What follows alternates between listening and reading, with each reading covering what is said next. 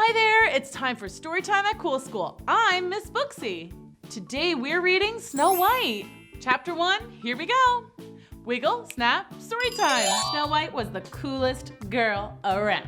She was funny, and then I said, that's not a yo-yo, it's a chicken. She was smart, A-N-I-S-M, and that's how you spell anti-disestablishmentarianism. Wow. And best of all, she was kind to every creature on Earth. Oh, that is so nice. She was even kind to her stepmother, Katrine Francesca Karina Amelia Anastasia von Kleschberg-Stottenstein. You can call her the Evil Queen for short. As you might guess, the Evil Queen was not nice at all. It's like she only cares about herself. Yes, that was the problem. The Queen did not care for anyone other than herself, and she cared for herself way too much. She even traveled all the way to Grim Forest, where the witches live, just to buy a magic mirror that would tell her how great she was. Oh, that's so not cool. This one is real nice. It'll tell you how wonderful you are. Error. Never mind, that one's no good. Okay, now this magic mirror is top of the line. You're gonna love it. Honestly, I'm getting some mean vibes. Next. This one. This is a great magic mirror. Go ahead, ask it. Excuse me, Mr. Mirror. No. You gotta say, mirror, mirror on the wall. It likes that. All right. Mirror, mirror on the wall, who is the most amazing person of all? You are my queen. You are the most amazing person of all. You're the best. Aha! I'll take it. Will you pass the gravy, please? Hold on. Mirror, mirror on the wall. It's your turn. Yes, one moment. Mirror, mirror on the wall. This again. Mirror, mirror on the wall. I'm trying to sleep. Fairest of all. So yeah, the mirror was pretty annoying. The queen loved giving Snow White chores, as evil queens tend to do. So one day she was cleaning the evil queen's bedroom. She was just about finished when she noticed some schmutz on the magic mirror. I'm definitely not allowed to touch the mirror, but she did say the room had better be spotless. I'd hate to make her mad. Snow White reached out to dust the mirror and... It's you! What? You are the most amazing person in the land. Why, thank you, but don't say that. The queen will get, really mad. Ugh, she is so mean. But I can see that you have a good heart. Are you actually just an X-ray machine? No, I mean you have a good soul. Aw, that's so sweet. The queen has a rotten soul, by the way. Well, thanks for the compliment, but you really must keep telling her that she's the best. It's dangerous to make her mad. Promise? Okay. Long story short, the mirror did not keep his promise for long. Mirror, mirror on the wall, who is the most amazing person of all? You, my lady, are an amazing person. Of all? Yeah, sure. Of all. Say it then. Say the whole thing. I meant to say that you, my queen, are the most amazing person of all. Good, just checking. What was that? Nothing. It sounded like something. It's just that Snow White may be more amazing. But the queen didn't scream or break things, and she didn't cry. She was just very quiet. That's not good, kids. When the evil queen gets quiet, it means she's really mad. And like Snow White said, that can be very dangerous. This is kind of spooky. Let's keep reading. Chapter 2, here we go. Wiggle, snap, story time. Yep, she looks pretty mad. I will get rid of Snow White. That sounds bad. Poor Snow White. She didn't do anything. Yeah, I was just minding my own business. The evil queen tried all kinds of different ways to get rid of the princess. She locked me out. She tried to mail me to Alaska. She even tried to send me away in a hot air balloon. Wow, that is so mean. You might be wondering why my dad didn't step in and do anything. Well, he was away on king business at the semi-annual Royal Symposium. That's where natural-born kings and queens go to learn royal stuff, like how to balance giant crowns on their heads and how to wave at a parade. So I was on my own. The queen was getting frustrated. She couldn't get rid of Snow White. She finally decided to go back to the witches of the Grim Forest. Surely they could get the job done. Oh, it's you again. Welcome back. I need a curse to get rid of a princess. Oh, goody. I just love those curses. What do you need? 100-year sleep? Make her lose her singing voice? Ooh, maybe we turn her into a frog. I just want her to go away forever. Ooh, I see. A one-way ticket. Exactly. Uh-oh, this doesn't sound good. Well, my sister is a travel agent. We can send her to China. I was thinking something a little more permanent. Okay. Well, how about a classic de-atomizer? What is that? I don't know, but it sounds cool, right? Can't you just do something, I don't know, witchy? Oh, sure, that's easy. Here's what you need. A bubbling cauldron, a rose, watch out for the thorns, the tooth of a shark, a rotten egg, Gross. a picture of Santa Claus, Random. and a lock of Snow White's hair. And check. Mix it all together and say these words. Mecca like a ding-dong, cherry chicken ping-pong, Snow White, why don't you just disappear already?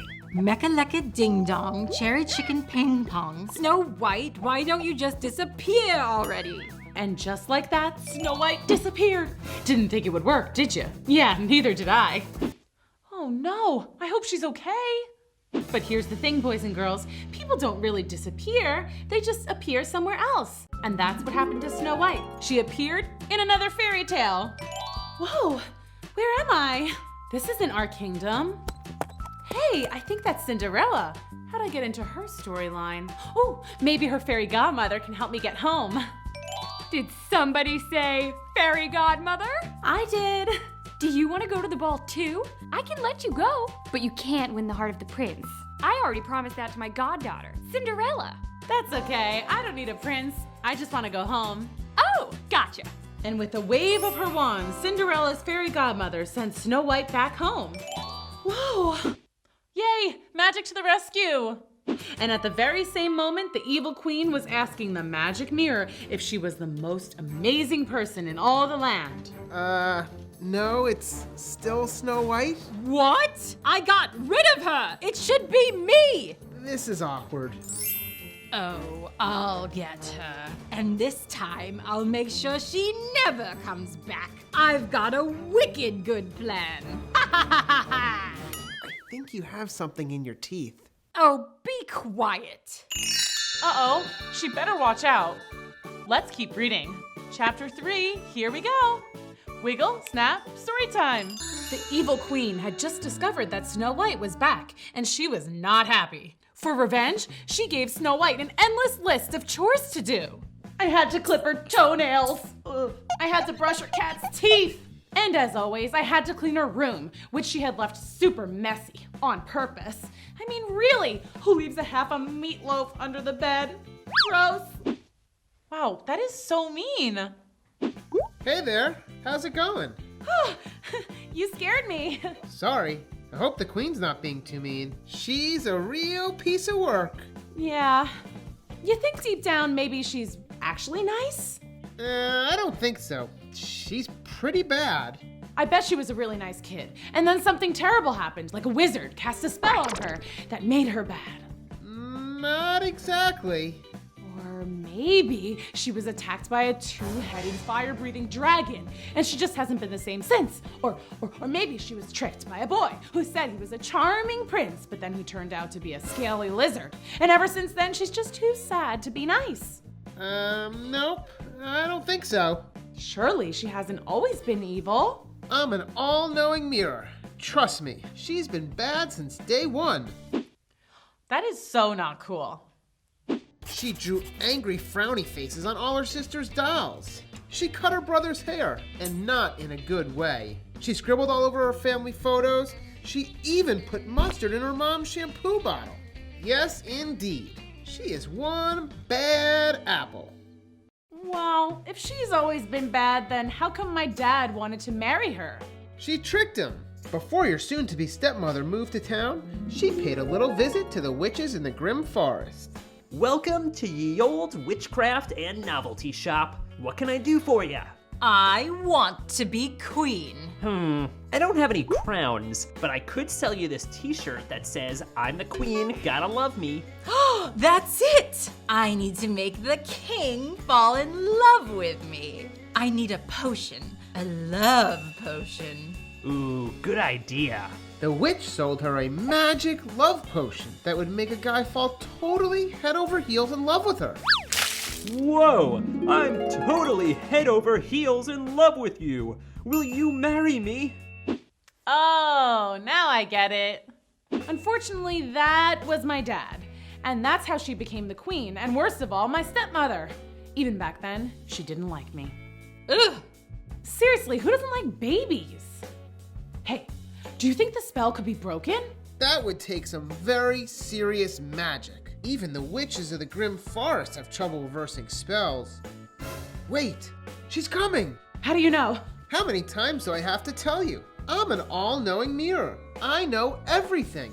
Did I hear you talking to someone? Yeah, I talk to myself when I'm cleaning.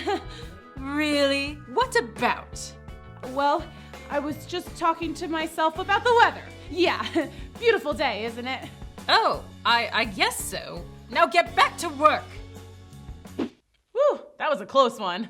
That was close. Yeah, if she catches me talking to you, she'll lose it. Uh-oh. What? Uh-oh is right, kids. The evil queen was listening at the door. Total fake out. Oh, I forgot to tell you. Tomorrow I'm sending you to the grim forest to return this defective mirror. I'm sure you'll both have a lovely time. That sounds suspicious. Let's keep reading. Chapter 4, here we go. Wiggle, snap, story time. Wake up! What time is it? It's time to go to the grim forest. Here's the mirror. What happened to it? It's all smashed. See? I told you it was defective. See ya! She'll find her way into the forest, but she'll never find her way out. What? No, that can't be. Okay, this is only extremely very scary. No big deal. I wish the queen hadn't busted the mirror. He would be good company about now. Ugh, and these directions. Walk backwards down the dragon's path.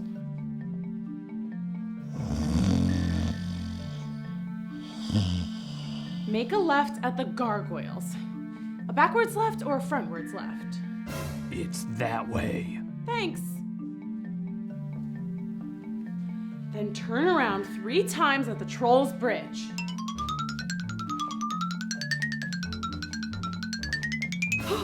Hey there, my sweet. Ah, this is scary. I'm not your sweet, you troll. Sorry, I don't get out much. Then hop on 1 foot. Why? Hop on 1 foot past the Wicked War's warehouse. And so the wish's shop should be? Yoo-hoo, right here. You looking for me? Yeah. How'd you know? Oh, just witch's intuition. That means I'm a really good guesser. Come inside. So my stepmom wants to return this mirror. Oh, this mirror is very smart. Top of the line. Or at least it was. Yeah, I think the queen had a temper tantrum. I remember her. Ugh, she's a doozy. Tell me about it. This mirror was perfect for her. He knows when to tell a little white lie. Oh, like telling her she's the most amazing in the land? Yeah, that was a fib if I ever heard one. Hey, think we could just fix the mirror? I was starting to like him, and I have a feeling I'm gonna need his all-knowing powers. All-knowing is good. We'll just put a new face on him, new frame, and boom! Looks brand new. That's amazing! Awesome! Need anything else? Snake tooth? Lucky pigtail? Lotto tickets? Actually, Can you reverse a love spell? No way, I don't mess with love spells anymore. Legal reasons. Snow White said goodbye to the witch and began her journey out of the grim forest. Why, hello there. Hi. Maybe the grim forest isn't so bad. Okay, so to get back, I just have to reverse the directions.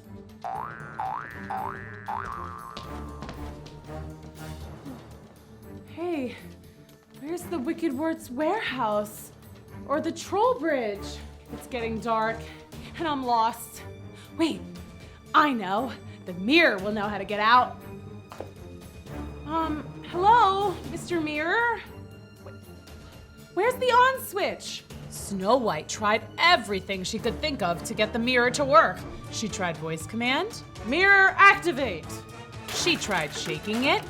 She tried smacking it. Finally, she tried yelling at no one in particular. Why? Excuse me, ma'am. Ah! Sorry, didn't mean to frighten you. Are you okay? I'm lost, and it's dark, and this mirror is supposed to know everything, and it won't turn on. And I'm hungry and scared, and who are you? I'm the professor. You must be smart. Do you know the way out of this forest? I need to get back to my kingdom. Yep, follow me. Okay. The professor led Snow White out of the grim forest, past the Wicked Word's warehouse, the troll bridge, the gargoyles, the dragon's path, all the way to where Snow White had began. Thank you so much, Professor. You're welcome. I hope to see you again one day. Aw, that is so nice. I don't know if I'll be going back into the grim forest anytime soon, but if I do, I'll look for ya. They said their goodbyes, and Snow White went inside the palace to give her stepmother the mirror. You're back? I mean, you're back. How lovely. And I brought you a new mirror. I don't know how to turn it on, though. It needs batteries. Duh. Oh. Well, good night. Mirror, mirror on the wall, who is the most amazing person of all? You better say me. It's you, my queen. You sound the same as my old mirror, the one I destroyed. All magic mirrors have this voice now. It's factory issue. Don't worry, my queen. That old mirror is history. Did you just wink? No, just something in my eye. Kids, what do you think is gonna happen next? Let's keep reading. Chapter 5, here we go. Wiggle, snap, story time. The queen was not happy with Snow White's return. Hi, I'm Snow White, and I'm so cool. Blech! It's time to get rid of her once and for all. Uh-oh, she better watch out. Uh-oh. What did you say? I said uh-oh because, I haven't told you how awesome you look today, have I? Silly me. You look good, girlfriend. Oh, thank you. There you go, Mr. Squirrel. Keep the cast on for 6 weeks. And don't get it wet. He's totally gonna get it wet. Hey there, Snow White. Let's pause for a second. That was Shep Huntsman. A lot of people just called him the Huntsman because he was actually the official hunter for the king. Okay, let's continue with the story. Hi, Shep. How's it going? Oh, you know, just hanging out. Cool. Sorry, let's pause again. Snow White had a little bit of a crush on the Huntsman. Oh, so cute. What? He's really nice, and he taught me all kinds of wilderness survival skills. He taught me how to call a turkey. Hello, can I please speak to Mr. Turkey? No, like this. And how to make s'mores. Are they done yet? Are they done yet? Are they done yet? He even taught me what to do if I encountered an angry fire-breathing dragon. Who's a good boy? Who's a good boy? It's you, oh. Anyway, what I mean is he's just cool. Whatever. So, how's it going? Oh, wait, I already asked you that, didn't I? Yoo-hoo, Huntsman boy, I need to speak to you. Okay, Your Highness. Be right there. No, now. I mean, please. You better go. She's been super testy lately. Okay. See you later. See ya. Huntsman boy, I need you to do a job for me. Sure, Your Highness. I need you to take Snow White out. On a date? A date? With her? Ugh, you have no taste. No, I need you to take Snow White deep into the forest and sell her to the wizard. I don't get it. There's nothing to get. You take her into the woods, you sell her to the weird wizard who will turn her into a frog or something, and then you bring me the money. Oh no. Why do you want the wizard to turn her into a frog? I don't care if it's a frog or a rock or a bobblehead toy. I just want her gone. I don't think I can do this. It's not nice. Ugh. If you don't do it, I will. And trust me, that's much worse for pretty little Snow White. Why? She's so sweet. That's exactly why. Now run along. You have work to do. This is bad. I mean, you look rad. The huntsman was very upset. He went down to sit by the koi pond. That's where he liked to do his serious thinking. I really like Snow White. I couldn't do anything to hurt her. What am I supposed to do? What would you do if you were there? Meanwhile, Snow White went upstairs to do her chores and talk to her friend the mirror. Hey, how are ya? The queen is making the huntsman take you out. On a date? No, out in the forest where he's gonna sell you to the wizard. The wizard? He turns people into frogs. Wait, Chef Huntsman would never do that to me. The queen said if he doesn't, she'll do worse. I think you should run away from the kingdom. This is my home. I'm the princess. It's not safe for you here. You'll find happiness in the forest. Trust me. Snow White knew the mirror wouldn't lie to her, so she went to her room to pack all her prized possessions. Why won't you fit? You're probably better off here anyway, Teddy. I'll miss you. And I'll miss you too, Lamb. And I'll miss you, dollhouse with a real elevator and a tiny ice cream machine. And you, my beautiful dresses. I'm going to miss being a princess, but I will be brave. And I will go out into the forest and I will survive. One day, I will return. Not as a princess, but as a queen. Snap, girl. That was fierce. And so Snow White set off to find the huntsman and begin their journey. She was ready for her new adventure. Ooh, this is so exciting. Let's keep reading. Chapter 6, here we go. Wiggle, snap, story time. Snow White and the huntsman set off for their journey into the grim forest. It was a little awkward for a few reasons. 1, she totally knew he was supposed to sell her to the wizard. 2, he didn't know that she knew that he was supposed to sell her to the wizard, and he was nervous. And 3, they were always a little awkward around each other anyway, because that's just how it is sometimes, when you kind of like somebody and you hope they like you back. So, the sky is blue. Nice day, right? Yeah, Perfect day for a stroll. yeah, just a nice stroll through a spooky forest. Well, that was weird. Look, I know the queen told you to get rid of me. You do? I won't sell you to the wizard, I promise. Like I was gonna let you. What are we gonna do? I packed some basic survival items. Jerky, trail mix, water, jelly beans, first aid kit. Oh, and I packed a teeny tiny teddy bear. I couldn't get the big one to fit in my bag. I can't just leave you out here. I'll be okay. You taught me all kinds of survival skills. Why don't I stay here with you? Are you nuts? If you stay, then the queen will come looking for both of us. Yeah, that would be bad. I'll be all right. The queen's magic mirror told me so. Come visit me sometime? Of course. Here, take my camping toolkit. It's got all kinds of handy stuff, even fingernail clippers. Oh yeah, I guess there's no place for a mani-pedi out here. Whatever, I'll be fine. I better go. Don't want to make the queen mad. See ya, Snow White. See ya, Shep Huntsman. And that's how Snow White began her first day as a non-princess, stranded in the woods with a small teddy bear and a pair of fingernail clippers. Well, I better start setting up camp. As Snow White began to work on her new dwelling, the huntsman practiced his spiel for the queen. It had to be perfect. Why, yes, your highness. I definitely sold Snow White to the wizard. He said he'd turn her into a frog in no time. Yes, ma'am. I sold her for... Oh no! If I sold the princess, then I should have money. I don't have any money. How are they ever gonna get out of this one? The huntsman checked his pockets for loose change. Nope. He looked in his sock. Nada. He checked his fanny pack where he kept important things like his Phillips head screwdriver and chewing gum. Zip, zilch, zero. Wait, I know. To the koi pond. That's where I toss in my coins and make wishes. I wish I could get a puppy. I wish I could fly. I wish I could grow a mustache. I wish I had 100 wishes. There must be like $1 million in there by now. Hey, I never did get that puppy or that mustache. That's it. I'm taking my wishes back. Meanwhile, in Grim Forest, Snow White had just finished setting up her new, apartment. Perfect. It's shabby chic. Oh man. Okay, third time's a charm. Excuse me, Snow White? Professor, boy am I glad to see you. What are you doing here?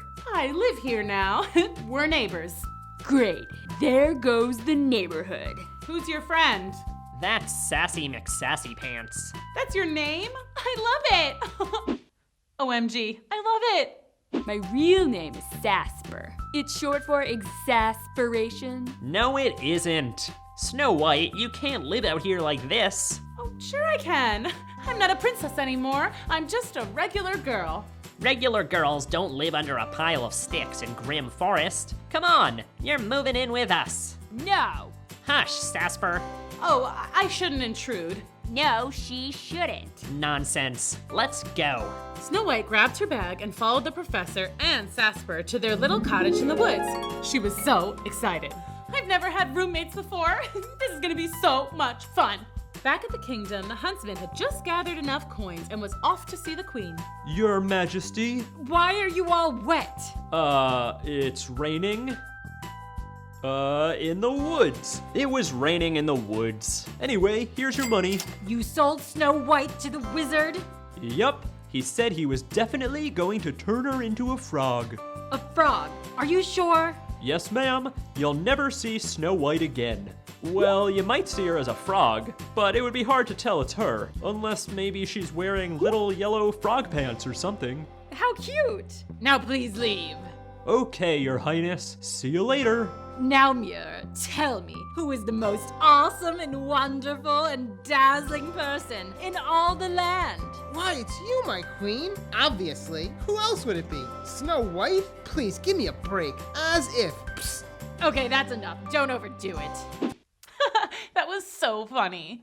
That night, everyone went to bed feeling pretty happy. The huntsman was glad he didn't have to sell Snow White to the bad wizard. The queen felt confident that she was the best thing since sliced bread. And Snow White was excited to start this new chapter in her life with her new cool roommates. I'm gonna need a bigger bed. Wow, this is so fun. Let's keep reading. Chapter 7, here we go. Wiggle, snap, story time.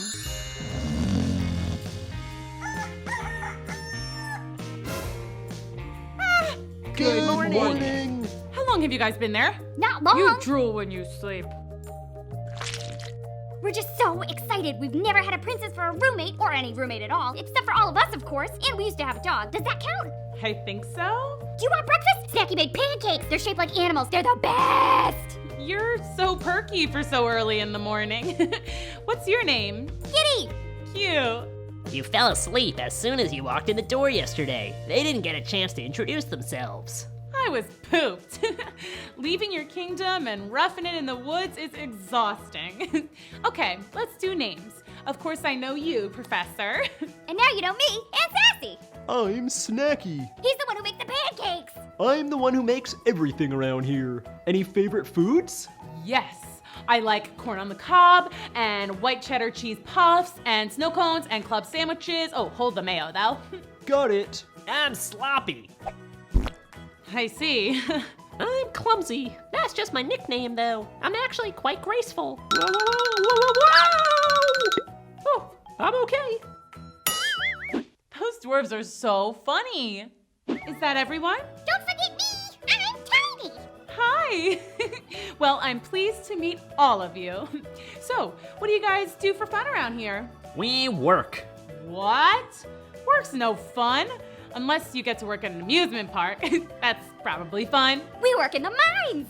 Oh, diamond mines? No, salt.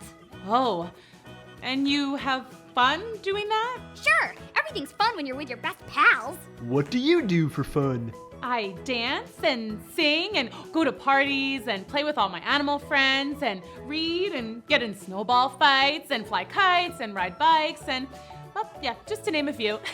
But I'll totally go to work in the mines with you guys. I'm no freeloader. You're much too big to go into the mines.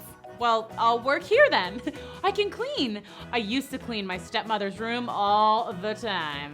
We're not very messy. Ooh, that's gotta hurt. Right. I'm also pretty good at sewing.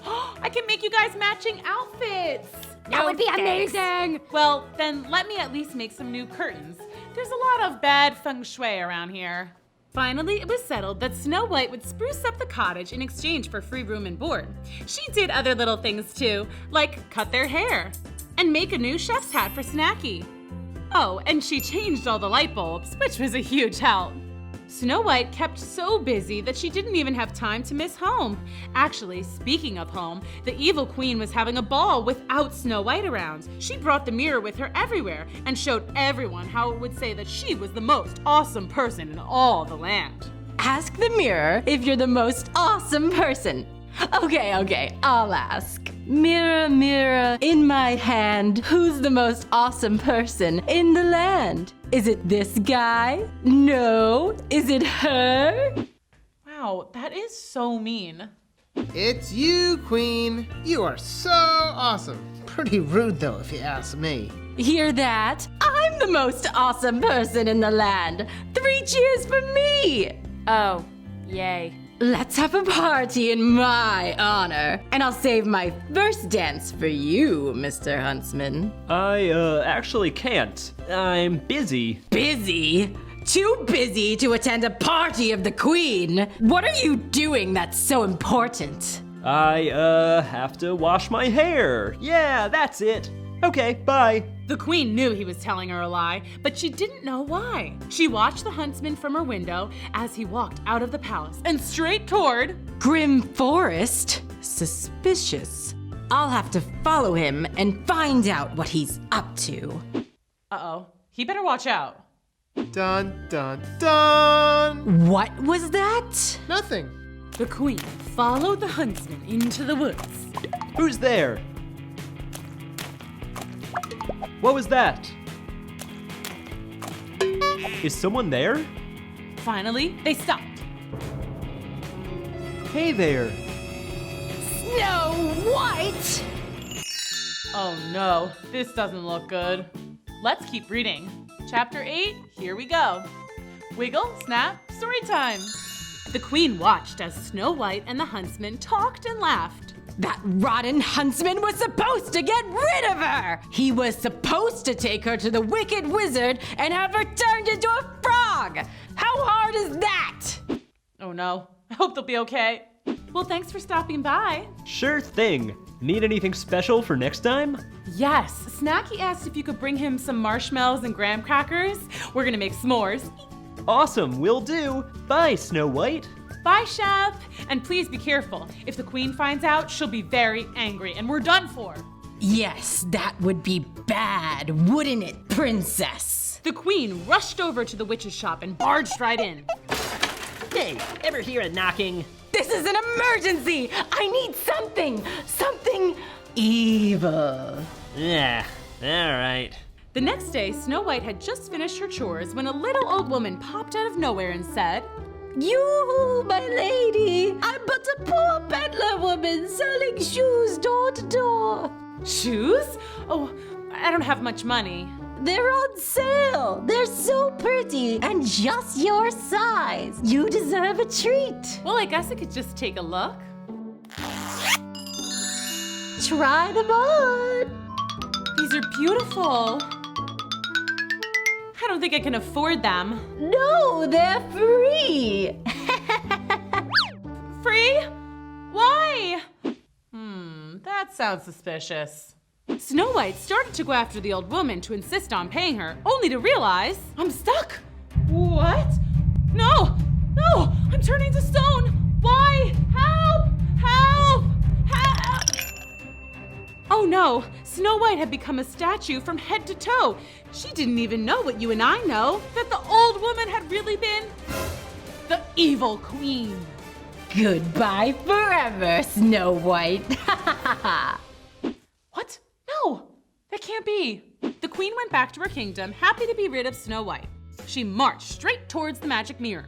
Question, why did you say I was the most awesome person in all the land when we both know you favor Snow White? But Snow White is gone, my queen. She is now, but since you're such a wise, all-knowing mirror, you must have known she's been in the grim forest all this time. Oh, see, when you said in all the land, I thought you meant around here, like in this kingdom. I didn't know you were counting grim forest. My bad. Well, it doesn't matter. She's gone forever this time, and you better watch your back. The evil queen was also quite angry with the huntsman. She put him in jail and threw away the key. Wait, I didn't have dinner yet. Oh man. Meanwhile, back at Grim Forest, the dwarves were just coming back from work. What's that? Looks like a statue. It looks like Snow White. Cool! I want a statue that looks like me. Snow White, come out here. There's a statue and it looks just like you. Wait, I think this is Snow White. It must be an evil curse from that evil queen. She's so evil. Oh no! The dwarves were so upset. They didn't know how to reverse a curse, and they didn't know whether Snow White could think or feel in there, or if she truly was made of stone. What if she's scared? What if she gets cold? We have to move her inside. Those dwarves are so helpful. The dwarves tried with all their might, but they couldn't move Snow White. Professor, do you know any ways to reverse a spell? Well, let's see. Maybe she could kiss a frog. Here. Why do you have a frog in your pocket? Why not? It's cute. Okay, let's reverse this spell. Maybe say some magic words. Alakazam, abracadabra, kalamazoo. Bless you. It's no use. We don't know magic. We could go to a witch. But the witches live in the scary part of the forest. We'll just have to be brave. Yes, we have to save our friend. The professor and Giddy set off to find a witch to reverse the spell, while the rest of the gang stood watch to guard and protect Snow White. Ah! Shoo, go away. What if we can't reverse the spell and Snow White is a statue forever? Don't worry, Tiny. We'll have a happy ending. I just know it. What do you think is going to happen next? Let's keep reading. Chapter 9. Here we go. Wiggle, snap, story time. Professor and Giddy were on their way to find a way to save their friend Snow White, bravely trekking through the grim forest. Okay, well, at least they were trying to be brave. But hey, at least they were willing to face their fears and help a friend, right? That was hilarious. The two finally found what they were looking for. Ye old magic shop. Hello, hi, ding, ding, ding, ding, ding, ding. Hello, I'm Giddy. Good for you. And I'm the professor. We need to reverse an evil spell. What kind of spell? Our friend was turned to stone. That worked? Wow. Alright, let's see what I have in the antidote department. That means stuff that undoes bad stuff, but you're a professor, so you probably already knew that. Yes, I did. I didn't. I love learning new words. Here we are. Now we just toss it in the cauldron, and... While Giddy, Professor, and the witch mixed up the antidote, or stuff that undoes bad stuff, the evil queen was back at her castle, thinking, which is never a good thing. Snow White's turned to stone, but why don't I feel any better? I should be glowing, relaxed, happy. Mirror, do I look happy to you?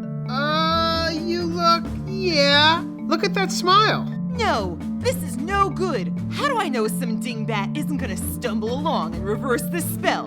I'm sure it's fine. Nope, I'm going back to take the statue. Oh no!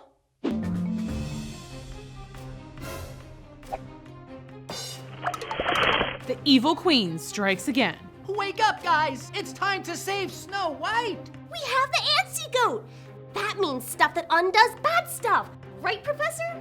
Something like that, but yes. Guys, we can reverse the spell. Wait! Where's Snow White? Snow White! Snow White, where are you? Guys, she's a statue. She can't answer you. Oh, right! Statues can't talk. I got it. Snow White, blink twice if you can hear us. Gee, great plan. Well, if you had been guarding her, she wouldn't be lost. Me? I wasn't the only one. What about you? Oh, pretty please stop fighting. I don't like it. Giddy's right. We have to work together. It's no use. She's either been stolen, Statue net!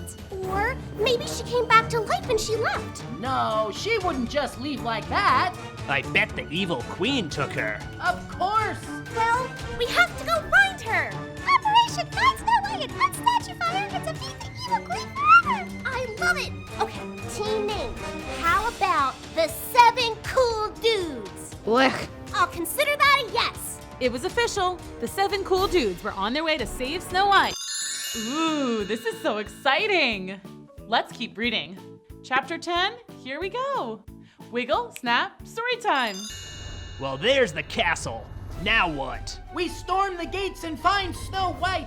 Wait, there's Snow White now. I have the witch's antidote. We'll just go up and turn her back to her old self. Hey, Professor, over here.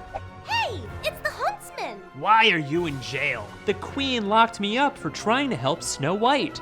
I don't know what you're planning to do, but be careful. Uh-oh, we came to help Snow White. Huh? I thought Snow White was with you guys. She's here? Oh, that's just a statue. The Queen put it there to torment me. Actually, we think that's the real Snow White. No! We're not sure, but we think so. But we have a potion from a witch that could change your back. Well, what are you standing here talking to me for? Go save Snow White. But the huntsman said that just a wee bit too loudly, and yep, you guessed it. Suddenly, there was the evil queen standing right between the dwarves and Snow White. Uh-oh, they better watch out. Save Snow White? Never! We will save her. Aw, you seem so upset. How sad would you be if I smashed that statue into 1,000 pieces?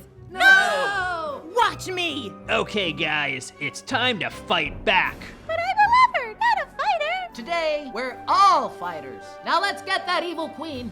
The dwarves grabbed the queen's legs and stopped her in her tracks. Get off me! Get off! Not until Snow White lives and you're gone forever. The queen tried to move forward, but it was no use. But then she spotted the witch's spell-reversing potion in the professor's hand. Give me that! No way! Got it! Now get off me! Then the professor had an idea. You want us to let go of you? Yes, let go! Okay, let go, guys.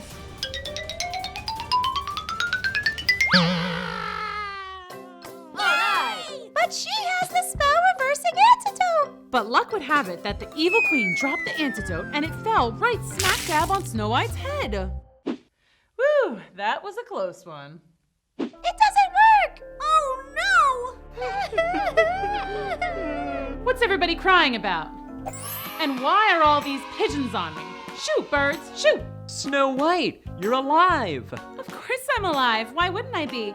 But wait, why am I back at the castle? And Shep, why are you in jail? The evil queen put me here. No, where is she? Over there! Owie! I'm confused. It's a long story. I'll tell it. I love long stories. I'm all ears, but first we gotta do 2 things. Let's bust Shep out of jail and put that bad apple in his place. Yeah! No! Sorry, majority rules, evil queen drools. That rhymed! Yay! Once the evil queen was locked away in jail, Shep, the dwarves, and Snow White all kicked back and relaxed, happy as could be. Wait, no, there was one thing missing. Snow White, my darling daughter. Dad! That's right. Remember back in chapter 2 when I told you that Snow White's dad was away at the semi-annual Royal Symposium? You know, the place where kings and queens go to learn royal stuff. Well, he was back. Yay, I'm so happy. Dad, I missed you. Where's the queen? Long story. Oh, yippee! Let me tell it. I love long stories. Now how's that for a happy ending? Wow, that was so much fun. I just love happy endings. Thanks for coming to Storytime. See you next time. Bye. Hi kids, I'm Miss Booksy and this is Storytime. Today we're reading Alice in Wonderland. Chapter 1, here we go. Wiggle, snap, Storytime. Oh, I'm Alice. Hi. So I was here trying my best not to be so bored, even though there was nothing to do but stare into space like this. When I noticed a little white rabbit. This was no ordinary rabbit. He was wearing a suit and glasses, and he was talking to himself. It seems like he was late. A talking rabbit who could tell time? This wasn't boring at all. He rushed right past me saying, oh dear, I shall be late, oh dear. Well, this was just too curious. I must follow the white rabbit. Wow, this is so fun. He slipped into a rabbit hole. So I did too.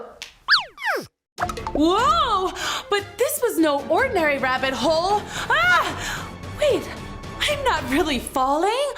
I'm more like floating, like a feather. Cool. Wait, where am I? Whoa! Did I fall all the way through the earth? Maybe I'm in Australia. Good thing they speak English there. A small key.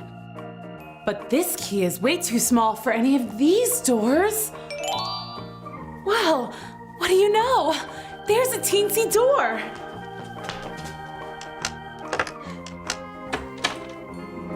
Wow. That is amazing.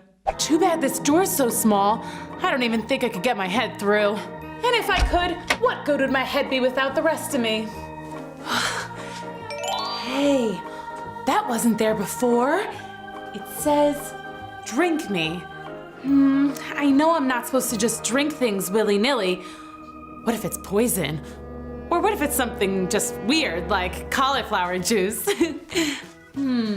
It says here, definitely not poison, and most certainly not cauliflower juice.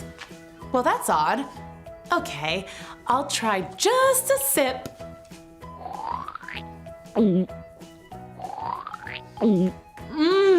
Delicious! It tastes like everything I like. Cherry pie, ice cream, pineapples, roast turkey, French toast, pancakes. Oh, hey, what's happening? I wonder if I shouldn't have tried that juice. How are they ever gonna get out of this one? Well, this is totally weird. But hey, now I can go into that garden. Oh no! The key is all the way up there at the table. That's as high as the Empire State Building now. Whoa! Oh, there's a giant cookie. Well, if the drink made me smaller, maybe the cookie will make me bigger. Food does make you grow. Okay, here goes nothing. Nothing. Wait, I think. Whoa! Well, this is not what I had in mind. Now I'm so big that I'm stuck. But it's good to know cookies are nutritious. Oh dear, I'm incredibly late. The Queen simply will not tolerate this. Oh dear. Please, Mr. Rabbit, I'm stuck. I can't help you now. Didn't you hear me? I'm terribly late. But what if I'm stuck up here forever? It's really hot in here and I don't like being a giant. Stop crying. I'll get all wet and ruin this new suit. I'm sorry, but this is just really uncomfortable. That's so sad. Well, I'm leaving. Well, that's better at least. Wait a second. I'm shrinking. Woohoo! Oh no. Well, this isn't good. Ooh, interesting. Let's read another story. Come on. Chapter 2, here we go. Wiggle, snap, story time.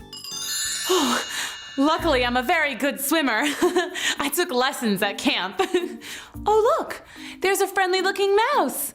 Yoo-hoo, Mousy. Mr. Mouse, do you know how to get to the beautiful garden with the Ferris wheel and the merry-go-round? Come on, follow me. Okay.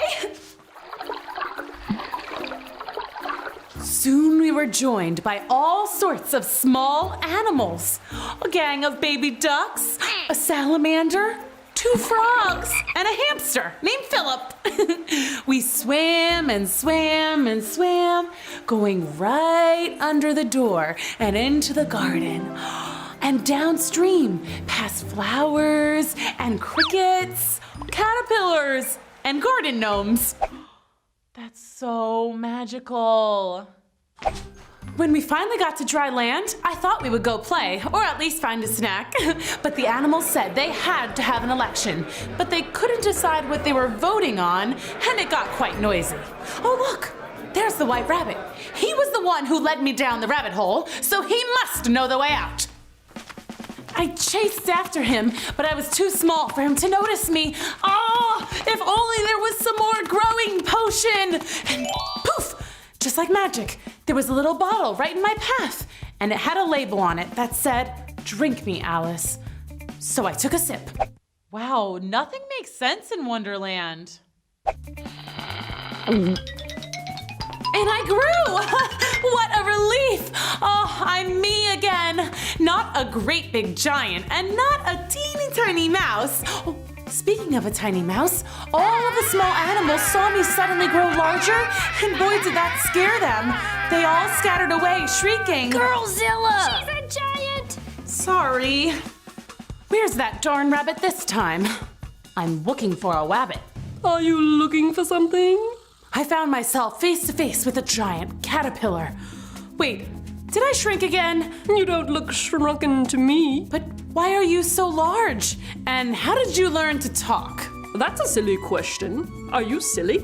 I don't think so. Well then, let's hear a poem. Excuse me? I'd like to hear a poem. One that rhymes, please. Okay, well, I never heard of a caterpillar who likes poetry, but here goes.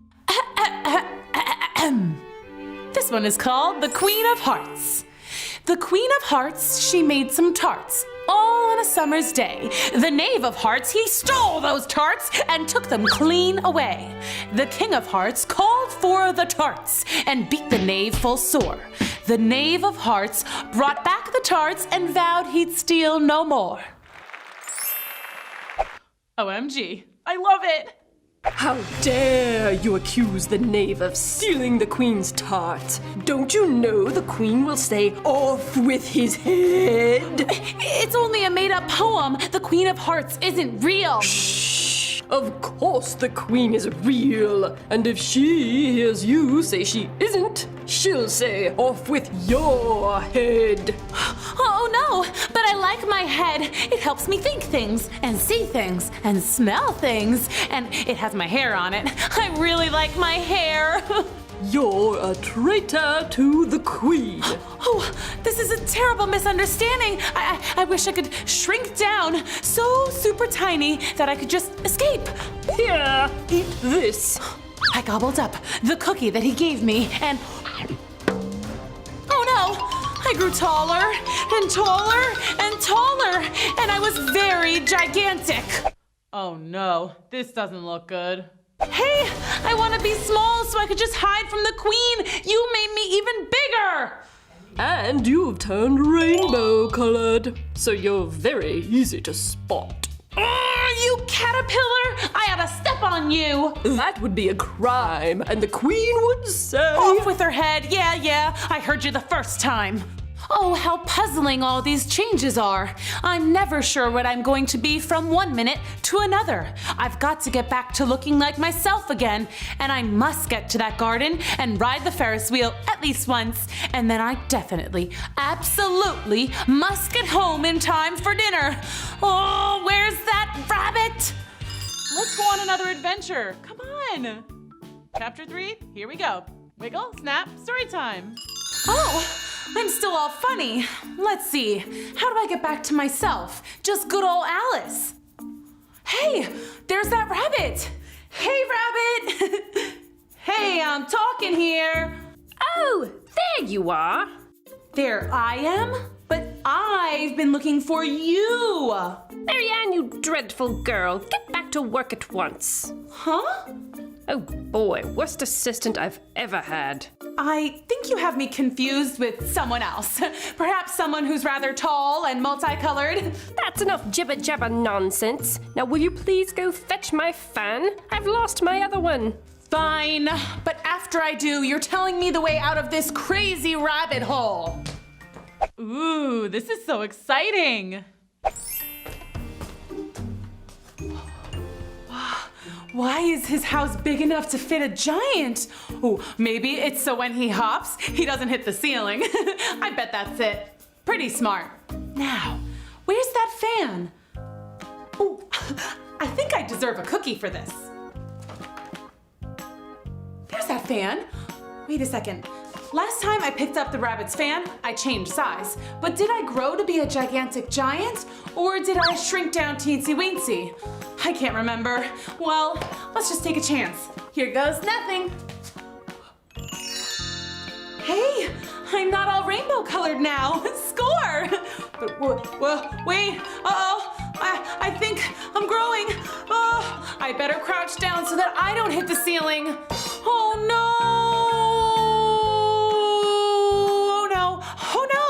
Wow, this is so fun. Oh no, my house! You're wearing my house! What, this old thing? I'm calling the police. The police? But I'm already locked up. Well, kids, this takes the cake. If I told my friends back home about this, they'd never believe me. This is just like a fairy tale. Someone should write a story about me. We could call it Alice in the Rabbit Hole. Nah, that doesn't sound right. It's the fuzz! All right, come out with your hands up. Oh no, I hope she's okay. I can't come out, but I can put my hands up. See? And she stole my cookie. Dreadful girl. But I'm gonna need a backup here. We got a situation. I want to come out, I promise. I just can't. I didn't mean to do anything wrong. Look, I'm only a kid. Biggest kid I ever saw. Maybe it's from stealing so many cookies. Hey, I had permission to eat those other cookies. And this one, well, I'm gonna eat it now just because you're being so mean. So, to you, Rabbit.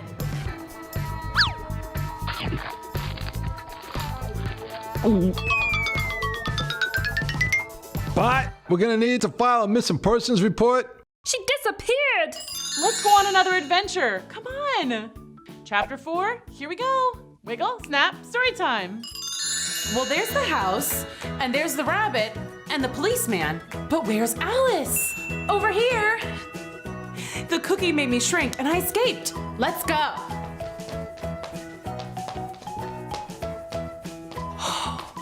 Okay, this looks like a great place to rest. What are you guys supposed to be?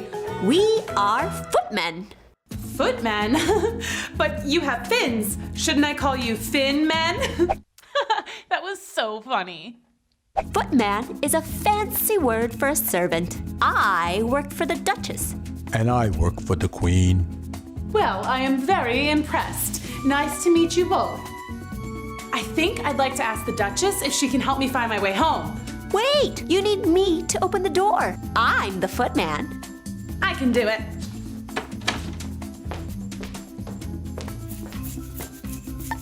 Bless you. Bless you.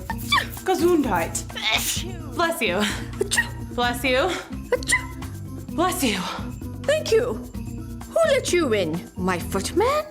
More like the Fin Man. Am I right? Need a tissue? Here, watch the baby. Wait a second. I'm bigger than that baby. Of course you are. Why wouldn't you be? But out there, I was tiny. Look, I'm tiny. I'm big. Tiny. Big. Whoa, this place is crazy. I'm big. That's enough. I'm going to play croquet. Take good care of the baby. Why is everyone giving me jobs to do? Good thing I like babies. Okay, baby, it's just you and me. And me. Ah! A giant cat! Maybe you're just small. I think I'm my usual size now, actually. It's hard to tell sometimes. Say, do you know how to babysit? There's a baby here? I only see you, me, and a pig wearing a diaper. Ah! The baby turned into a pig! Oh no, I'm the worst babysitter ever! And why are you grinning? This isn't funny. I'm a Cheshire cat. It's what I do. Well, stop it. It's not funny, and I don't know how to take care of a pig/baby. Don't worry about it. Porky knows how to take care of himself. Let's watch TV and order a pizza. Usually I'd say yes to pizza, but you guys are making me a little nervous. I'm out of here. Hey, the room turned all topsy-turvy. Do you know the way out of here? Why don't you use the door, you batchy galoob? Let's go on another adventure. Come on. Chapter 5. Here we go. Wiggle, snap, story time. I'm still trying to find my way out of this rabbit hole. Oh, look! There's some nice-looking fellows that should be able to help me.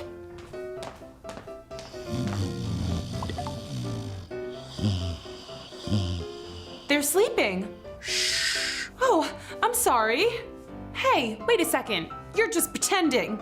We were hoping you would leave us alone. Well, that's rude. Says the girl who interrupted our tea party. Your hair is too long. You should get a haircut. That was hilarious. Why, you're rude too. Besides, I like my hair, and that rude little mouse is still pretending to be asleep even though we've met before. I thought we were friends. Oh no, he really is asleep. Poor little guy's exhausted. Oh dear, now I am the rude one. No worries. Have some tea. I guess he's a sleep talker. The other two introduced themselves as the March Hare and the Mad Hatter. The March Hare was an odd creature indeed. He would butter a piece of toast and take one bite and say, "Yuck, too much butter," and then on to the next piece of toast. Same thing, over and over again. And the Mad Hatter? He was even odder. No, that's an udder. I said otter. Sorry. An otter? Where? Not that kind of otter. Never mind. Good. Otters are utterly annoying. Why do you keep dipping your watch into your tea? Well, it all goes back to the time I killed time. And then the Mad Hatter told me the most ridiculous story. He had to sing for the Queen. He says he sang an old classic, Twinkle Twinkle. Twinkle, twinkle, little bat, how I wonder where you're at. I told him he had the words all wrong, but he insisted he was right, and I was ruining his story. On he went. Up above the world you fly, like a tea tray in the sky. Twinkle, twinkle. Anyway, you get the idea. Well, the Queen jumped up and said he was killing the time, and then she yelled, "Off with his head!" The Mad Hatter managed to escape, head and all. Whew, that was a close one. But ever since, time has been paused, stopped, finished, el finito. Yes, my watch stopped at 4 o'clock, and we've just been here ever since. It's always tea time. I love tea time, but I do wish dinner time would come. At least you don't ever have bedtime. Bedtime is the worst. Oh, but I do love bedtime stories. Those are so cool. I like stories about princesses and dragons and pirates. Oh, and stories about tigers and robots and romance. Oh, I love a romance. And adventure and ninjas and oh, fairies and pixies. And oh, of course, a story about a handsome prince. Wow, that is so cool. Enough! We don't have time for you to list every kind of story ever told. Rude. Besides, I thought you had a lot of time. Weren't you listening? We have no time. That's very confusing. All I know is that you are a very rude bunny. And you are a very rude hatter, whatever that is. And you, Mr. Mouse, I thought you were supposed to be nice. I am, dear. Quite nice. Lovely to see you. Well, lovely to see you too. As for the rest of you, I'm going. Perfect. Goodbye. No, bad bye. It's the garden I've been looking for. Woohoo! What do you think is gonna happen next? Let's go on another adventure. Come on. Chapter 6. Here we go. Wiggle, snap, story time. Hi again. I'm finally in the garden that I've been looking for. Awesome sauce. I should go to the Ferris wheel and get cotton candy. What's that noise? I better hide. Oh no, the Queen of Hearts. Watch out. Wow, the Queen is actually a Queen of Hearts from a deck of playing cards. I wonder if she likes to play Go Fish. What's that? It smells like a rotten child. Hey, I'm not rotten. I'm really nice. Ask anybody. Except the Mad Hatter. Or the March Hare. They don't think I'm really nice. Or the White Rabbit. Don't ask him. He thinks I stole his cookie and ruined his house. You did ruin my house. Off with her head. Uh-oh. She better watch out. No way! No, you're not offing with my head. I came here to do two things. Ride the Ferris wheel and eat cotton candy. So kindly, Your Highness, tell me where the Ferris wheel is? She is just a child, dear. Maybe you shouldn't off with her head. Oh, well, can you at least play croquet? I sure can. Oh boy, do I wish I hadn't said that. The Queen's croquet game was totally bananas. The card soldiers had to bend over backwards and frontwards to make the arches to hit the balls through. Except the croquet balls were live hedgehogs, and no one had any regular mallets. Instead, they used real live pink flamingos. It was the weirdest game ever. Uh-oh, this doesn't sound good. But I was too scared not to play, or else she might say, "Off with Alice's head!" I'm really sorry, you guys. I promise to be very gentle. Thank you. No problem, Alice. Anyway, so I'm just standing over here waiting for my turn, and guess who I see? Stupendous? Rapunzel? Crafty No. Carol? Octavia? Keep guessing. Snow No. White? Cheshire Cat? That's right, the Cheshire Cat. Well, sort of anyway. All I could see was his Cheshire Cat grin. Look, right over there. Hey, Cheshire Cat, is that really you? Yeah, how you doing? Not so great. I thought this garden was gonna be the best place ever, and it's not at all. The Queen keeps yelling about offing people's heads, which personally, I don't find very gracious, and I don't like this mean old game of croquet. I don't think it's nice at all to the flamingos, or the hedgehogs, or even the card soldiers. By the way, why are you just a mouth right now? What happened to the rest of you? It's simple. The Queen can't say off with my head if I don't have a head. Ooh, that makes sense. How about that? That better? Much better. Thanks. Any idea how we can escape? What is that? Off with us! Off with us! She couldn't figure out what to say, and she was getting pretty angry. Quick, Cheshire Cat, how do we get out of here? Yo, Alice, eat this apple. Hey, watch it.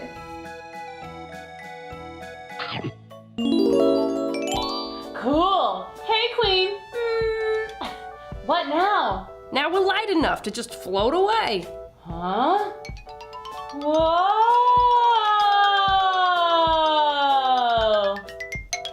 Woo! We got away from that mean old Queen just in the nick of time. And hey, there's the Ferris wheel. Awesome. Now I just need to get the rest of me back so I can ride it. At least I have a mouth left to eat my cotton candy with. What do you think is gonna happen next? Let's go on another adventure. Come on. Chapter 7, here we go. Wiggle, snap, story time. I'm glad we got away from the Queen, but what now? I'm just eyes and a mouth. Don't worry about it. All we gotta do is drink this potion. Wait a minute. Oh no, I left the potion in my pocket, which was on my pants, which have disappeared. Oh no, what if I'm only a mouth and eyes forever? I'll never get to learn ballet, or run a marathon, or swim with the dolphins. What about me over here? Those were my favorite pants. Whoa, Alice, is that you? Yeah, hi Drew. Wait, Drew, can you draw the rest of us? I think I can. How's that? Awesome, thanks. Yay, I'm so happy. Okay, I don't know what you looked like before. Can you describe yourself? Oh, sure. First, let's see. I was tall, very tall, and strong with big muscles, a very cool mustache, and a suit made of pure gold. Oh, that's perfect. That is not what you looked like. Come on, why you gotta ruin all my fun? He's actually a purple stripy cat, super furry, with a yellow and orange necktie, and a red hat with little flowers sticking out the top. Don't forget my orange cargo pants. Done. There's that potion. Told you I left it in my pocket. Never mind that now. Let's go play! Woohoo! Alice, Drew, and the Cheshire Cat went over to the Ferris wheel. They were so excited. 3 tickets for the Ferris wheel, please. Sorry, kiddo. You must be this tall to ride. Well, that was weird. I'm sure I was taller before, or maybe the Ferris wheel was smaller. See, I keep eating these cookies and drinking these potions that make me grow and shrink, and I'm pretty sure the real me is tall enough to ride this ride. Sorry, kid. Move along. Ugh! Oh well, there were more rides, so the 3 went over to the merry-go-round. 3 tickets for the merry-go-round, please. This is a kid's ride. You're way too tall. What? Now I'm too tall? Too tall. Hey, there's a roller coaster over there. Maybe you'll be just the right amount of tall for that one. Let's try it. It totally looked like a regular roller coaster, but when they got there, they saw that it was ginormous and that the "you must be this tall to ride" sign was towering over their heads. I thought this garden was going to be amazing and so much fun, but it's not. First, there was that awful game of flamingo hedgehog croquet. Then, the queen wanted to off with my head. And now, all these rides keep changing size. Or am I? I don't even know. And I haven't even had one single bite of cotton candy! Aw, cheer up, Alice. Yeah, I don't like it when you're sad. Hey, I have an idea. Here! Yes! My own jetpack! That is amazing! Oh, I always wanted one of these. Now we can fly up to the top of the Ferris wheel. You can see all the sights. Awesome! And we can go around and around in circles just like a merry-go-round. Oh, okay, I'm getting dizzy. And we can go up and down and all around just like a roller coaster. Woo-hoo! Ah, too fast. That was fun, Drew. Thanks. Yeah, tons of fun. Oh, I'm just glad it's over. No problem, guys. Suddenly, the gang heard a familiar voice. There they are! Off with their heads! Oh no, it's the Queen of Hearts! Run! Better yet, let's jet. Alice, Drew, and the Cheshire Cat flew right over the Queen and her army. She did not like that at all. She would have totally offed their heads if she could have reached them. Kids, what do you think is gonna happen next? Let's go on another adventure. Come on. Chapter 8, here we go. Wiggle, snap, story time. First, Drew and the Cheshire Cat zipped over the Queen's head and into safer territory. Drew quickly sketched a door leading to another garden. He flew through, followed by the Cheshire Cat, but when Alice got to the door, she realized it was too tiny for her. Oh no, I've grown giant again. What's going on? You guys go on ahead. I must find out the cure to all this growing and shrinking. Alice began to walk through the garden looking for an apple or a cookie like the ones she'd eaten before. Oh, there's a plate of tarts. Perfect. These are the Queen's tarts. Hands off, you dessert thief. Sorry, I didn't know. All rise. Today, the Honorable Judge, the King of Hearts, will hear the case of the missing tarts. But the tarts are right there. So who stole the tarts? No one. They're right there. It was the knave. The knave of hearts stole the tarts. No, he didn't. Then why did you say he did? I didn't. Don't you remember your poem, Your Honor? The evidence. The Queen of Hearts, she made some tarts. All on a summer's day. The Knave of Hearts, he stole those tarts and took them clean away. The King of Hearts called for the tarts and beat the Knave full sore. The Knave of Hearts brought back the tarts and vowed he'd steal no more.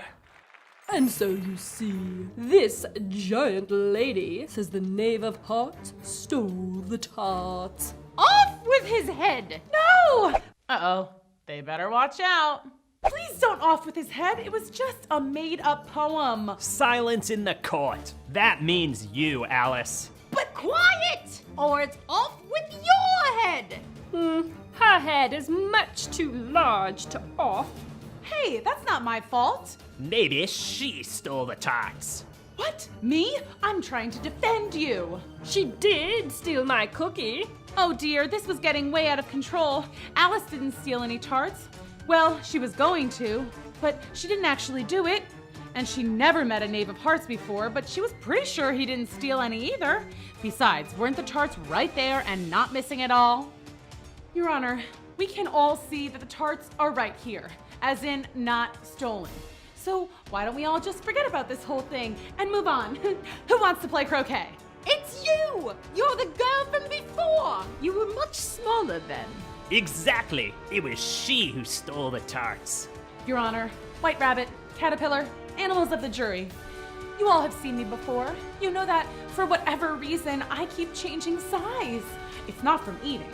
Well, I did eat that one cookie, and then that other one. But those cookies were magical, or something. I don't know. Oh no, I hope she's okay. Will the Mad Hatter please take the stand? Oh great, this guy again. Kids, as you know, the Mad Hatter and Alice did not exactly get along. The Hatter bowed before the Queen and then began the silliest nonsense Alice had ever seen or heard. There was a girl who stole some tarts, and Alice was her name-o. A-L-I-C-E, A-L-I-C-E, A-L-I-C-E, and Alice was her name-o. He's just making up this song. No fair. The real song is B-I-N-G-O. And then she tried to blame the name-o. Alice was her name-o. A-L-I-C-E. Enough! I don't like this song. Off with his head! Order! Order in the court! The animal jury will decide who is guilty, Alice or the knave. The animals of the jury whispered, barked, meowed, squeaked, and riveted among themselves. Finally, they had their decision. We, the animals of the jury, think it was Alice who ate the tarts. What? No, that can't be. The Knave of Hearts is as skinny as a card. Nobody ate the tarts. They're right there. Wait, I'm confused. I thought they were stolen. They were stolen, but now they're here. And none are missing? Nope. Well, why are we arguing about this? I wonder why anyone does anything here in Wonderland. It's all so silly. Oh! What did she say about Wonderland? Oh, pooh to you. You're nothing but a card. Why don't you go fish? Up with her head! The Queen sent her entire pack of cards on the attack. They all came flying at Alice, as if someone had shuffled them and thrown them in the air, ninja style. What? I think I'm back at home. Is this real? Ouch! And I think I'm my right size. Oh, this is wonderful. But how did I get back? Was it a dream? No, it couldn't be. But what if I want to go back to Wonderland sometime? It was scary and confusing sometimes, but also kind of fun. Oh well, time to eat. I'd love a cookie. Or maybe a tart. Shh. That was such a great ending. Thanks for coming to Storytime. See you next time. Bye. Hi kids, I'm Miss Booksy and this is Storytime. Today we're reading The Princess and the Pea. Chapter 1, here we go. Wiggle, snap, Storytime.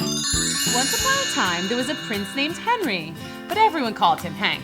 Prince Hank was going to be king one day, but first he had to get married. Why do I have to get married? And you have to marry a princess.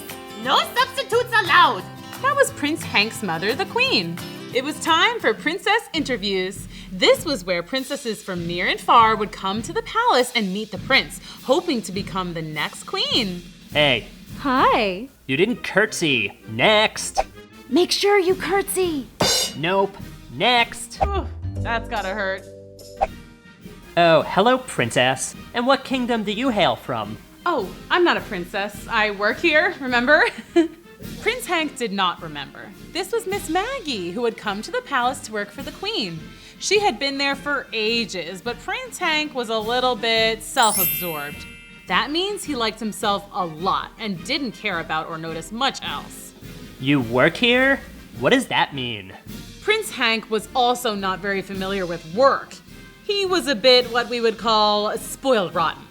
I'm a lady in waiting to the Queen. Waiting? What are you waiting for? The bus? Lady-in-waiting means I wait on or serve the queen, kind of like an assistant. So you're not actually waiting for anything? No. And you're not here to try and marry me? Definitely not. The queen sent me to see if you needed anything. I suppose you could help me if any of these bootleg princesses try to get fresh. Very well. Next. Nope. Next. Wow, that is so mean. This went on for hours. To be or not to be? That is the question. I have the answer. Next.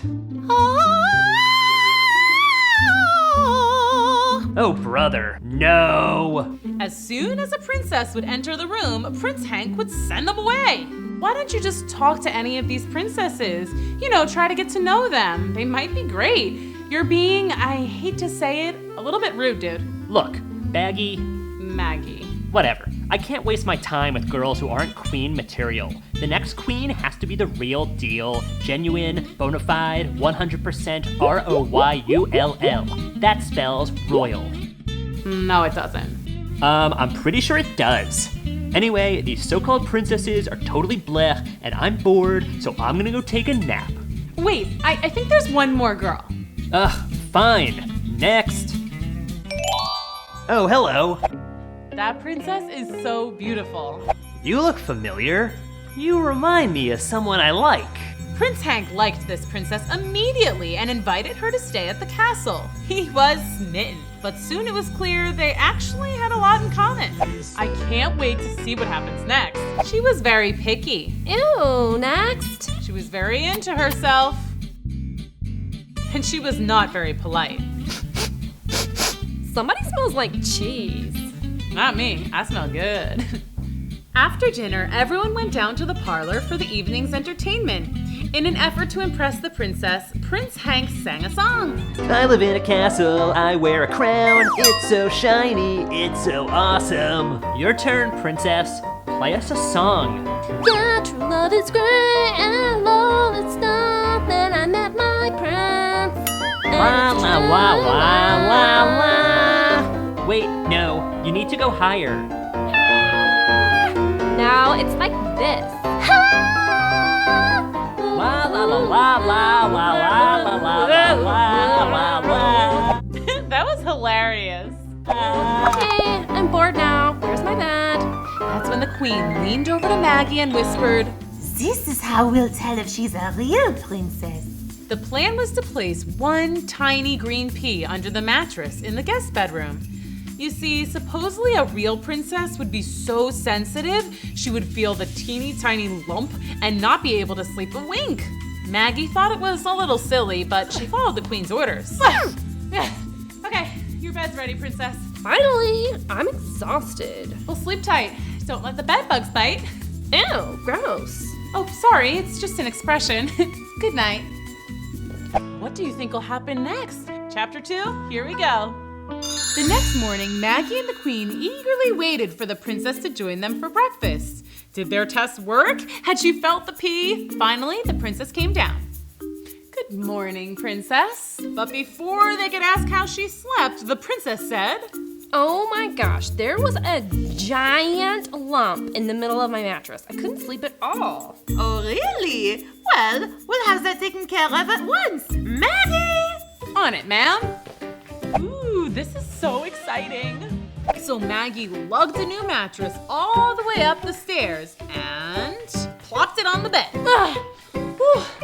Surely she won't feel the pee under 2 mattresses. But the next morning played out the same. I couldn't sleep a wink. I could still feel this gigantic pokey lump. So Maggie pulled another mattress up the stairs and put it on the bed. Okay, maybe she could feel the pee with 2 mattresses, but good luck feeling it with 3. But you guessed it, the princess once again came down to breakfast, rubbing her eyes and yawning. And once again, Maggie was struggling to get yet another mattress up to the guest room and on top of a now very high bed. And this happened again and again and again and again. Wow, it's so colorful. Finally, Maggie asked the queen, "Your Highness, isn't it obvious that the princess is a real princess? She felt the pee every single night, no matter how many mattresses I put on her bed." This is a very serious thing, Maggie. Do you know how many fake princesses there are out there? No. It's a real problem. Whatever you say, Your Highness. Oh, here she comes. Let me guess. You didn't sleep a wink? How many does it take? A million? A million mattresses? I'll be dragging around mattresses until I'm an old lady. Hey, Maggie. Prince James! Prince James was Hank's twin brother. He was born 4 minutes after Hank, and being the younger twin, he would never be king, but he didn't mind. He was totally cool with just being a regular guy. Well, he was still a prince, but he was very laid back. Pretty much the opposite of Hank. That prince is so handsome. Maggie and James had known each other for quite some time and liked each other a lot. They liked to do not so royal things together, like fill up the palace pool with slime, eat ice cream sundaes till their tummies hurt, and sneak into the kitchen to mess with the royal chef's menu. Goose liver pate? No thanks. Let's just change it to pizza. Extra cheese. Ooh, add pineapple. Yep, they were partners in crime. Oh, what you up to? The Princess Pea test. The what? Prince Hank can only marry a true royal, and the queen wanted me to make sure that this girl's a real princess, so I put a pea under her mattress. Oh, yeah, I still don't get it. Well, apparently princesses have a super high sensitivity and can feel something as small as a tiny pea under their mattress. And sure enough, this princess has felt it every single night for like 2 whole weeks. So I just keep stacking mattresses, but she keeps complaining about the pea. Maybe she just likes to complain? That's a possibility. Hey, I have an idea. Let's take the pea out and see if she still says her mattress is lumpy. Ugh, scandalous. Let's do it. Wow, this is so fun. You almost got it. Just a little more. Okay, I see it. Get it! Wow, I can't believe you lugged all those mattresses up there. I'm pretty strong. So, what now? We wait and see how the princess sleeps. It seemed like forever until the princess's bedtime. I win! No way, I always win. Mother always lets me win. You're playing the game wrong. Well, my mother always lets me win, so you're playing it wrong. Wanna play again? No, I'm gonna go to bed. Gee, I really hope I can sleep tonight. That bed is so lumpy. Anyway, good night, everybody. Good night, my love. Here comes the moment of truth. The next morning, Prince James and Maggie waited for the princess, eagerly awaiting her report. Here she comes. But instead of appearing well rested, the princess looked like she hadn't slept at all. The pea was gone, but the princess said, OMG, I literally tossed and turned all night long. That sounds suspicious. Really? Yeah, it's like there's this lump right in the middle of the bed. I'm very sensitive to these things, you know, being a princess and all. Uh-oh, this doesn't sound good. Chapter 3, here we go. Wiggle, snap, story time. Maggie and James were totally confused. I don't get it. We removed the pea, but she says she still felt the lump. She must be making it up, but why would she randomly lie about something like that? I got it. She knows about the princess and the pea test. So she's faking it to seem like a real princess. Yeah, at least I think so. So if she's not a princess, who is she? I don't know, but we have to find out. How can we do that? We spy. Ooh, this is so exciting. James and Maggie both loved a good caper. They excitedly prepared for their super secret spy mission. Okay, do we have everything we need? Let's check. Binoculars? Check. Walkie-talkies? Check. Night vision goggles? Check. Grappling hook? Check.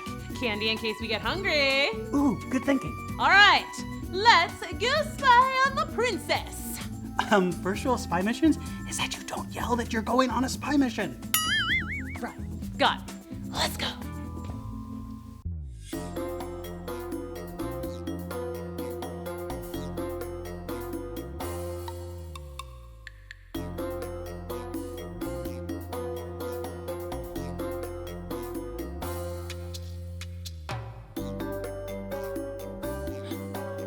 There she is. What now? Now we just wait for her to reveal her true self. What do you think is gonna happen next? But the princess wasn't up to anything unusual. She did her nails, she read a magazine, she brushed her hair, she washed her face. You know, totally normal stuff. Wait, what? Huh? What? No, that can't be. Ah, she's coming this way. So she's a witch. Major plot twist. But why the princess act? We have to get to the bottom of this. Maggie and James didn't have flying broomsticks, so they couldn't follow the princess, witch, wherever she was going. So they just had to wait, and wait, and wait, and wait. The witch finally came back just before dawn. Oh no, I hope they'll be okay. James and Maggie watched as she emptied out a small bag. What's all that stuff? Wait, shh, listen. Okay, the recipe calls for the eye of a rattlesnake, the whiskers of a catfish, 3 mouse tails, 1 ounce of kangaroo sweat. Ew. She's casting a spell. And a lock of stallion hair. Now just stir and voila, the magic potion is ready to serve. Uh-oh. This doesn't sound good. So that's why Hank likes her so much. She's been feeding him love potions. Not on my watch. Let's go stop her. James and Maggie ran to breakfast to thwart whatever wicked plan the witch had cooked up. Okay, so what's our plan? Okay, when she gets down here... Good morning, princess, my love. Ah! She's here! What do we do? Wash her face! Hey, what the heck are you doing? James, stop washing my girlfriend. She's a witch! She's got green under there, and she has a pointy hat, and she flies around on a broomstick, and she cooked up a love potion to make you love her. She's not a real princess at all. She totally pretended to feel the pee under her mattress, but it was all a ruse. She's a witch, I tell ya! The witch? Oh no. Are you done? Yeah, I guess. Okay, good. Apologize to the princess at once. Didn't you hear what I just said? Your girlfriend's a witch! It's no use, guys. He can't hear anything bad about me. He's in love. Can't you see? The spell is too powerful! That's right. And now you'll love me too. Oh no! The potion! Now we're going to... I forget what I was gonna say. Oh, really? Oh, hi, princess. You look so beautiful this morning. Why, thank you, James. James, you're under her spell. Can't you see? You're a pretty princess. Ah! What do I do now? How are they ever gonna get out of this one? Chapter 4, here we go. This is terrible. Both princes are under the spell of the witch. Wait, why am I not under the spell? I breathed in the love potion too. Relax, it only works on princes. It's a very specific spell. Oh, but why? What are you trying to do? Well, I was trying to marry Prince Hank, but now I guess I have my choice, don't I? Maybe I'll marry Prince James. No! No? Does someone have a crush? Prince James and... What's her name again? Maggie. Maggie, sitting in a tree. K-I-S-S-I-N-G. Shush! First comes love, then comes marriage. Oh, wait, not if I marry him. I can't hear you, la la la la la. Wow, that is so mean. Okay, I have to figure out how to defeat the witch and break the spell. All right, how do you destroy witches? Water! Yeah, I'll just dump a bucket of water on her like Dorothy in The Wizard of Oz. That won't work. And if you mess up my makeup, I will conjure up a curse. So bad. A curse? Oh no. Okay, fine.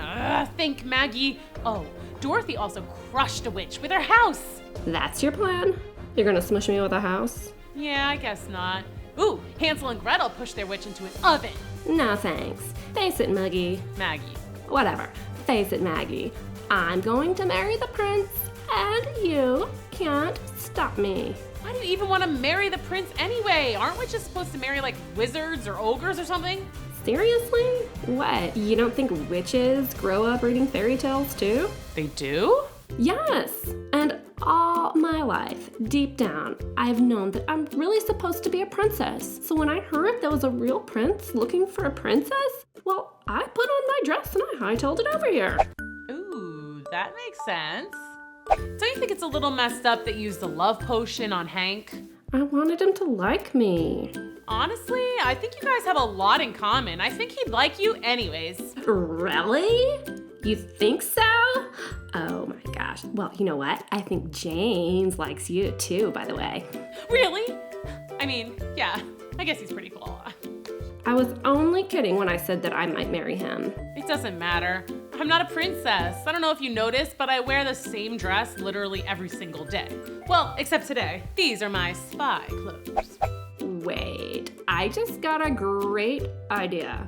Let's do a princess makeover! Fun!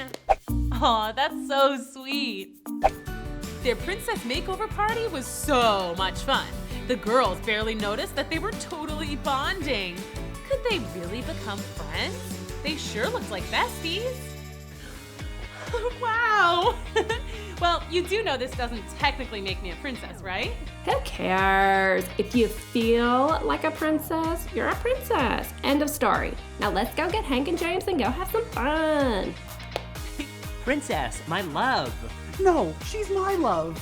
I think you have to break the spell first. All right. Do you have any lizard's tails or grasshopper belly buttons? Not on me. Well, that was weird. I'll just try a chant. All right, let's see. This should work. Loveth spell Breakioso. What happened? I feel weird. Hey, Maggie, cool dress. This whole thing? Hey, I got an idea. Let's go play mini golf and get some ice cream. Great idea.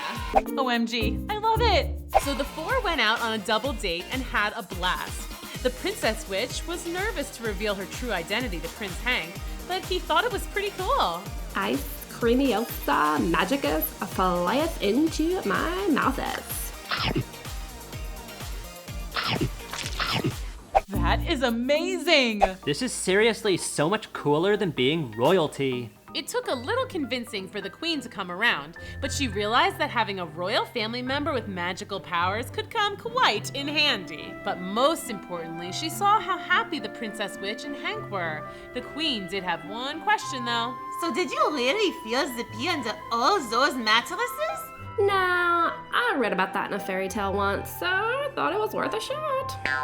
The queen also approved the match between James and Maggie.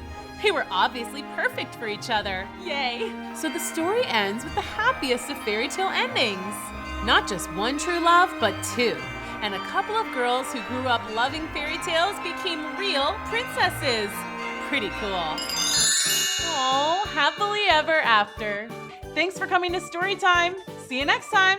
Bye. Hi kids, I'm Miss Booksy and this is Storytime. Today we're reading The Little Mermaid. Chapter 1, here we go. Wiggle, snap, story time. Very little. See, there she is. Anyway, the Little Mermaid was not just a mermaid, she was also a princess, daughter of the mighty Sea King. And she had 5 older sisters, also princesses. One of the Little Mermaid's favorite things to do was listen to her sister's stories about the world beyond the water. See, whenever one of the princesses turned 18, she was allowed to go to the surface of the ocean.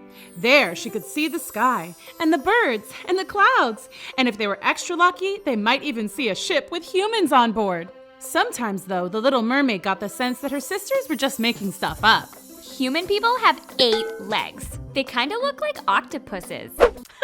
That was so funny. I think it's octopi. Whatever. And some humans have a horn on their head, like a narwhal. No way! You'll see. Land people have eyes all over their bodies, so they can see everything at once. Nuh-uh. Yeah, they do. Blah, I don't believe it. I think humans are beautiful. I guess they are, if you like lots of eyes and horns and stuff. When the Little Mermaid was almost 100% sure they were fibbing, she would go to her dad. Dad, is it true that human people have 8 legs and a narwhal horn and lots of eyes and that they wrestle sharks and eat whale blubber for dessert? The only thing you should know about people is that they can be dangerous, and you should never speak to one. Oh, when am I going to get my chance to see the humans? I feel like I'll never turn 18. Uh-oh, she better watch out. But of course she did grow up. See, there she is, right before her 18th birthday. Hi! Let me tell you about life as a sea princess. We lived in a palace made of shells and pieces of treasure from sunken ships. At night, each princess slept in a bed of beautiful sea flowers. Shh. And you've heard of a school of fish, right? That's where we studied and learned.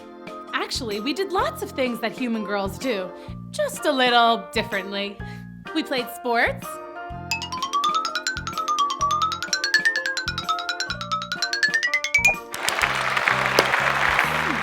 Wow, this is so fun. We went to the movies. Only problem, popcorn gets soggy underwater. We acted in plays. To swim or not to swim? That is the question. You should have seen me in South Pacific. The Ocean Times said I was a star. Imagine, me a starfish? So basically, I was just a regular girl. Oh, except my best friend was a dolphin. Hi there. I guess you humans might not think that's too regular. Dolph and I would swim around and get into all kinds of adventures. Like one time, we swam way super deep, down into the part of the ocean that's so dark you can't see your own tail. And then all of a sudden, we saw a glowing blob floating towards us. Oh no, I hope they'll be okay. Ah! Giant bioluminescent marine worm with fangs! Creepy! Bioluminescent means it glows. Yeah, obviously. Let's get out of here. And then another time, we hitched a ride with a shark. They can swim real fast. And they have big, scary teeth. But they can't turn their heads, so they're like, guys, what's back there? I don't know, man. I don't see nothing. The craziest adventure was when we sneaked into the sea witch's house. She lived in a giant, sunken pirate ship. Super creepy, but also super cool. The sea witch had gone out to get a carton of whale milk for her coffee. We swam inside and... Wow! Cool! We were playing with a sword. Well, I was. Dolph can't hold a sword. No hands! And I was just about to defeat the pretend pirate ghost that I was battling when... La la la la la la la la It's la the la. witch! Hide! No! Let's get out of here! Out of where? Ah! What do you think is gonna happen next? Let's go on another adventure. Come on! Chapter 2, here we go. Wiggle, snap, story time. Ah! Care to tell me what you're doing in my house? Nothing. Yeah, we took a wrong turn. Yeah, I mean, we don't even like it here. I mean, that's not what I mean. I mean, see ya. Not so fast. Are you the daughter of the king? Yeah. I saw you on TV. You sang the Oceanic Anthem before the big squid dash in the orca race last year. Oh, down in the sea, by the prawns early light, or the sea sponge we... Oh, I just love your voice. Here, have some tea. Oh, why thank you. Excuse me. Yes, a beautiful voice. You wouldn't want to trade it, would you? That was hilarious. My voice? Yes. I would give you something wonderful in return. Anything you wished. We should really get going. Yes, I hate to be rude, but no thanks. Okay, we are never going back there. Definitely not. See you tomorrow at my place? Not if I see you first. Fun fact, dolphins have very good eyesight. It's true. And really good hearing. Yup. And they're nosy. Bottle nosy. Heard that too, and it wasn't very clever. Oh, well, I thought it was pretty funny. He has a bottle nose, get it? Anyway, you may be wondering what was happening the next day. Nothing major. Just my 18th birthday! We were having a huge party, and everyone was there. All my friends, and my sisters, and my mom and dad. That is amazing! There was a piñata, tons of balloons, and a pin the tail on the tiger shark. Hey, cut that out! And of course, we had a huge cake! No candles though, because, you know, water, but I still made a wish. I wish that when I swim to the top of the ocean and look out, that I'll see a real live human prince. A handsome one. Not like what my crazy sisters keep telling me about. Like, I hope he only has 2 eyes. Like the handsome princes I've seen in my fairy tale books. I want to see him dance and ride a bike and play soccer. Oh, and I'd also like to dance and ride a bike and play soccer. That sounds cool. Hey, maybe I want to be a human. Just for a little while. What would you do if you were there? Oh, sorry, and I'm done. What did you wish for? I can't tell you that, but I will tell you that first thing tomorrow morning, we're going to the top of the ocean. I do that every morning. It's how I breathe. Oh, I always forget that you're an air breather. Hey, have you ever seen a person? Not up close. What do you want to see a human for? No reason. The Little Mermaid was so excited about her first trip to the surface of the ocean that she could barely sleep. She tossed and turned in her bed all night. Finally, she drifted off to sleep and dreamed of having human feet. Hello, fellow human people. Thank you for coming to my dance recital. Now watch me dance with my brand new feet.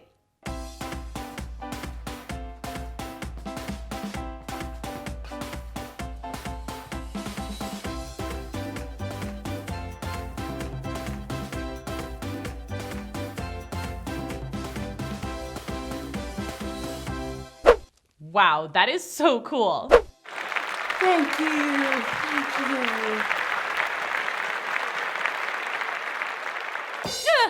Eyeball guy. Yuck. But the prince was really handsome. The next morning, the Little Mermaid and Dolph swam to the top of the ocean where the water meets the sky. The last one there is a rotten turtle egg. Look, a ship.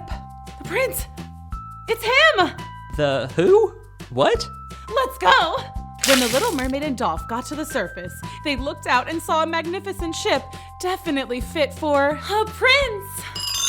What do you think is gonna happen next? Let's go on another adventure. Come on. Chapter 3, here we go. Wiggle, snap, story time. There's gotta be a prince on that ship. I just know it. What prince? That prince. What a dreamboat. It is a nice boat, I guess. No, he's the dreamboat. That means he's a total cutie pie. I don't like pie. Humans love pie. Gosh, you don't know anything about people, do you, Dolph? I know that one is looking right at us. What? Ow! I can't let the prince see me like this. Like what? As a mermaid. But you are a mermaid. Yeah, and he's a human, Dolph. Never in any of the hundreds of fairy tales that I've read have I ever heard of a human falling in love with a mermaid. Love? Already? Sheesh. That was so funny. Okay, maybe I'm getting a little carried away, but he looks just like a storybook prince. Not at all like my sisters described. They said humans have horns and 8 legs and 100 eyes, but this human only has 2 perfectly perfect eyes. Maybe we should go home. I have a better idea. Let's go see what he's doing now. It's his birthday too? OMG whiz. We are so meant to be. Look, he's about to blow out his candles. Real candles, Dolph. Oh, wow. I wonder what his wish is gonna be. Maybe it's to meet a mermaid. I wish that he would wish to meet a cool mermaid. Me, obviously. And fall in love. And then, like magic, I turn into a human with feet. We could go on long walks on the beach, or do a 3-legged race, or get matching patties, go shoe shopping, and of course, dance.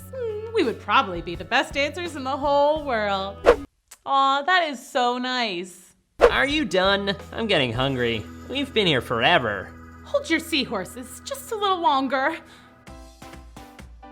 Dolph, they are dancing.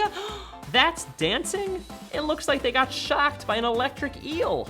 It's beautiful. Oh, look at all the colors. It's so pretty. What is it? I think they're fireworks. I've heard of them, but I never knew they were so cool. Look, that one looks like a smiley face. Cool. Wow, this is so fun.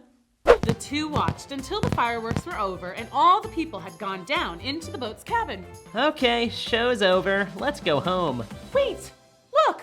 Starlight, star bright, first star I see tonight. I wish I may, I wish I might, have the wish I wish tonight. Didn't he already make a wish on his birthday candles? Dolph, be quiet! I wish I didn't have to get married. At least, not to any of the princesses around here. I just want to meet someone who gets me. I get you! Someone who likes the things I like. Someone I can talk to. Someone down to earth who likes to take long walks and dance. I'm here! It's me! Be mine! Huh? Whoa! I'll save you! What do you think is gonna happen next? Let's go on another adventure. Come on! Chapter 4, here we go. Wiggle, snap, story time. We have to save the prince! I'm on it! We'll never be able to get him back on the ship. Let's carry him to shore. Got him! Who are you? I'm the one you wished for. Uh-oh, here comes a human. We have to go. But... No buts. Let's go. Goodbye, my prince. I'll come back for you. I promise. That prince is so handsome. Sir, are you okay? Where is she? Where's my princess? You fell overboard. You must have hit your head. No, she was here. She saved me. Whatever you say, sir. Back at the Sea Palace, the Little Mermaid told her sisters all about her adventure with the prince. No way. I don't believe you. It's true, I saved him. Well, Dolph helped. But he looked right into my eyes. And you know what? It's true love. I just know it. Give it up. You're a mermaid. He's a human. Never gonna happen. Yeah, go to sleep. That's a good idea, because then I can dream of my prince all night. And she did. The Little Mermaid dreamt of her prince, but something was off. Ah! Oh no, that's not right. Sea witch! Oh no, no, I'm not a witch. I'm not a witch. I'm not a witch. I'm not a witch. I'm not a witch. I'm not a witch. That's it. I'll go to the sea witch. She'll know how to give me human feet. And so the Little Mermaid went straight to the sea witch. Ah, the king's daughter. What do you want, sweetheart? Well, I wanted to ask you, about feet? You want to ask me about feet? Well, I guess what I really want is to be a human. Really? How interesting. Is it? You know, when you were here last, I offered you a trade. You can have anything you wish for, and I'll have your voice. Can't you do some witch magic? Like, how about I just pay you, and then you turn me into a human, and then you can work up some other spell for a nice voice. So, not that your voice isn't already nice. Oh, I love your voice. Yeah, sure. Well, that was weird. And why do you want to be a human so badly? Well, there's this prince, and I saved him from drowning. Well, Dolph did, but that's besides the point. I think I love him. Oh, the prince, not Dolph. Oh, I love the prince. I don't know, whatever. I mean, it's complicated. Okay, here's what I can do. I'll grant your wish. You'll be a human. Really? But you only have 1 month. If you can't make the prince fall in love with you in 1 month, then you'll return to the sea, not as a mermaid, but as a sea urchin. A sea urchin? And everyone knows sea urchins are the worst. Yeah, they're awful. They hide in the sand and stick you with their stingers. Yeah, terrible. Oh, and I will be needing that voice of yours. But how will I talk to the prince? He needs to hear how funny and charming I am. He needs to hear me sing. Oh. And hear my laugh. And hear my Dolph impression. Hey, I'm Dolph. I'm over here. Little Mermaid, let's swim. Oh. I guess that one's more of an inside joke, but the point is I need my voice. We can trade. Uh-oh. This doesn't sound good. Trade? Who are you? I'm the girl who saved you. Ah, sea witch. Well, maybe it's more mysterious and enchanting with no voice at all. Very well. Let's review. You'll be a human, but if you can't make the prince fall in love with you, then you'll turn into a sea urchin, and I'll have your voice forever. Deal? Deal. Abracadabra. Pleasure doing business with you. What's that? I can't hear you. Oh, your feet? Just swim towards the land. When you emerge from the water, you will have your very own feet. Oh! The Little Mermaid swam towards the shore faster than she'd ever swum before. She was so excited. But then she started to think about everything that was at stake. What if she and the prince didn't get along? Oh no, she hadn't thought of that. What if the plan backfires and she gets turned into a sea urchin, never to see Dolph and her family ever again? But the Little Mermaid soon forgot her worries because she had arrived at the beach. She had 2 fully functioning, not at all tentacly feet. Ow, ow, ow, owie, ow, ow, ow. Sea urchin. Told you they were the worst. But at least I have my very own feet. Let the dancing begin. Well, as soon as my foot stops stinging. Darn urchins. What do you think is gonna happen next? Let's go on another adventure. Come on. Chapter 5. Here we go. Wiggle, snap, story time. Okay, first order of business, shoes. I know all about shoes because of the fairy tales I've read. Maybe I can get some glass slippers like Cinderella.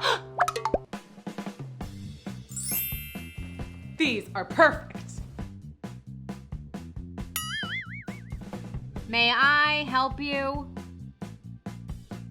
Oh, I forgot about the whole no talking thing. Darn sea witch and her weird spells. Don't worry, kids. I can still talk to you guys, but just no one in the story can hear me. Ooh, that makes sense. You want to buy these shoes? Those are a kid size 6. Let's find something in your size.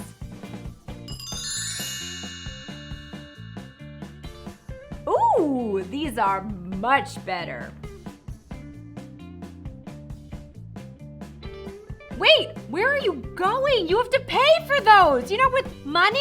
Do you have money? Then I'm afraid you'll have to go. I'll buy them for her. Are you sure? Of course I'm sure. What happened? Why don't you have any shoes?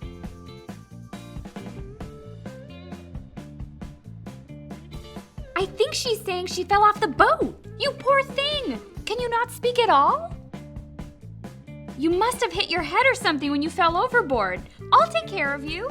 But Princess Lily, she looks like a common ragamuffin to me. You are very rude. And you are coming with me. You'll live in the palace until you're better. Oh, that is so nice. Awesome. If she's the princess, then she must be related to the prince. Oh. Princess Lily was so nice. She took me to get new clothes. And then it was time to go to the palace. Oh man, was it nice. Don't get me wrong, I love the Sea Palace, but this place was amazing. For example, they had this thing called an elevator. It's like magic. You're on one floor, and then you go in this little box, press a bunch of buttons, and they light up, and then, presto, you appear on another floor. After I got tired riding the elevator, the princess and I chilled out by the pool, where I tried to impress her with my water skills. Turns out it's a lot harder without a tail. That was so funny. Still, it was fun. Could it really be this easy? First day as a human, I'm already best buds with the princess. And it was only getting better because it was almost dinner time, and that meant I would meet the prince. I was so nervous. Surely the prince would recognize me and it would be love at first sight. Or second sight. Whatever. But when we went to dinner, it was like he'd never seen me before in his life. Bummer. The princess explained to everyone that she had found me wandering around the town with no shoes, hungry and lost after I'd fallen off a ship passing in the night. She was wrong, obviously, but works for me. Hey, I fell off a ship yesterday too. Small world. Yeah, he fell overboard at his birthday party. He thinks a mermaid saved him. It's true. I can't remember her face, but I'm positive I saw her. How are they ever gonna get out of this one? Mermaids aren't real, Jeff. They're just pretend, Jeff. Where does your family live, dear? Mom, I told you, she can't talk. Can she write? Oh, I didn't think of that. Great idea. Uh-oh, what would I tell them? Obviously not the truth. They just said they don't believe in mermaids. I know. Well, what does it say? It's all just nonsensical gibberish, sir. She must have bumped her head and forgotten how to write. I'll call the doctor tomorrow. For now, dinner is served. I guess she doesn't like fish? She might just be full. She ate a lot of ice cream earlier. Dear Prince Jeff, you're right. Mermaids are real. I know because I am one, and I'm the one who saved you. You may be wondering, why does she have feet if she's a mermaid? Well, I went to the sea witch who cast a spell on me, giving me feet so I could meet you. And that's also why I can't talk. See, she made me trade my voice for the feet. I don't really know why. Witches' curses are usually pretty weird. Anyway, I like you. Do you like me? Circle one. Yes, no, or maybe. Yours truly. Gasp! It's a message from the sea witch. What do you think is gonna happen next? Let's go on another adventure. Come on. Chapter 6. Here we go. Wiggle, snap, story time. Not a word. No cheating. That's all it said. But what could it mean? Oh no. Did it mean I couldn't write to the prince either? No fair. This was gonna be harder than I thought. The next day, the doctor came in to check on me. Uh-huh. Stick out your tongue and say, ah. Oh, right. So you can't say a word, huh? And you don't remember anything? This is clearly a case of head bump-induced non-rememberiness. I recommend lots of rest and ice cream. Ooh, this is so exciting. And you'll stay with us until you're better. Your family must be worried sick. And they were worried. The Sea King and all the Little Mermaid sisters were looking all over for her. Hi, excuse me, Your Highness. I, might know where your daughter is, maybe. You do? Where? Well, she's been very interested in humans the last couple days. And? Speak, Dolphin, speak! I think maybe she found a way to go on land, Your Majesty, sir. But there's no way she could get onto land. Unless... La la la la la la la la la la la. Zitty dee dee dee dee dee. Doo doo ba ba ba. Yes, who is it? Uh-oh. Where's my daughter? Who? My daughter! Oh, right, her. She's up there with the humans. She thinks she's in love. With a human? We made a deal and the spell's been cast. I can't interfere. Anyway, I'm busy recording my album. I'm calling it Witch's Brew. It's jazz. That was hilarious. You have until tonight to bring her home or else. The Sea King was so angry that he threw the Sea Witch in jail. You're making a huge mistake. Then he sent a message to his daughter. Huh? This time it was from my dad, not the stinky Sea Witch with another rule. My dearest daughter, you must come home at once. You do not know the dangers of humans. I've sent my finest trained seal to escort you home. Love, Dad. I missed my dad, but I couldn't leave yet. Things were going really well on land. Plus, there's the whole curse thing. I tried to show the seal that I was safe and he could let my family know that I was doing just fine. But I'm not sure he understood. So like I said, things were going really well with the prince and princess. They taught me all kinds of stuff about the human world. Of course, they thought they were just helping me remember, you know, because I fell off a ship and bumped my head. But the best thing I learned was how to dance.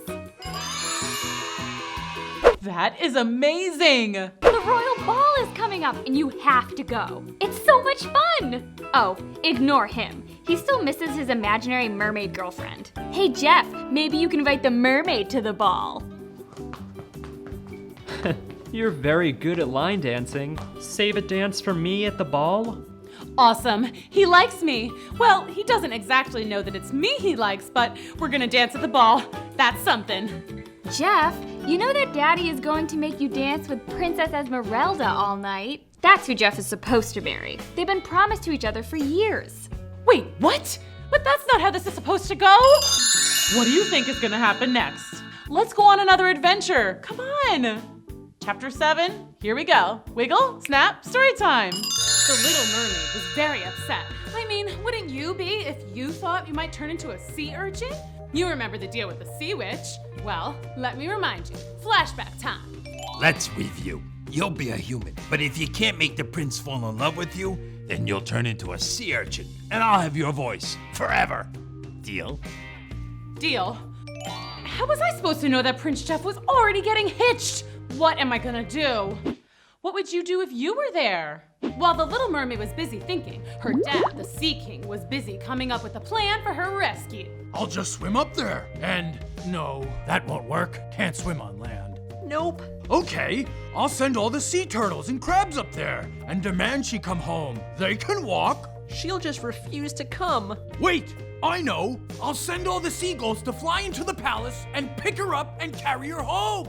But didn't the sea witch say she has to stay or else she'll turn into a sea urchin? Right, the sea witch. I'll just make a new deal with the sea witch. No, never negotiate with witches. But off they went to make a deal with the evil sea witch. Back on land, the Little Mermaid had come up with a very good plan. Okay, this is such a good idea, you guys. I'll just act like a mermaid, then the prince will totally recognize me. Then he'll want to marry me and not this Princess Esmeralda. So obvious. OMG, I love it. The Little Mermaid was sure this plan would work, and soon she and Prince Jeff would be in true L-O-V-E. That spells love, by the way. Meanwhile, I told you the spell has been cast. Nothing I can do. What if you could have my palace? Say what now? You send me to land as a human. And if I can't get my daughter back, you win. You get my kingdom. Now that's interesting. Wait, Your Majesty, the mermaid really likes the prince. What if she doesn't want to come back with you? Well, you'll have to help me convince her. Me? And what happens to us if we fail? If you fail, you turn into a jellyfish, and I will have everything. And if we succeed? You won't. That is so not cool. But if you do, I'll swim away to another ocean and never set a tentacle in your kingdom again. What's the catch? The catch is you can't tell her why you're there. The only choice is to make her fall out of love with the prince. Do we have a deal? Okay, let's review the pros and cons here. It's a deal. Oy vey. It's finally time for the royal ball. Okay, just act like a mermaid. But it turned out that acting like a mermaid was a lot harder than she expected. Apart from her doing swimming dance moves, she was at a total loss. Here ye, please make way for the lovely Princess Esmeralda. Whoa, we have legs. This is cool. I don't like it. These are feet. They're totally weird. They're not so bad. Look, I can jump. Oh, that's kind of neat. Okay, enough nonsense. Let's go find my daughter. Meanwhile, back at the ball, the Little Mermaid had gotten a chance to meet Esmeralda and... Guys, Princess Esmeralda was totally cool! She was funny and pretty and smart and totally a good dancer. She even did this really funny trick where she pretended to find a coin behind my ear. I'm telling you, she was the best. Surely Prince Jeff must be totally head over heels in love with her. But Jeff just stared out at sea, looking for his mermaid. That is so sad. Oh yeah, my plan. He just needs to see me in my natural habitat.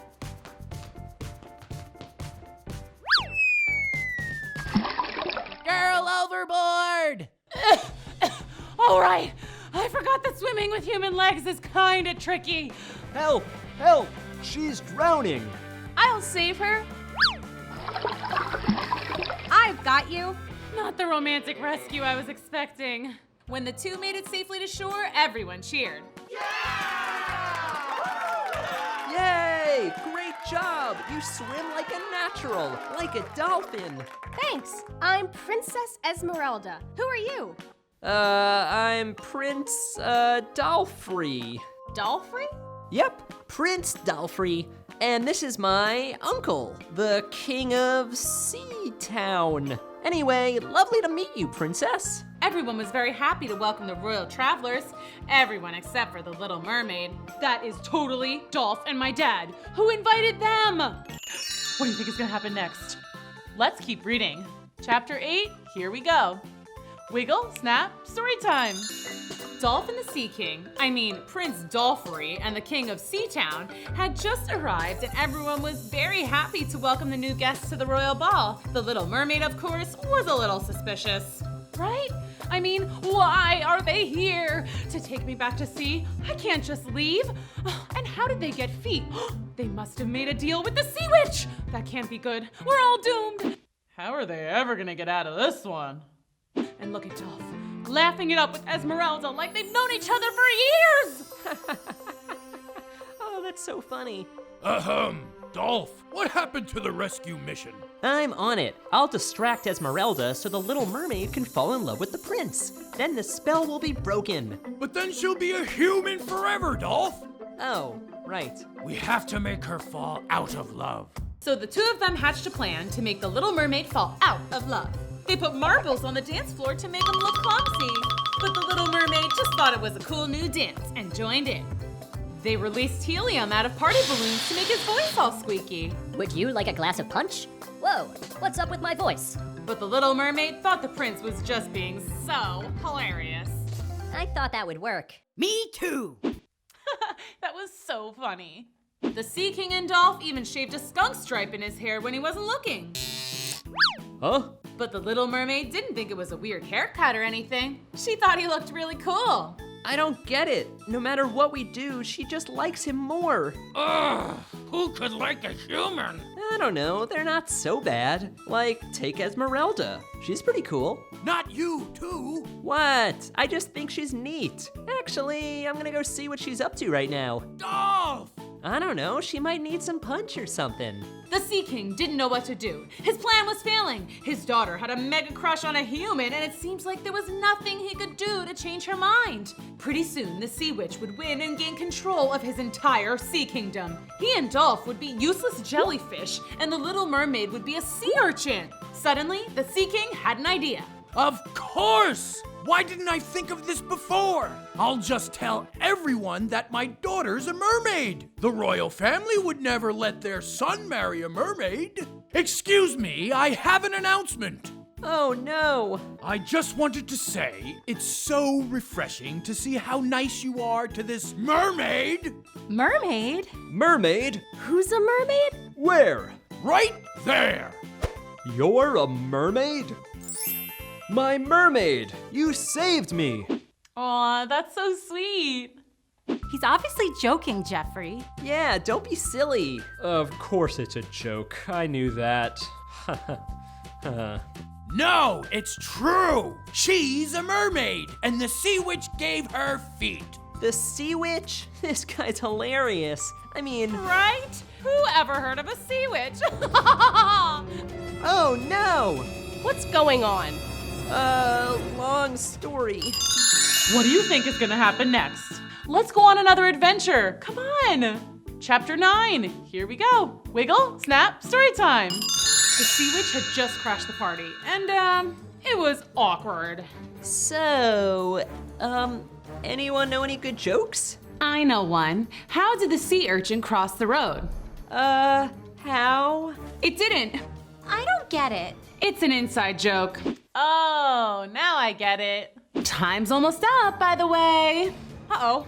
I had to get the prince to declare his love for me, and fast. If that didn't happen soon, then I'd be a sea urchin forever. What's the matter, dear? Cheer up. It's a party, right, Prince Jeff?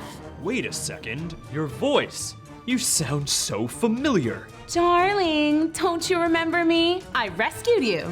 But you're not a mermaid. No, sweetie, I'm not, but... You fell in love with me, remember? I remember now. And you said we were to be married, remember that? That's right.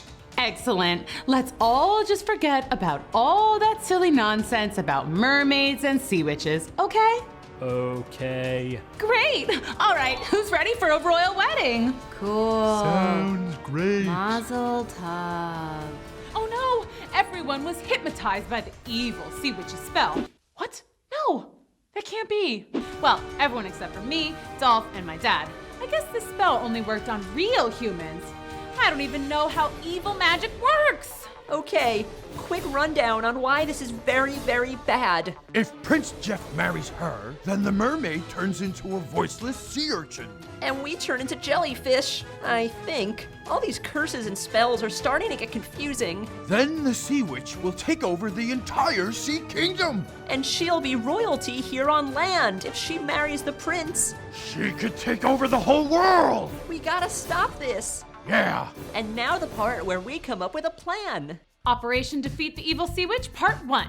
He may have had human legs, but my dad was still the almighty Sea King, and that meant he could summon an army of the toughest sea creatures to help us. Is this thing on?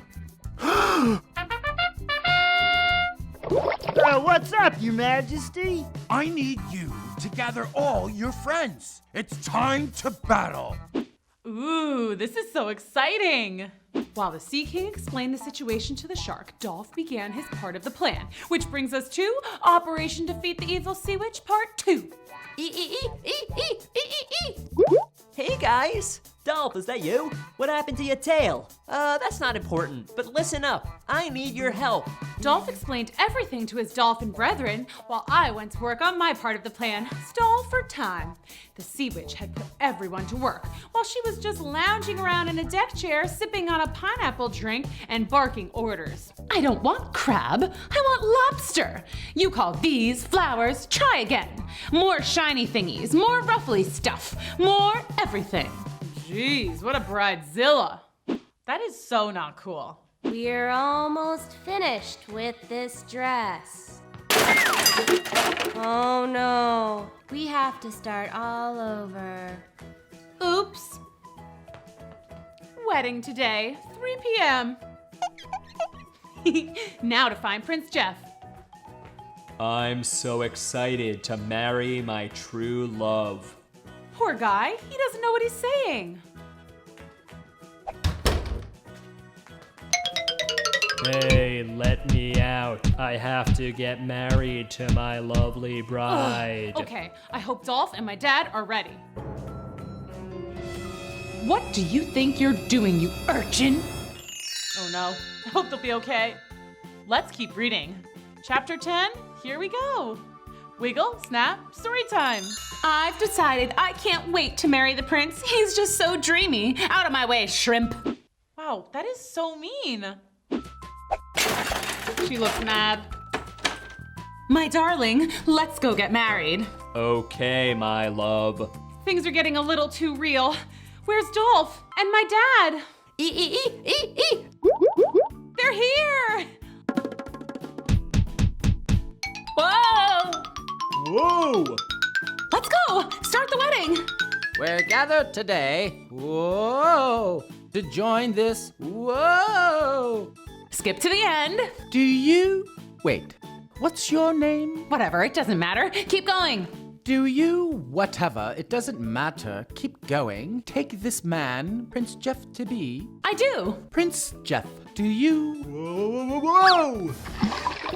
Don't worry, we got this. You're doing this. I was gonna play fair, but I changed my mind. Ah! Watch out!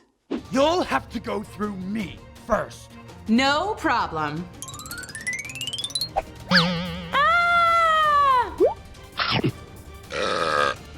Tastes like chicken.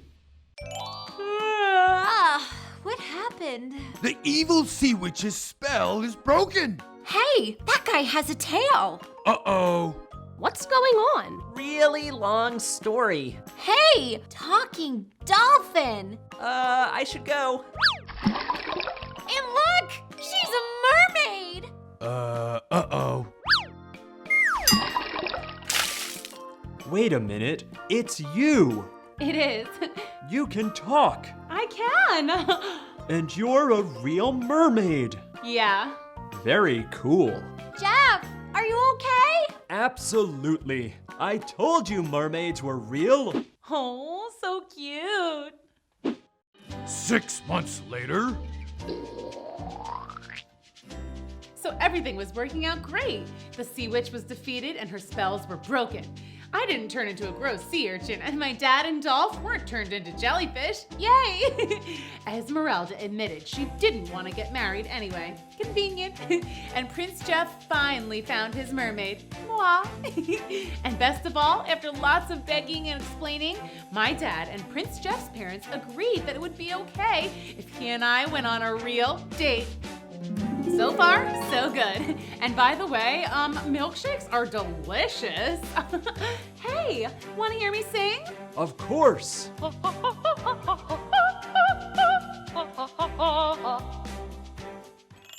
Aw, happily ever after. What a great story. Thanks for coming to Storytime. See you next time. Bye. Hi kids, I'm Miss Booksy and this is Storytime. Today we're reading Rapunzel. Chapter 1, here we go. Wiggle, snap, Storytime. Once upon a time, there was a man and woman who were very much in love. Let's just call them Tom and Sally. Sally was gonna have a little baby. They were so happy, but also nervous because they didn't have very much money. How are we going to afford all that baby stuff? Diapers and bottles and pacifiers and baby books and baby toys and baby blankets and baby bouncers. Calm down, you worry too much. Everything's gonna be fine. No, not fine. Look, we don't have enough room for a baby. And don't even get me started on Dame Gothel. Did I forget to mention that they lived in a teeny tiny hovel rented from Dame Gothel? Yes, that Dame Gothel. The witch. A witch? Oh no. No one knew for sure if she was a witch, but she wore very witchy looking clothes and had a very witchy laugh. So yeah, Tom was right. Her backyard wasn't exactly the best place to raise a baby. One night, Sally awoke with the most peculiar craving. I'm hungry. I could go for some Rapunzel flower. What? You know, those little weeds that taste like spinach? I want some. Where am I supposed to get Rapunzel at 3 in the morning? Dame Gothel has it growing in her garden. She'll put a curse on me if I steal her Rapunzel. A curse? Oh no. Oh shush, she'll understand. And so that's how Tom found himself creeping around in the witch's garden at 3 in the morning, filling up a basket with Rapunzel flowers. He had just pulled up the last weed when... Just what do you think you're doing? Borrowing? No, you're stealing! I didn't mean to, I promise. My wife was just hungry. She's having a baby. A baby? Yes. Do you like babies? I love babies. I'll make a deal with you. I won't send you to prison if you let me take care of your baby. Like babysit? Okay. Sure, like babysitting. That sounds suspicious. Dame Gothel cackled her witchy laugh, but Tom didn't get what was so darn funny. Okay. Thanks. No, thank you. Okay, see you around. When their baby girl was born 2 days later, Tom had completely forgotten about his deal with Dame Gothel, but she did not. I'm here to take my baby. What? Me and him made a deal. I think I'll call her Rapunzel. And with a puff of smoke, the witch disappeared, taking the baby with her. Our baby! Oh no! Stop her! Tom and Sally were beyond freaked out. They called the police and formed a search party, but no one could find Dame Gothel and baby Rapunzel. It was like they had disappeared into thin air. But of course they hadn't just disappeared. You know this part of the story. They were in a tower deep in the woods. Here's what you might not know about this fairy tale. Dame Gothel wasn't entirely witchy. She actually tried very hard to be a nice mommy to the new baby. She gave her the best baby toys. She sang her the sweetest lullabies. Rock-a-bye, baby, on the treetop. Well, she tried. Dame Gothel even tried to make silly faces to get Rapunzel to laugh. But baby Rapunzel must have known that this wasn't her real mommy, so she pretty much never stopped crying. That's so sad. The only thing that could calm her down was when Dame Gothel brushed baby Rapunzel's hair. Oh, thank goodness, finally. Dame Gothel spent so much time doing Rapunzel's hair that she got really good at it and eventually tried out pretty much every hairstyle there is. And Dame Gothel didn't dare cut Rapunzel's beautiful hair. So over the years, it just kept growing and growing and growing and growing and growing. By the time Rapunzel was a young lady, it was like world record length. Hey, Dame Gothel, you think I could enter a hair competition or something? I bet I could win a big prize. You know very well that you can't leave the tower. Right, there was that about Dame Gothel. She wouldn't let Rapunzel leave the tower, not even on a super nice sunny day. Maybe one day. I heard that. You're not going anywhere. Yeah, but one day I'll get out. She'll see. Heard that too. Ooh, interesting. Let's read another story. Come on. Chapter 2, here we go. Wiggle, snap, story time. Let's talk about what it's like growing up in a tower away from all civilization. It can get pretty lonely and very, very boring. Here are the things Rapunzel did to keep herself entertained all those years. I learned to knit. I read every single book in the tower library at least 3 times. I learned to cook international cuisine. Come on and get it! Spaghetti, taco, sushi. I taught myself different languages. Hola. Aloha. Konnichiwa. Buongiorno. Allo. I learned to dance. Ballet, tap, salsa, and hip hop.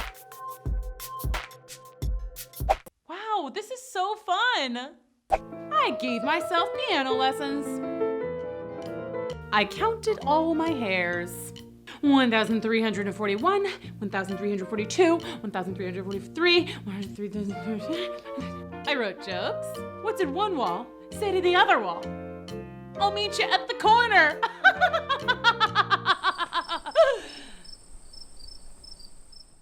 I studied the effects of boredom on mice.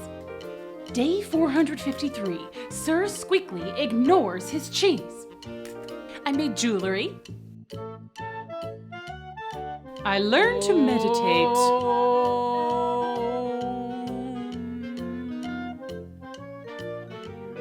Then one day there was a knock at the door.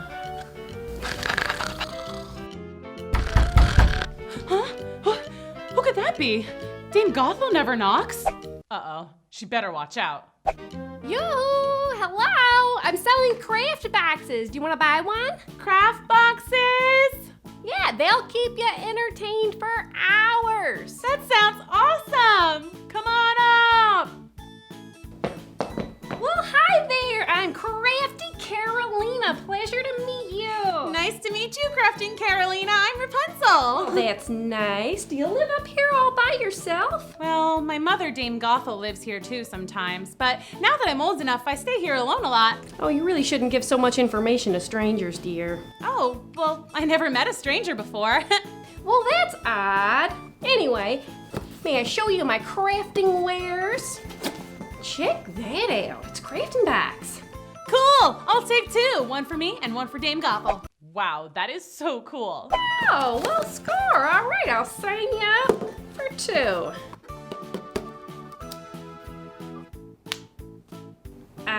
You got money? Money?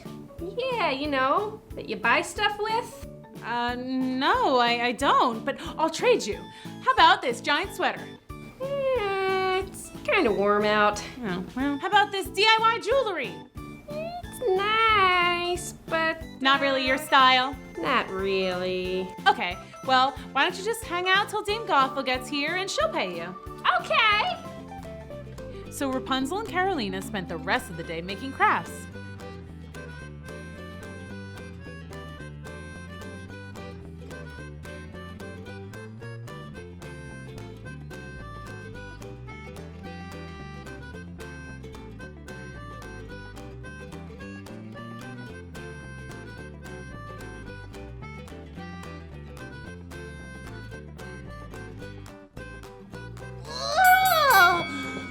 Those crafting arms. Ooh, this is so exciting. Finally, Dame Gothel arrived, but she was very jealous and didn't want to share Rapunzel with anyone. So she was not exactly happy to find crafty Carolina there. Get out of this tower! But she's nice and she's selling these super cool craft boxes. This is what I think of craft boxes. Hey, Hey, that's not nice. You're next. All right, gotta go. You are so mean. She could have been my very first friend ever. You don't need friends. You have me. Yeah, you're like a great friend. That's it. You're grounded. Grounded? But I'm not allowed to leave anyway. Well, now I'm boarding up the door so no one can ever come here again. But how are you gonna get in?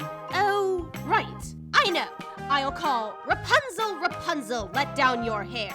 And you'll throw your hair out the window and I'll climb up it. Really? It's a good plan. And so Dame Gothel closed up the tower so that no one could ever visit Rapunzel ever again. Let's go on another adventure. Come on. Chapter 3, here we go. Wiggle, snap, story time. Rapunzel was sad. She had always been alone, so she never knew what it might be like to have a friend. Now that Rapunzel knew, she felt extra lonely. It was taking some serious getting used to pulling Dame Gothel up the tower with her hair. Ow! Ow! Oh, take it easy! Rapunzel took to singing lonely songs, belting them from the tower window. Lonely, I am so lonely. I ain't got nobody to be up in the tower with me. All by my lonesome. All these years I'm alone. All these years I'm alone. Oh. La la, la la, la la. That's so sad. So lonely. Enough, we get it. It was quite the show. One day Rapunzel was doing her usual, singing sad ballads from the tower window, when two brothers, princes, heard her voice in the forest. Halt! What's that? A sick animal crying for help? No, it's an angel. Okay. I must find her. You're on your own, dude. I'm going back to the palace. Peace. The first prince set off to find the source of the singing, but the forest was echoey, and at every turn it sounded like the singing was coming from a different location. It was like he was going in circles. But then, just before nightfall, he found her. She's beautiful. The prince, who was named Prince Edward, by the way, returned every day for a whole month. He would just sit and listen, silently applauding at the end of each song so as to not be noticed. At home, his brother Brad teased him. How's your girlfriend? She's not my girlfriend. You totally like her. Edward has a crush. No, I don't. Whatever, dude. Well, maybe I do. And one day I'll talk to her and we'll fall in love, and then I'll ask her to marry me and be my queen. This got Brad's attention. You see, Prince Edward was next in line to be crowned king, but there was one catch. He had to be married. Prince Brad had always assumed this would never happen and that he would become king. He already had a girlfriend, Princess O'Gree, so marriage would be no problem. Uh-oh, this doesn't sound good. Edward's way too shy. He'll never even talk to the tower girl. I'll marry Ogret before Dad retires, and then I'll be king. The next day, Prince Edward set up his usual spot and listened to the sweet sounds of Rapunzel singing. Are you there? Are you anywhere? Then suddenly, the singing stopped. What? No. Keep singing forever. I wonder who that could be. Rapunzel, Rapunzel, let down your hair. Rapunzel. Is that the name of the lovely songstress? I love it. Then the prince watched in awe as Rapunzel dropped her golden braid down the side of the tower. That little old lady is climbing her hair like a rope. How strange. The prince waited and watched the tower window until again the braid dropped down and Dame Gothel climbed to the ground and hobbled away. Prince Edward waited to be super extra sure Dame Gothel was gone. Then he approached the tower. He cleared his throat and called up in his best witch voice. Rapunzel, Rapunzel, let down your hair. Huh? Again? I wonder what she wants now. Ow! Sorry, I must be heavier than a little old woman. Who are you? I'm Prince Edward. A pleasure to meet you, my lady. A prince? Really? That's so cool. OMG. I love it. May I come in? Oh, I'm afraid not. I'm not allowed to have any visitors. Oh, really? That's a bummer. May I use your hair to climb back down? No, it'll hurt you. Never mind. I'll just jump. No, don't jump. You'll hurt yourself. You can use my hair. I wish I didn't have to go. I waited an awfully long time to talk to you. You have? Yes, every day I sat down and listened to you sing, dreaming of the day I would finally meet you.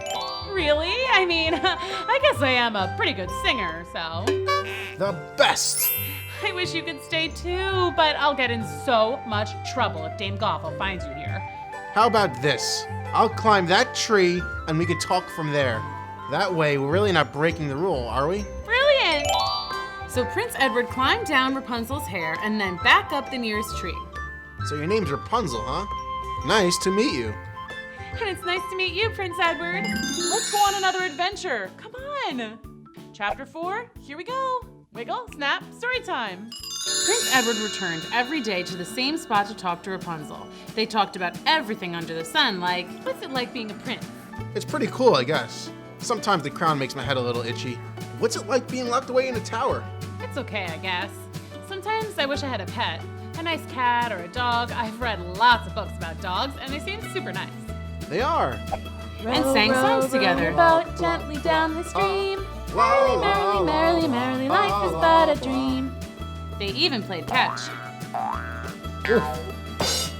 Sorry. Okay. Finally, one day the prince realized something major. He was definitely, most assuredly in love with Rapunzel. He couldn't hold it in a second. Oh, so cute. Rapunzel, will you marry me? Good thing for Eddie, Rapunzel felt the same way and said, yes. Awesome. But wait, I can't. I'm not even allowed to talk to you, much less marry you. The prince was stunned. Surely your mom wants you to be happy. Well... What? I don't think she's my real mom. Really? I think she took me from my real parents. I know it sounds crazy, but sometimes I think I can remember my real mom. Well, then that settles it. We're busting you out of here. We'll find your real parents and then we'll be married. Okay, but not now. Dame Gothel will be here any minute. I'll come back for you tomorrow. Rapunzel, Rapunzel, let down your hair. And hurry, my feet hurt. Back at the palace, Prince Edward couldn't contain his excitement. I'm getting married, I'm getting married. But Prince Brad heard Edward's song, and that's not good, kids. Remember, Brad wanted to be king, and their dad was retiring his crown in just 1 month. If Edward marries that girl, then he gets to be king. I have to stop this. That's so not cool. Prince Brad jumped on his horse and rushed to the tower. He arrived just in time to see Dame Gothel climbing down Rapunzel's hair. That must be your mother. I'll just have a little chat with her. Excuse me, ma'am. What do you want? Pardon me, but I thought you might like to know that a rapscallion of the lowliest order is plotting to abscond with your fair daughter. A what is doing what now? A bad guy's gonna take your daughter. What? Never. Wait, how do you know? Prince Brad told her everything, including the fact that Rapunzel had been meeting with Edward every day for months. Dame Gothel was livid. That means very, very, very, very, very angry. Rapunzel, Rapunzel, let down your hair. What's wrong? You know what's wrong. You were planning to leave me after everything I'd done for you. Well, don't be mad. I just want to marry the prince. Is that so bad? If you want to go, then go. But first, I'm cutting your hair. What? No! Why? I love my hair! But there was no arguing with Dame Gothel. She cut off Rapunzel's long locks and kicked her out into the cold, dark night. Wow, that is so mean. Rapunzel wandered the forest, hoping that somehow she would find Prince Edward, but she had never left the tower in her life. She didn't know where to go. Eventually, she found a hollow in a tree and curled up inside to sleep. I guess this is kind of like my tower. The next day, Prince Edward awoke, eager to see Rapunzel. He sang his song again. I'm getting married, I'm getting married. He sang and whistled all the way to the tower. Rapunzel, Rapunzel, let that hair down. I'm coming up. The braid dropped and he climbed up. We're getting married, we're getting married. Ah! You were coming to take my Rapunzel, weren't you? Where is she? She's gone. You're my prisoner now. And just to be sure you don't get out, I'm tying you up. Dame Gothel left the prince tied and locked up in the tower. Earlier, it had been the happiest day of his life. Now it was the saddest. Back in the forest, Rapunzel was desperately trying to find her way back to the tower. Edward will be getting to the tower any minute now. Is I can just find my way back, we can run away together. But it was no use. Rapunzel's sense of direction was limited to going in circles in the tower. Edward! Edward! She didn't know where she was going or what she was doing, but she was not gonna give up. Edward! Meanwhile, in the tower, Prince Edward was calling out for her too. Rapunzel! Edward! Rapunzel! Edward! You get the idea. Oh no! Let's go on another adventure. Come on! Chapter 5. Here we go. Wiggle, snap, story time. Poor Rapunzel had been wandering the forest for days. She had learned to survive by watching animals. First, the squirrels. Okay. They eat the little nut thingies that fall off the tree. Okay. Ugh, nope. Then she looked to the birds. Hey, haven't you heard of sharing? Finally, she saw a deer munching on an apple. I can do that. Delicious. The apples gave her new energy, and she set off again, determined to find Prince Edward. She walked and walked and walked and walked. And then, rather suddenly, she found herself in a whole new world. People! Ooh, this is so exciting. Hey, people! It's nice to meet you. Cheese Emporium. Wow, so much cheese. Tommy's Toys and Trinkets. Awesome. Betty Baldy's Beauty Parlor. Hey, maybe she can fix my hair. Hi, are you Betty Baldy? Sure am. Hi, so my mother, well, I don't know if she's really my mother. Long story. But anyway, this woman cut my hair off and I was hoping that you could do something with it. Well, sure, honey. Sit down, let me fix you up. The side pony. Pigtails. Beehive. How's that? Love it! That looks so beautiful. You got a big date or something?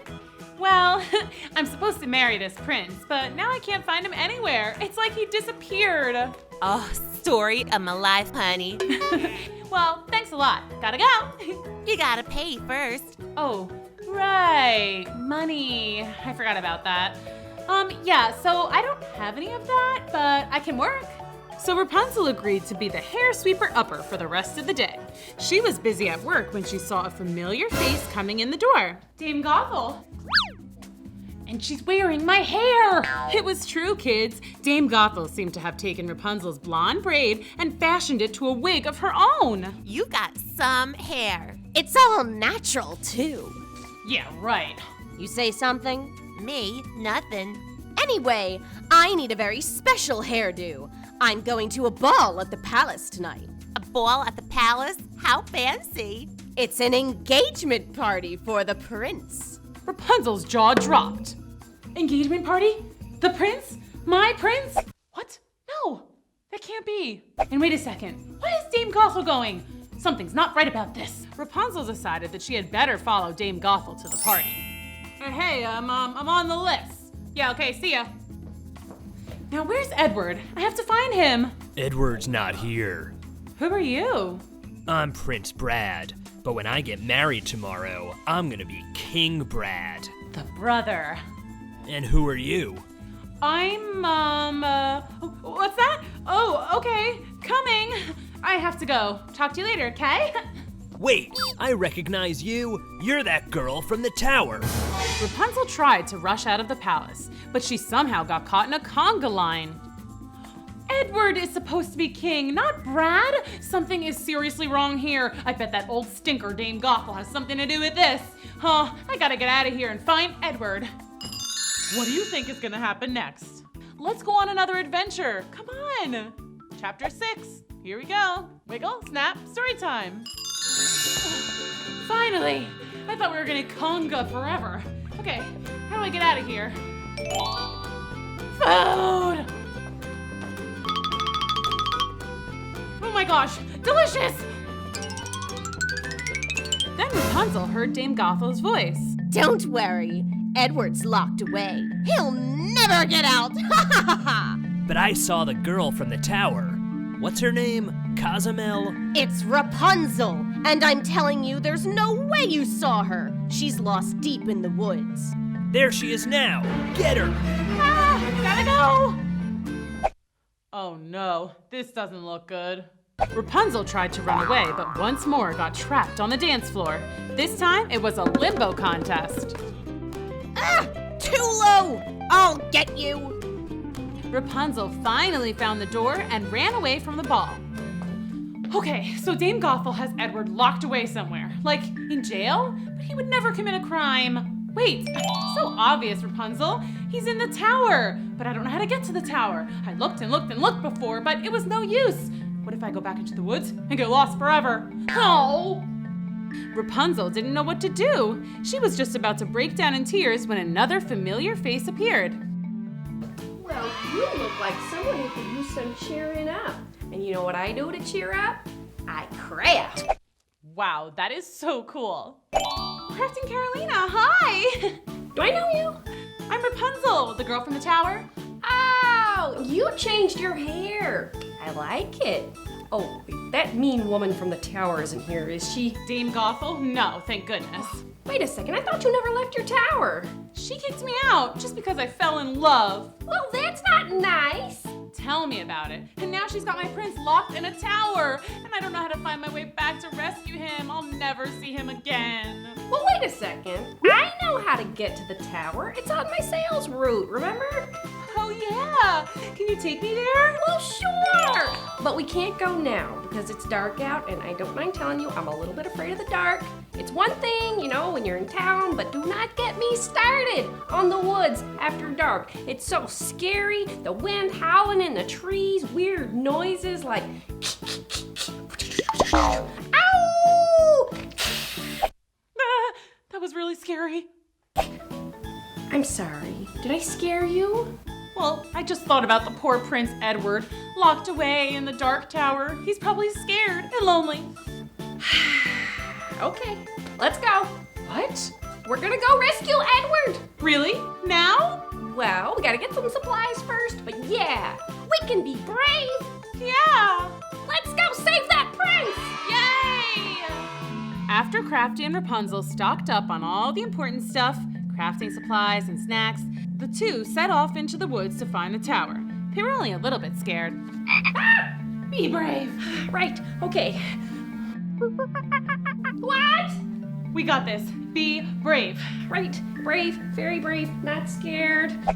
Uh-oh, you better watch out. That's it, I'm going back. No, we got this far. There's nothing here in the dark that isn't here in the daytime too. But what about animals that sleep during the day and come out at night, like bats? Bats are scary. Oh yeah, but you said we'd be brave, so let's be brave. Wait, what was that? What? Shh.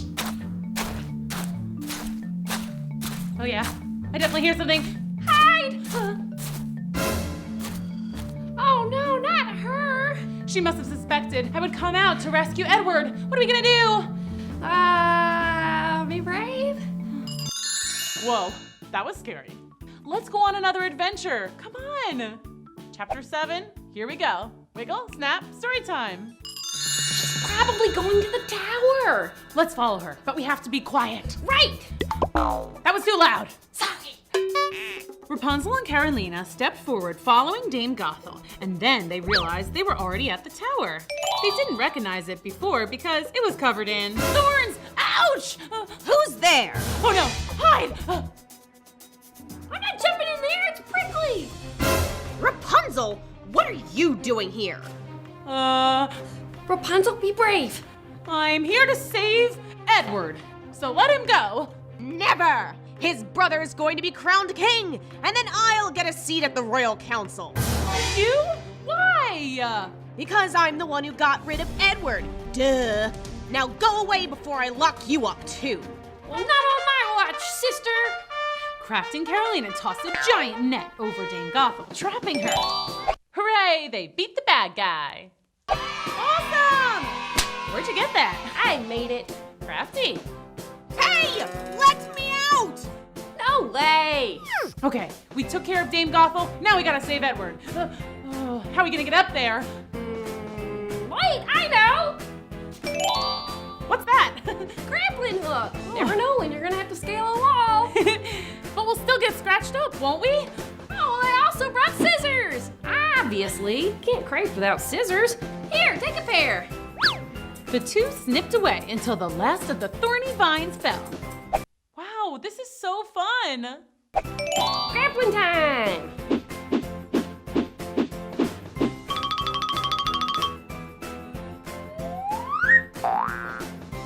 All right, Rapunzel, scale that wall. But what about the window? It's all boarded up. Kick it. But I'll break it. It's the point. I've never broken anything on purpose before. Okay, here goes. Harder. Okay. Edward. Rapunzel? Edward. You changed your hair. Do you like it? I love it. Oh, Edward. Rapunzel, my darling. My prince. Aw, true love. Guys, super sweet reunion and all, but it's almost morning. We gotta go stop a wedding. Huh? Oh, right. Let's go. Wait! What about me? Sorry, Gothel. Shouldn't have been so mean. Rapunzel, Prince Edward, and Carolina rushed to the palace. Stop! Stop the No! wedding! Stop the Call the wedding! wedding off! No! Stop! Kids, what do you think is gonna happen next? Let's go on another adventure. Come on. Chapter 8, here we go. Wiggle, snap, story time. No!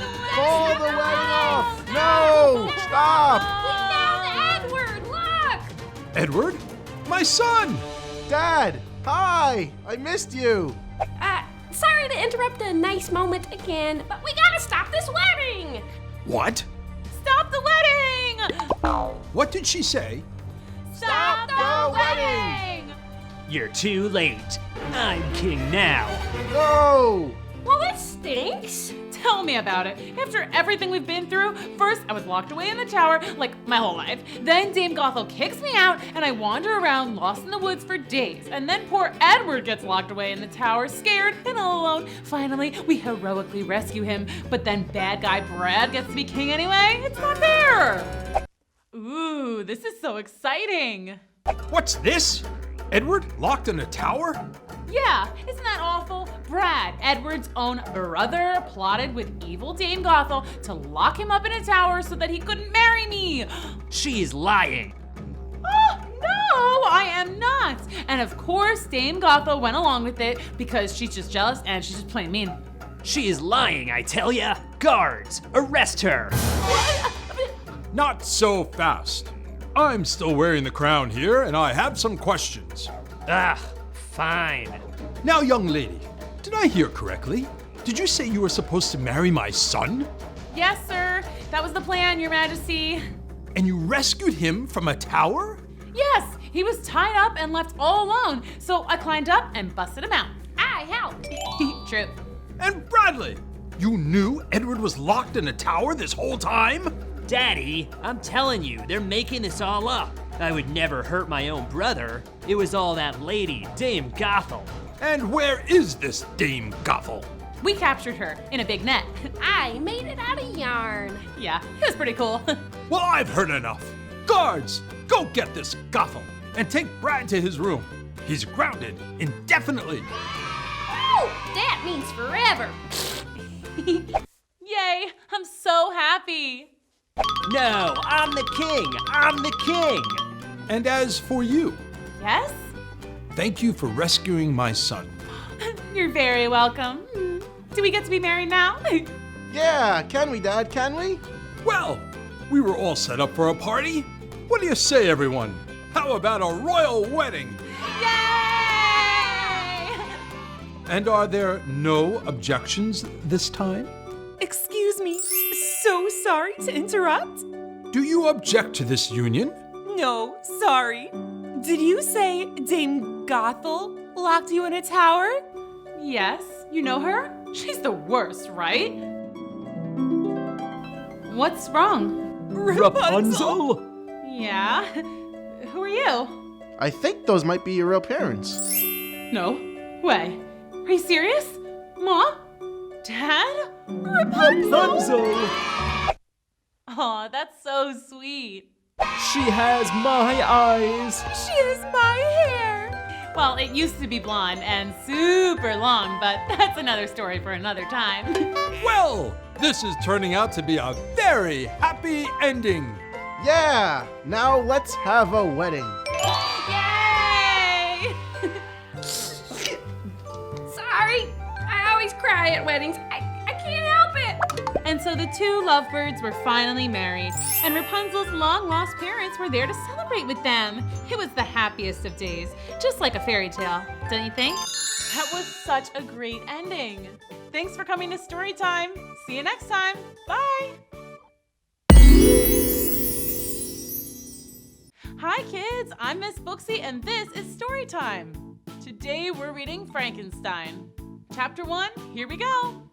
Wiggle, snap, Storytime. Hi, I'm Mary Shelley Frankenstein, sister to the world's biggest mischief-making little brother, Victor Frankenstein. You've all heard that story, of course, but I'm here to tell you my version. Okay, here goes. Once upon a time, long, long ago. Okay, it was actually pretty recent, but I like it when stories start that way. Anyway, once upon a time, not very long ago, there was a boy named Victor. Victor Frankenstein. That's Dr. Frankenstein. He's not a doctor, obviously. He's 10. 10 and a half. Anyway, one day he was bored, and when Victor Frankenstein gets bored, bad things happen. For example, one time he filled all my shoes with slime. Ew! Victor! That is so not cool. And then one time he put baking soda and vinegar in his teacher's coffee. And yeah, it exploded. Victor!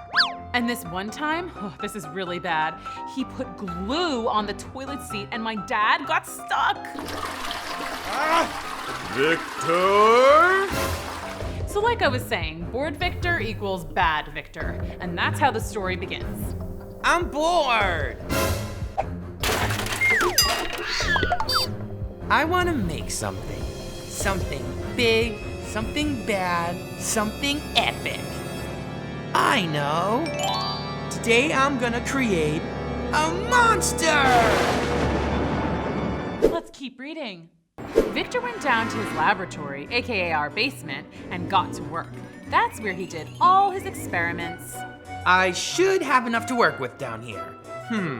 Let's see. Some fishing hooks, I can use those. Slinky, check. Some nuts and bolts and screws and stuff, sure. Modeling clay, finger paints, glue, grandpa's toupee, perfect.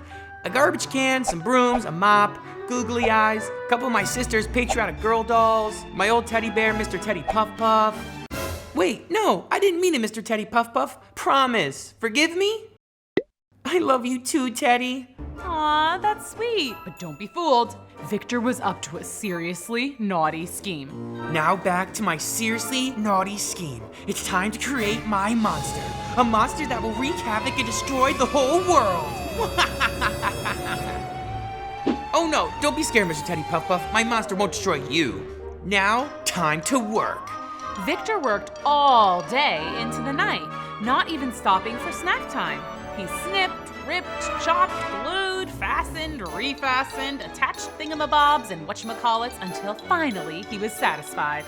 My monster! Now to bring him to life. It's alive!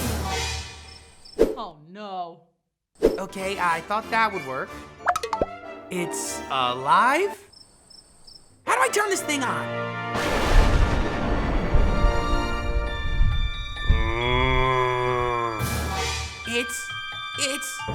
It's alive! Yes! And now we will unleash chaos onto the world. Okay, monster, let's go! Oh, are you hungry? Let's see, what do monsters eat? There's some leftover meatloaf in here. It's really gnarly, so you might like that. Nom nom nom nom nom nom nom nom nom. Okay, you get enough to eat yet? We have to go wreak havoc and chaos and stuff. Whoa, awesome! Hey, wait for me! Victor, you stop right there, young man. Who made this mess? Monster did it? Right, sure, a monster did it. Well, guess who's going to clean it up? Me? That's right. But... Oh, no buts. But there was a but. A big one. A real, live monster was on the loose. How are they ever gonna get out of this one? Let's keep reading. Chapter 2, here we go. Everywhere the monster went, people screamed and ran. They all thought he was a big and scary monster, but really, he was probably more afraid than anyone.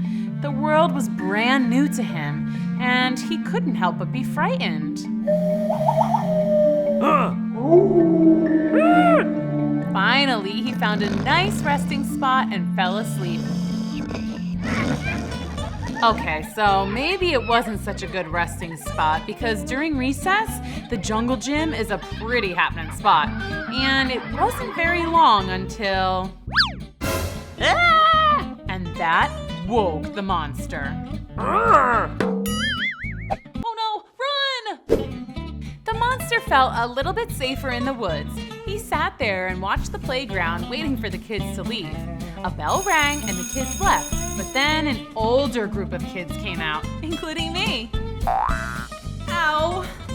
What's the matter? You don't like dodgeball? I like dodgeball just fine, but we weren't playing dodgeball. You simply threw the ball at my head.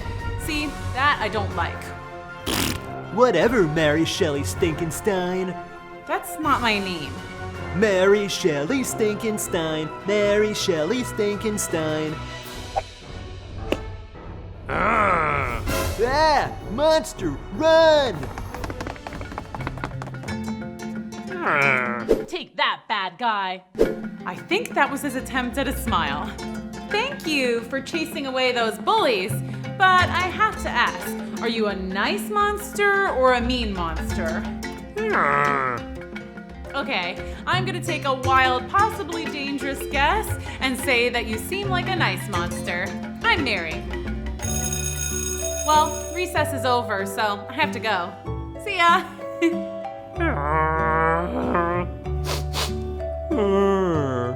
Oh no, you're sad. Okay, how about this? You stay.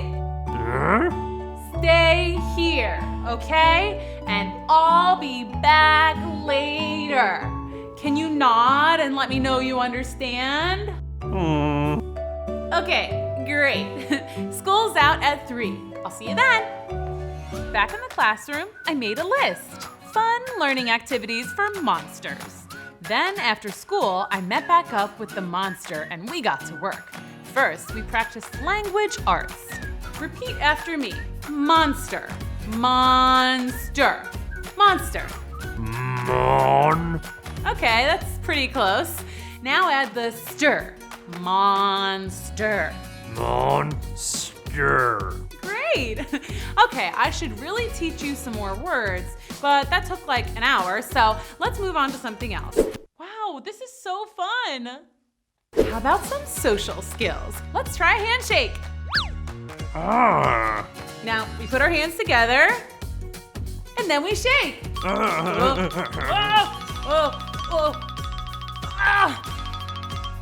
Okay, you're doing really great, but can you put me down? Good, thanks. All right, next on the list was how do you high five, but let's move on. We spent the rest of the afternoon doing our lessons. The monster learned how to sing. And how to dance. Go monster, go monster, go, go monster. And we worked on hygiene. Yes, see, after you eat a whole handful of worms and bugs, it's good to wash your hands. And speaking of eating, it's time for me to go home for dinner. Do you think you'll be okay here for tonight? Yeah, you better come with me. I'll hide you in my old playhouse. But by the time I got home and the monster was all settled in, news had gotten out. Reports of the mystery monster have been coming in all day. From people like this gentleman. I nearly ran him over in my car last night. I don't know if my insurance would have covered that. And these innocent children. I was just minding my own business when he tried to hit me with a ball. City officials are urging citizens to stay inside and lock your doors. But some local vigilantes want to take matters into their own hands. Yeah, we're gonna get that monster. I ain't afraid of no monster. Uh-oh. What do you think is gonna happen next? Let's go on another adventure. Come on. Chapter 3, here we go. Wiggle, snap, story time. According to eyewitness reports, the monster has caused over $11,000 in damage. And an old-fashioned pitchfork and torch-wielding gang of locals has sworn to capture the beast. Yeah! Back to you, Chuck. Oh dear. I told you it was the monster that wrecked the kitchen. Go to bed, Victor. Well, I couldn't just leave the monster outside in my old playhouse, not with a bunch of vigilantes out there hunting him. Shh, okay, you can sleep in here, but you have to be quiet. Aw, that's sweet. Now, do you want the top bunk or the bottom? Oh, you're not sleepy? Do you want to play a game? So we played some games. We played Twister, Right Foot Blue. Close enough. Jenga, Jenga, Jenga. Then we went full on slumber party and did spa night. Well, that was weird. I thought I heard my monster in here. Your monster? Yeah, I created him in the basement. What's he doing with all that gunk on his face? We were having a spa night. What? Monsters don't do spa nights. Monsters are supposed to be ferocious and fierce and wreak havoc. He's not that kind of monster. I found him in the woods by the playground. He saved me from bullies, and now there are bullies looking for him. We have to protect our monster. Our monster? I think you mean my monster. He's coming with me. No way! Hey! Hey, keep it down in there. Quick, hide the monster. What on earth is going on in here? Nothing, Mom. Yep, nothing to see here.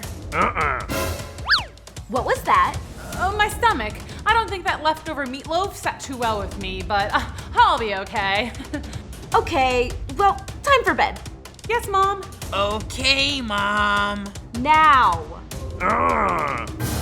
Meatloaf! You sure you're okay? Yep. Good night. See ya mañana. Bye. Okay. Good night. Let's keep reading. Phew, that was close. We can't keep him here. There's no way Mom and Dad will let us keep a monster. True. But we can't take him outside either. The vigilante bully gang is looking for him. What if they hurt him? But he's a monster. He could just destroy the gang. Easy peasy. You seem to be forgetting that he's not the destructive, dangerous type. He's a big, sweet softie. Look. Yeah, I guess he's not gonna wreak any havoc. Hey, I know. Let's take him to Professor Weirdly's house. She'll know what to do. Great idea. Science teachers for the win. Okay, now how do we get him out of here without attracting attention? Of course. Perfect. Let's go. So we set out into the night with our monster. It was a little scary, but there's no time to fear when you're on a mission. Super brave, right? Well, that was all about to change. We didn't know it yet, but the vigilante gang was closing in. How are they ever gonna get out of this one? Ooh, I didn't see that coming. Chapter 4, here we go. So all was going according to plan. We were on our way to see Professor Weirdly, the science teacher at our school. She would know what to do with the STEM project gone awry. Okay, cool. I can see Professor Weirdly's house. We're almost there. Is that what I think it is? Yep. What do we do now? We could blast them with a giant water balloon or some other projectiles. Or we could just cast a protective force field around ourselves. Ooh, or we could sick a giant robot on them. Or we could run. That's always an option. Let's go. Oh no, run! What do we have here? Oh, hi, sir. Nice weather we're having, huh? What are you kids doing out here this time of night? Who, us? Yes, you. We're just out for a little evening stroll. And you? I'm out looking for that monster that's been terrorizing the town. Oh, I haven't heard anything about that. Have you, Victor? No, Mary, not a word. A monster, you say? Who's that? I said, who's that? Oh, her? Yes, that's our grandma. Yep, old granny. But don't bother trying to talk to her. She's hard of hearing. Granny, we're just telling this nice pitchfork-wielding gentleman that you're a little hard of hearing. Well, I guess it's our bedtime. Good night. Excuse us. Oh, hi guys. We were just leaving. Come on, Granny. Seemed too easy, right? We were just gonna walk away, but then suddenly we heard... Come on, Gran. Time for bed. Yeah, that's a kitty. Let's go. But the monster, being a big old sweetheart, jumped into the tree to rescue the kitten. Great. Wow, your granny sure is spry. Hey, she saved the kitten. Okay, Granny, good job. Now let's go. Uh-oh. That's him. That's the monster. Get him. Whoa, this place is crazy. The gang was all riled up and things were getting very scary. One guy swung his pitchfork up at the monster. Ha, I'll get ya. But he missed. Phew. But then it landed. Ah, hey, you stuck me. And that guy had been waving around a torch, so when he got poked with the pitchfork, he accidentally lit another guy's pants on fire. It was chaos! Finally! We could have just run away at that point, but the monster was such a big old sweetie that he just had to jump down and help. That's better. Phew, thanks. Hey, wait, he's being nice. Monsters aren't nice. Well, this one is. He protected me from bullies. He rescued that kitten, and now he's helping you. Yeah, and I created him specifically to be a supervillain too. I don't know what went wrong. So will you guys leave him alone now? Are you sure he's good? Look at him. Yeah, okay. We'll let you go. But you all better get home soon. It's late. We know. Just one more stop. Come on, guys. Let's go to Professor Weirdly's. Yay! I'm so happy. And Victor, you say you made this all by yourself? Yep. Awesome, right? Very impressive. Where will you keep him, Professor? I think he'll be happy at school. He can live in the lab. So from that night on, our monster lived in Professor Weirdly's science lab at the school. It was great. He took care of the class pets. He helped kids with their homework. Well, he tried anyway. He even joined the cheer team. He was the best school monster ever, and Victor and I got to see him every day. It was awesome. Yeah, but next time I'll create a super bad monster that wreaks havoc and mayhem and destruction and... Oh boy, here we go. Wow, that was so much fun. What a great story. Thanks for coming to Storytime. See you next time. Bye. Hi kids, I'm Miss Booksy and this is Storytime. Today we're reading The Wizard of Oz. Chapter 1, here we go. Wiggle, snap, story time. Hi! I lived in a place called Kansas with my aunt and uncle. Uncle Henry and Aunt Em. Hello. We lived on the prairie, which is a great big piece of land that stretches for miles and miles and miles and miles and is very flat. So flat and empty that you could stand in your front yard and see all around you. Oh look, there's Farmer Ted. Hey Farmer Ted! He can't hear me, of course. He's way too far away. What? Life on our farm was very hard. Aunt Em and Uncle Henry worked so hard that they never even had time to smile. In fact, when I was little, Aunt Em had completely forgotten what happiness sounded like. So whenever I laughed, she would do this. Oh, heavens to Betsy! You startled me! Everything at our house looked sad. The hot sun had baked everything until the land and all the buildings and even the people looked dried out and gray. That is so sad. Yeah, just like that. Just like an old black and white movie. The only thing that made me happy was my little dog Toto. Hi, Toto. Who's the good boy? Is it you? Is it you? Sorry, but come on, look at how cute he is. Okay, on with the story. Here's where things get exciting. So, one day Toto and I were playing fetch with the stick. That's literally the only toy either of us had, but we made the best of it. When we heard a crazy loud sound. It sounded like a train. I know because I rode a train once all the way to Oklahoma. Anyway, the sound was getting louder and louder and louder. Toto, we have to hide. I think a freight train is coming for us or something. Wait, but there aren't any tracks here. How in the heck? Ah, a flying cow!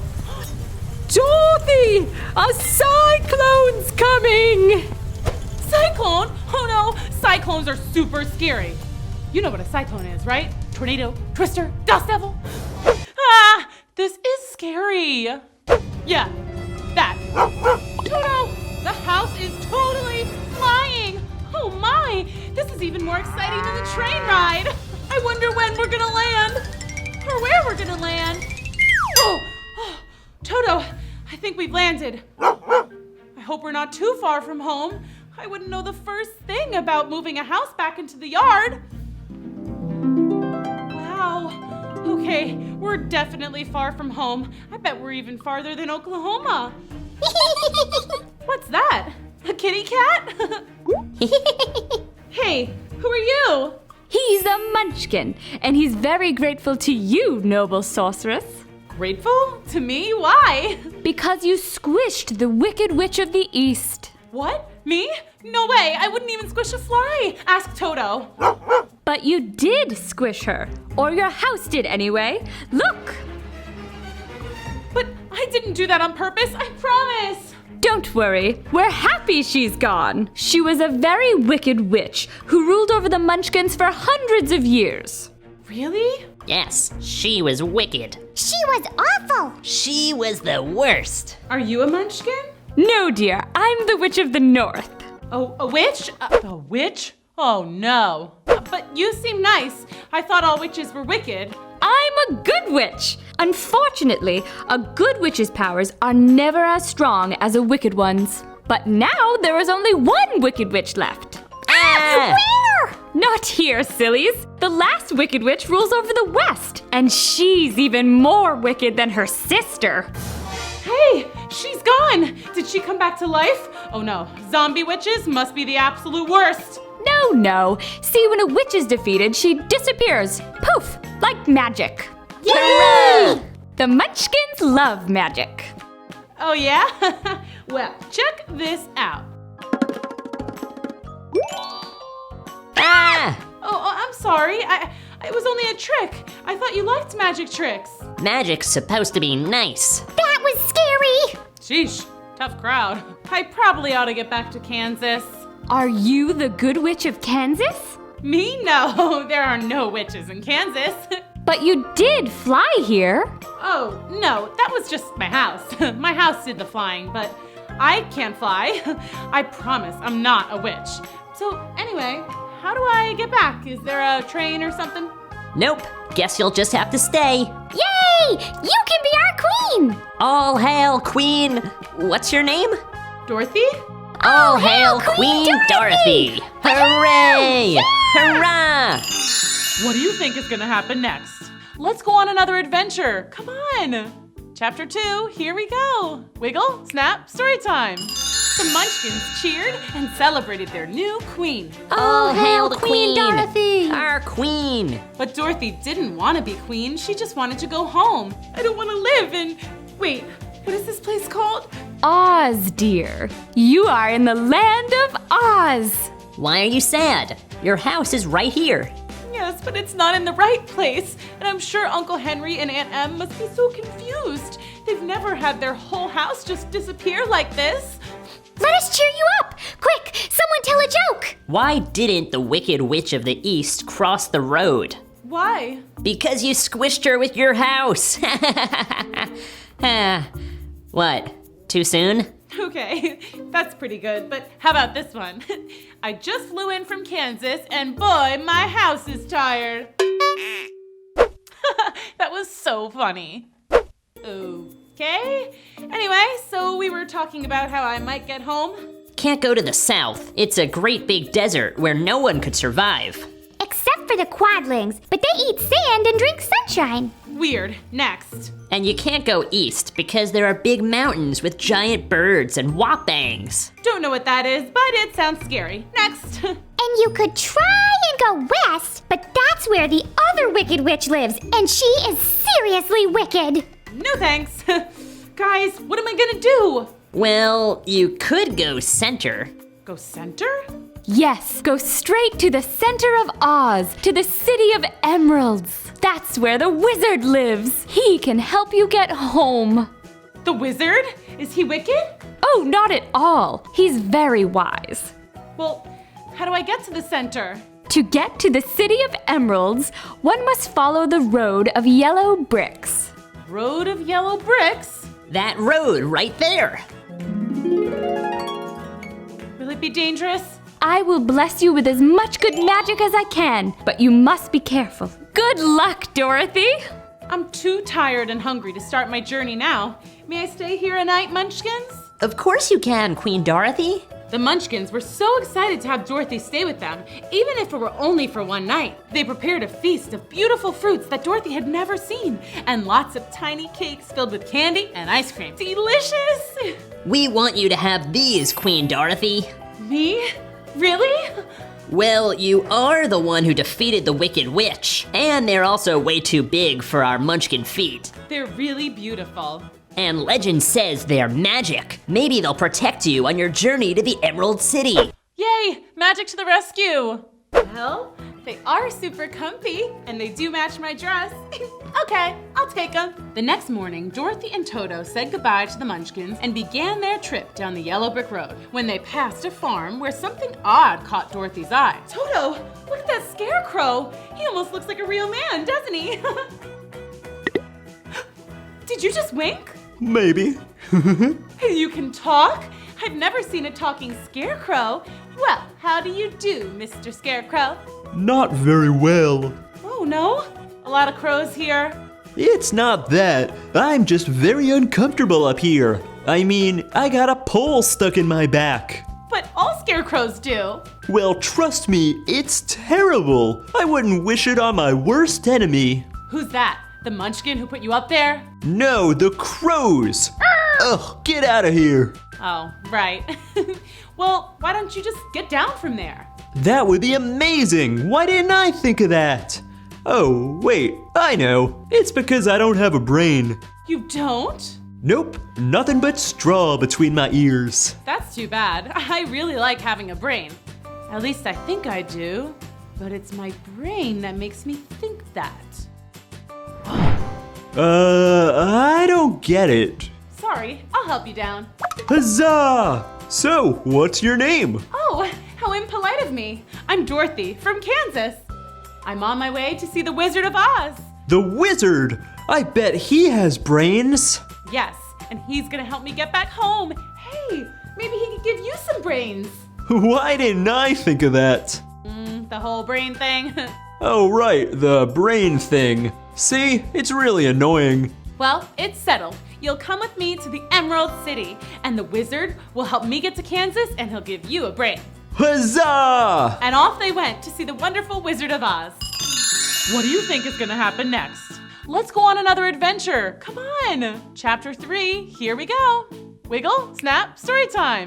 There they are, Dorothy, Toto, and the Scarecrow traveling the yellow brick road. They walked for miles and miles, and finally, phew, I'm pooped. Let's just sit down and rest for a while. Okay. Wait, why? Because I'm tired and hungry. That means I need to eat something? I'm never hungry, and that's a good thing because my mouth is only painted on. If I cut a hole there, all my straw would fall out. Then you'd have a very funny shaped head. It's true. Dorothy, can you tell me more about Kansas? Sure. I live there with my Aunt Em and Uncle Henry and Toto, of course. It's very quiet, except for when there's a cyclone and everything is all gray. Not beautiful and colorful like here. Well, why do you want to go back if it's so nice here? Because Kansas is my home, and there's no place like home. Oh, so cute. Then why did you come here in the first place? I didn't mean to. My house just landed here after a storm. Long story. And then, yada yada, I squished the Wicked Witch of the East, and now I have her shoes. Do you like them? They are very pretty.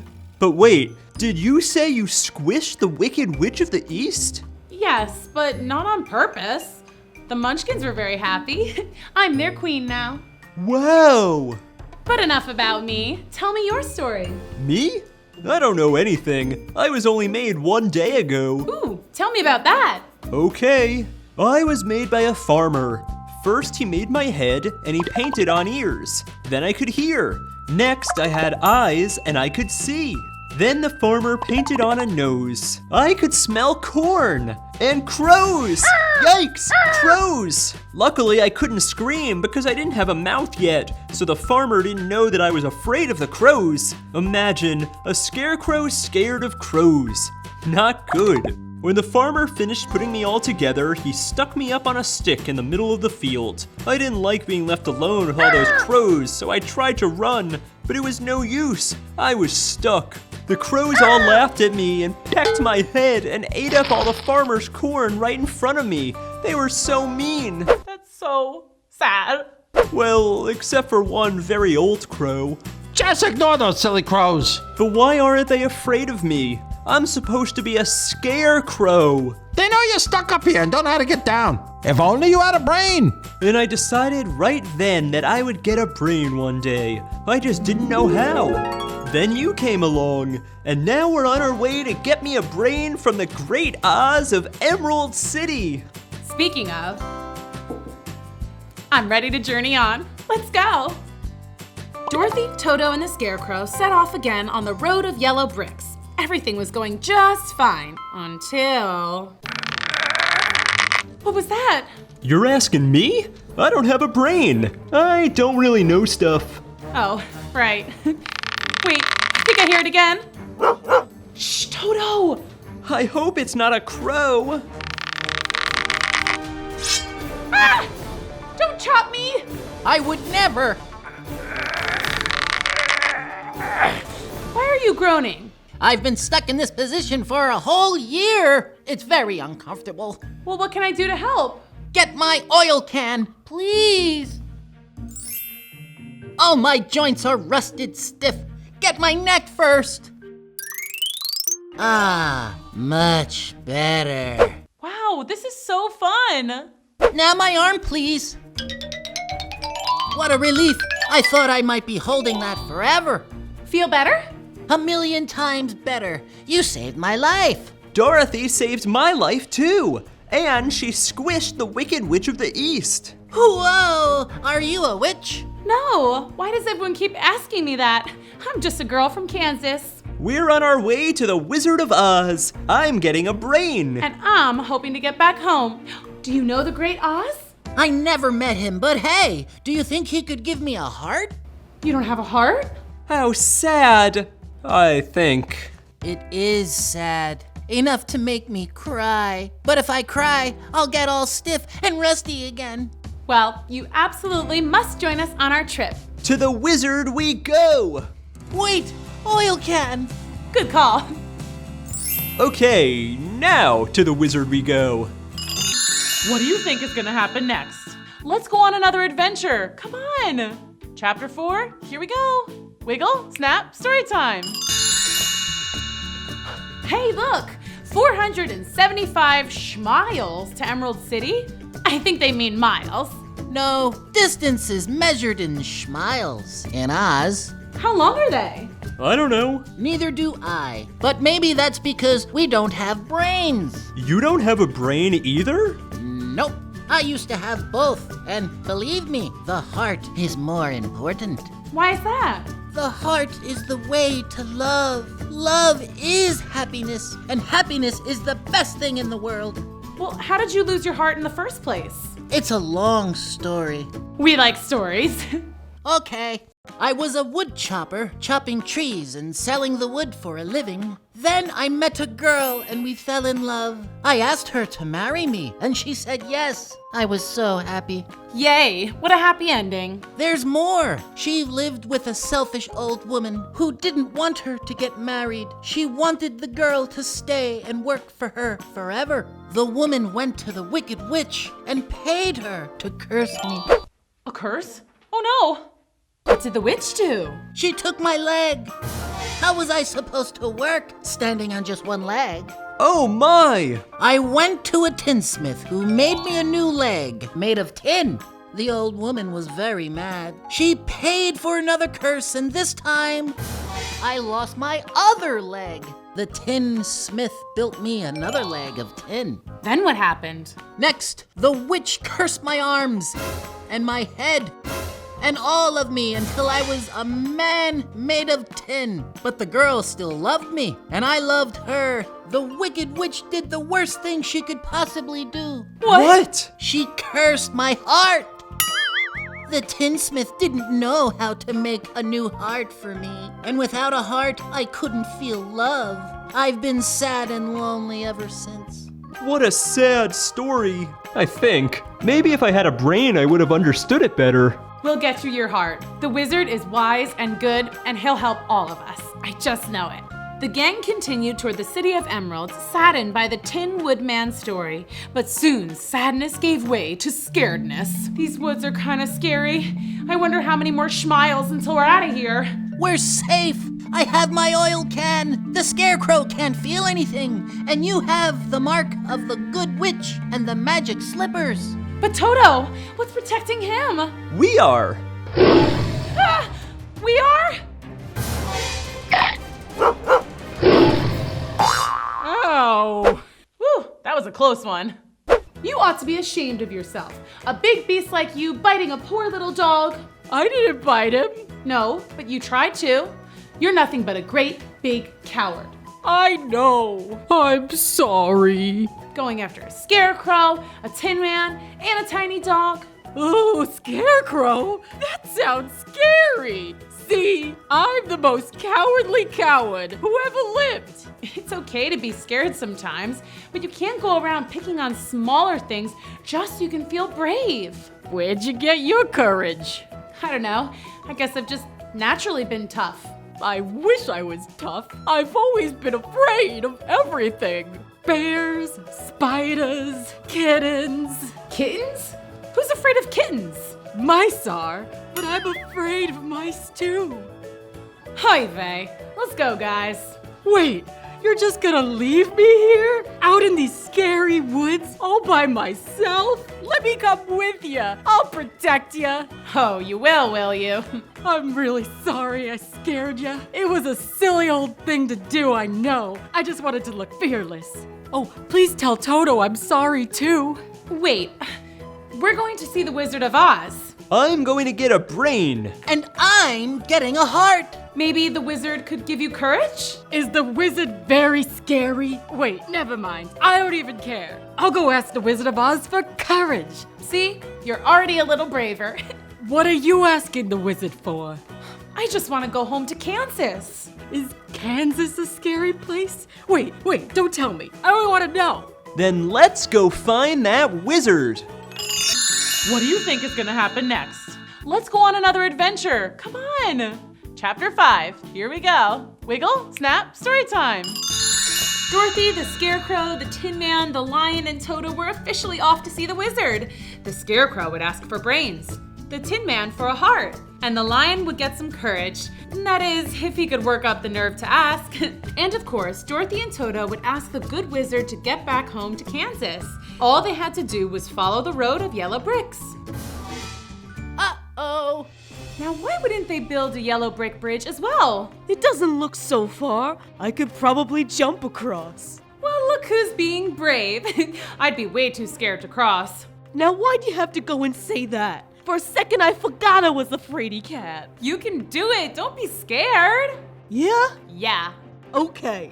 But you're gonna have to carry each of us across one at a time. You mean I have to do it more than once? Take me first. I'm made of straw, so if you drop me, I won't be hurt.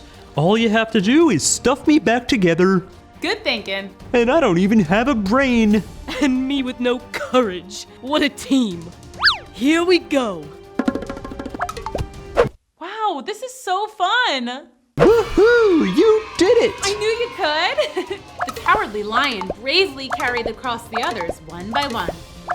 Whew, great work.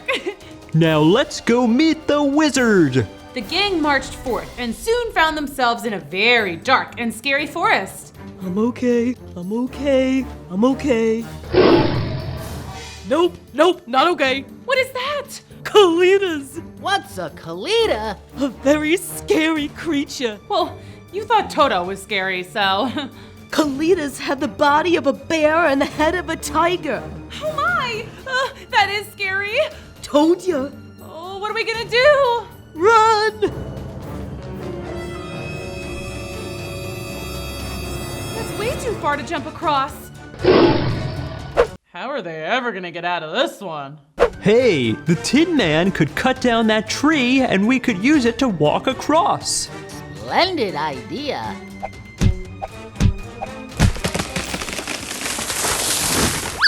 Okay, steady now. The Kalitas are coming. Yay, we all made it. Kalitas! Ah!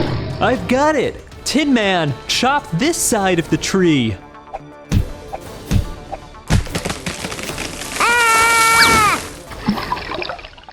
Phew, that was close. Great job, Tinny. Hey, it was the Scarecrow's idea. You sure you don't already have a brain in there? Just straw, I'm sure of it. If you say so. You guys ready to hit the yellow brick road again? Just a second. My heart is racing. Ooh, can I listen? Wow, what a ticker. You'll get one soon. And I'll get my courage. And I'll get my brain. Let's go. It had been a long and scary journey so far, but they were determined to find the wonderful Wizard of Oz, even if it meant they might run into the Wicked Witch of the West. What do you think is gonna happen next? Let's go on another adventure. Come on. Chapter 6. Here we go. Wiggle, snap, story time. Dorothy, Toto, the Scarecrow, the Tin Woodman, and the Lion continued along the road of yellow bricks, anxious and excited to find the wizard.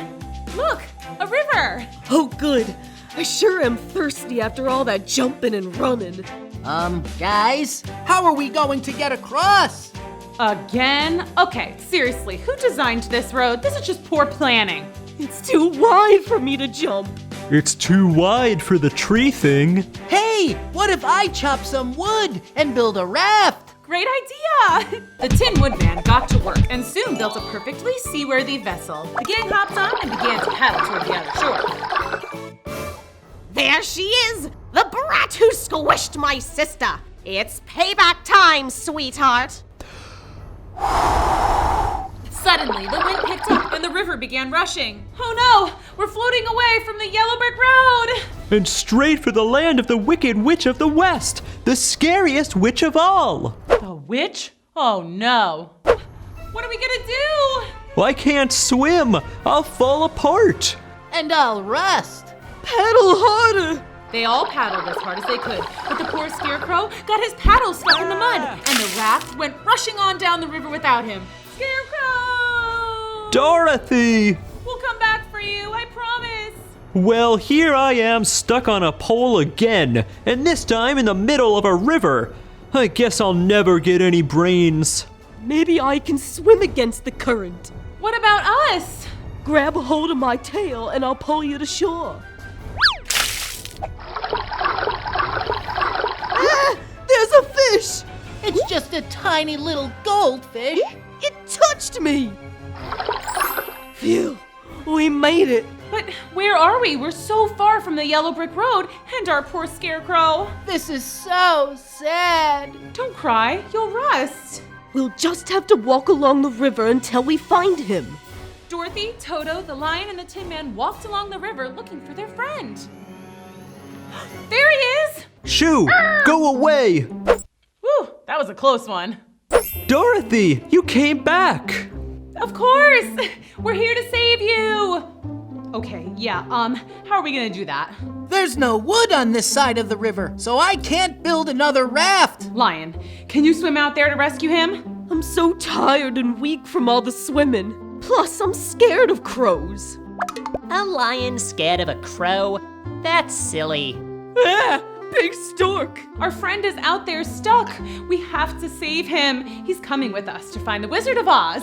This isn't the right road. You need the yellow one. We know, we just got a little off track. But now we can't leave until we save the Scarecrow. I can try to lift him. Mind you, I'm used to carrying babies, not straw people. He might be too heavy. Oh, he's very light. Okay. Oh no! Incoming! Oh, shush. I'm here to save ya. Whoa!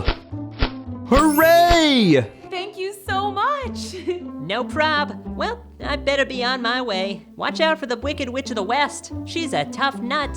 We will. See ya. Well, gang, shall we? Yup.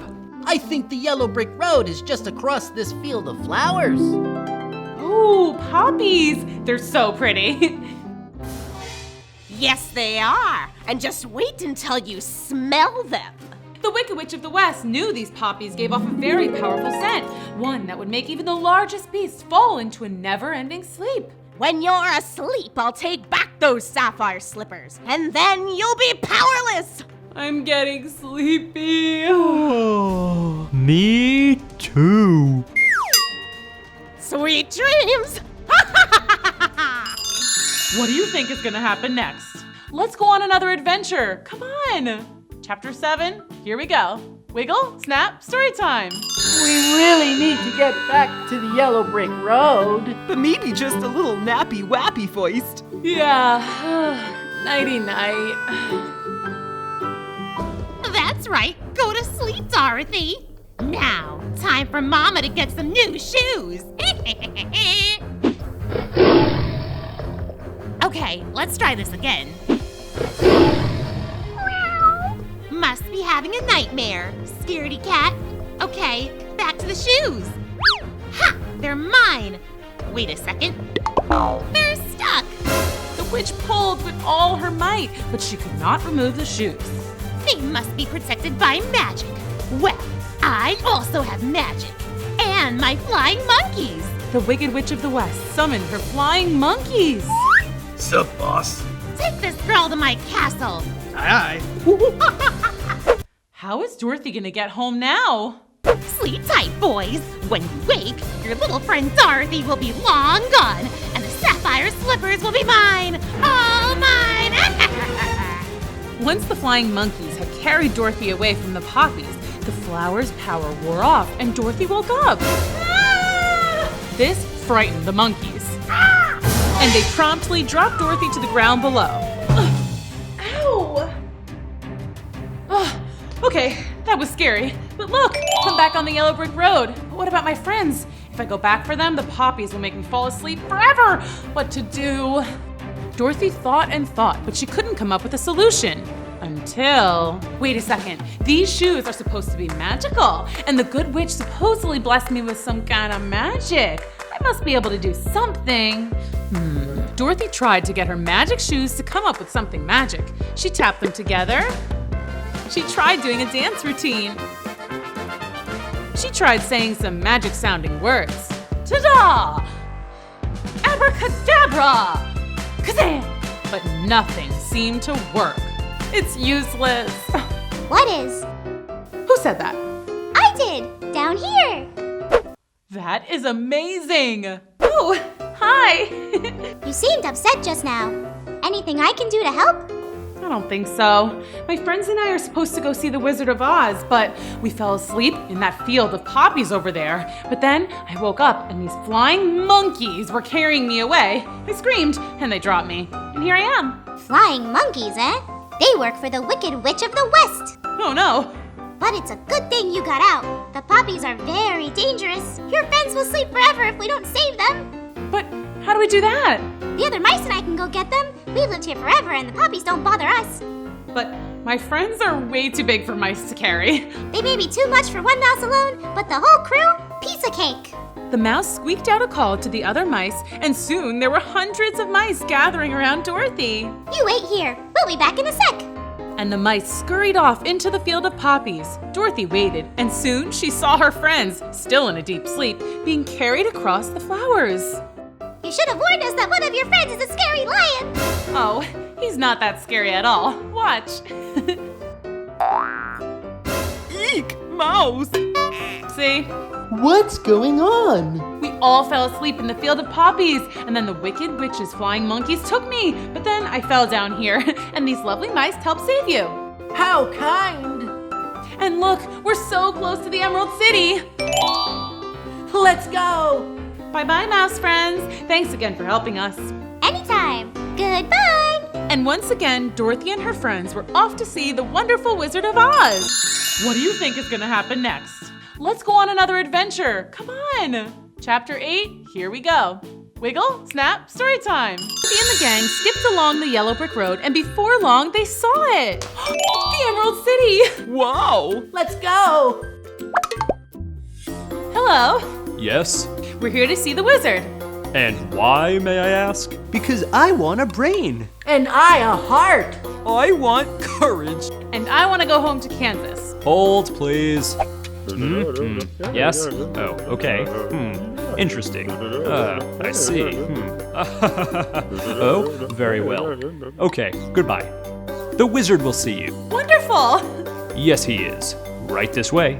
Dorothy and the gang were led through the all-green, very sparkly, emerald-laden city. Wow! Pretty. I find this green very soothing. You first. Wish me luck. I hope they'll be okay. Hello? What do you want? Hi, sir. I want to ask you, please, if you will help me return home. Where is home? Kansas, sir. Oh, you don't say. Oh, have you been there? And why should I grant you this request? Because you're wonderful, and everyone says so. Even the good witch of the north said so. She did? I mean, how do you know her? Oh, I met her in the Munchkin Land. See, I landed in Oz rather accidentally. My house, it got swept up in a tornado, and it landed on the Wicked Witch of the East, and it squished her. Long story short, everybody told me to come here and that you could help me get home to Kansas. So, will you help me? You squished the Wicked Witch? Yes. I will help you get home. You will? Oh, thank you, thank you, thank you, thank you! But you must do something first. Anything. Your wish is my command. You must defeat the Wicked Witch of the West. Hold up, what? You squished the Wicked Witch of the East. Now go squish the Wicked Witch of the West. But I didn't mean to hurt the first witch. That was an accident. I couldn't hurt anyone on purpose. Not even a Wicked Witch. Then I cannot help you. Next. Dorothy was devastated. She went out to the others and tried to hide her disappointment. That is so sad. How did it go? It was interesting. Good luck in there, Scarecrow. But the Scarecrow went in and came out just as disappointed as Dorothy. Then the Tin Man, then the Lion. Turns out they all got the same answer. Unless they defeated the Wicked Witch of the West, the wizard would not help them. I'll never get a brain. I'll never have a heart. I'll never get courage. And I'll never see Aunt Em or Uncle Henry or Kansas ever again. What's wrong? The wizard told us he can't help us unless we go squish the Wicked Witch of the West. Oof, scary. Well, good luck. Well, we're not gonna do it. Come on, guys. Let's go. Where to? I don't know. Maybe we can go look for the Good Witch of the North. Maybe she'll help us. But when Dorothy and her friends left the Emerald City, they were in for a surprise. Oh, Dorothy! The Wicked Witch of the West? Run! But the Wicked Witch was too fast for them. Her flying monkeys swooped in and snatched up the whole gang. Take that Scarecrow and scatter his straw around until he's just a pile of clothes. And put that Tin Man in the recycling bin. Put the Lion in a cage and sell him to the zoo. What about her? Take Dorothy to my castle. I'll take care of her. Now fly, monkeys, fly! Uh-oh, kids, this does not look good. What do you think is gonna happen next? Let's go on another adventure. Come on. Chapter 9, here we go. Wiggle, snap, story time. The Wicked Witch of the West had ordered the flying monkeys to carry Dorothy and her friends to different locations. The Tin Man was to be put in the recycling bin, the Scarecrow pulled into pieces, and the lion locked away and sold to the zoo. Dorothy's fate was to be delivered to the witch's castle, a visit she was not looking forward to. Hey, guys, how about just dropping me off here? I'll run along and I'll never bother the Wicked Witch again. No way. Yeah, sorry, kid. You do not want to make the Wicked Witch angry. Yeah, I guess you're right. But the good news is, we won't hurt you. Okay, good to know. Thanks, but why? You wear the sapphire slippers. They're magic. Yeah, I've heard that, but they haven't done anything magical so far. Well, you better watch out. The witch is definitely gonna try to take those. The witch? Oh no. The flying monkeys were right. The Wicked Witch of the West wanted nothing more than to get those sapphire slippers from Dorothy. When she arrived at the witch's castle, Dorothy was forced to do chores. And all the while, the witch watched, just waiting to take the shoes. Gotta get those shoes. Don't you want to change before you sweep up all that garbage? You'll get your shoes dirty. I'm okay, thanks. Oh, that floor is going to get slippery. Don't you think you should wear some less slippery shoes? Get it? 'Cause they're slippers? But seriously, give me the shoes! I got it. Good one. But no, I'm okay in these shoes. Geez, she really wants these shoes. And why is this castle so dirty? Ew. The witch waited and waited, but the only time Dorothy ever removed her slippers was when she took a bath. But the Wicked Witch was dreadfully afraid of water, so she never dare tried to steal them during bath time. I guess I'll just have to wait a little longer. Drat! Then one day, the witch's wait was finally over. How are they ever gonna get out of this one? Dorothy was dusting a super high shelf when one of her slippers slipped right off. I got it! It's mine! It's mine! Now give me the other one! Gimme! No, you gimme! You're powerless with only one shoe! So are you. Give it! No! Come on! Stop it! Ah! Now look what you've done! What's another mess? You make me clean all day anyway. Not that! I'm melting! Say what now? I'm melting! You melted me! You knew I couldn't touch water! I thought you were just afraid of it. Now you've destroyed me just like you destroyed my sister! You're a terrible girl! You're a bad, no good, stinking... But the witch melted before she could get out the last insult. Oh, I guess that's why she hated water. Who would have thunk it? Suddenly, Dorothy heard a familiar sound. It was a clanking of metal, a kind of swooshing sound, followed by a ferocious roar. Hey guys, how did you get here? I thought I'd never see you again. Wow, this is so fun. No time to explain now. We have to rescue you from the Wicked Witch. Come on. Thanks, but it's all good. She melted. Huh? I'll explain later too. Let's go see the wizard. Oh yeah, now he'll grant our wishes. Hooray! The gang set out on their journey back to the Emerald City. The Scarecrow would get his brains, the Tin Man would get his heart, the Cowardly Lion would get his courage, and Dorothy and Toto would finally go back home to Kansas. And when they arrived, the wizard did not seem happy to see them. What are you doing here? I told you not to come back until you destroyed the Wicked Witch. And we have your greatness. This is not a joke. I know, she's gone. Dorothy melted her! Accidentally, but yeah, she's gone. So we've come back so you can grant our wishes. Let's keep reading. Oh, I forgot to say please. Please, sir. I cannot grant your wishes. Now go away. Wait, what? What do you mean you can't grant our wishes? So I can't go home to Kansas? I won't get a brain. I won't get a heart. I won't get any courage. This is baloney! You're supposed to be some wise and wonderful wizard? You're a charlatan, a humbug! Where are you? If you won't give me courage, then at least get some for yourself and come out and face us!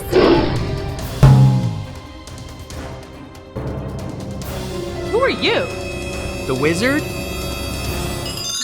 What do you think is gonna happen next? Let's go on another adventure. Come on. Chapter 10, here we go. Wiggle, snap, story time. So you're the mighty and wonderful Wizard of Oz? Well, actually from Omaha, Nebraska. See, I landed here accidentally some years ago, and I somehow convinced everyone that I was a wizard, and well, here we are. So you're not a wizard. So you don't have any power. No, not at all. Then we came all this way and did all of this for nothing? But you did destroy the Wicked Witch. That's a pretty big deal. How did you do it? Dorothy and the gang explained how it all went down. First, of course, they had been captured by the flying monkeys. The scarecrow had been pulled apart and scattered in a field. He lay in pieces when he suddenly had a bright idea. He knew that crows are pretty clever, so he called out and asked them to help put him back together, and they did. Once he was back to his old self, the scarecrow went to find the Tin Man. The Tin Man had been sold for scrap at a salvage yard and was feeling sadder than ever. But the scarecrow put him back together, polished him up, cause he had rusted quite a bit from crying. That is so sad. And they set off to find the lion. The lion had been locked up in a tiny cage and sold to the zoo. It was not a nice zoo at all. It was gloomy and full of terrible creatures like colitas. Remember those? Very scary. Not a good place for a lion with no courage. There, the scarecrow had another bright idea. He asked the Tin Man to use a bit of his metal to pick open the lock on the cage. And then the lion was free. It was time to save Dorothy. But first, the Tin Man stopped to unlock each and every cage because it made him too sad to see any creature locked up, even colitas. The Scarecrow, the Tin Man, and the Lion headed toward the Wicked Witch's castle. They were all very scared, especially when the flying monkeys saw them and swooped in. But the Lion put on his brave face and roared, making all the monkeys fly away shrieking. He was ready to take on the Wicked Witch too, but when they got inside the castle, they found Dorothy had already melted her. And so, there you have it. That's how we defeated the Wicked Witch. Too bad it was all for nothing. That's not true. You've saved everyone in Oz from the Wicked Witch. You'll be celebrated here forever, Dorothy. You'll be a star. That is amazing. But I just want to go home. And I want a brain. I want my heart. And I want my courage. Scarecrow, you already have brains. How else could you have figured out how to put yourself and the Tin Man back together? It was your idea how to pick the lock on the cage, too. Hey, yeah. I guess it was. See? You've had brains the whole time. And you, Tin Man, you've shown you have a heart. You freed all the animals in the zoo. Well, they looked unhappy. I wanted to help. That's heart. And Lion, you showed bravery when you stormed the witch's castle. And you certainly seemed brave a moment ago when you were roaring at me. Oh yeah, sorry about that. No worries. But don't you guys see? You've had what you were looking for the whole time. But what about Dorothy? Dorothy. Let's see what we can do. Hey, what about the magic shoes? Dorothy, can you use them to get home? Magic shoes? You've got the sapphire slippers? That makes you the most powerful person in Oz. Do you know how to use them? Nope. No idea.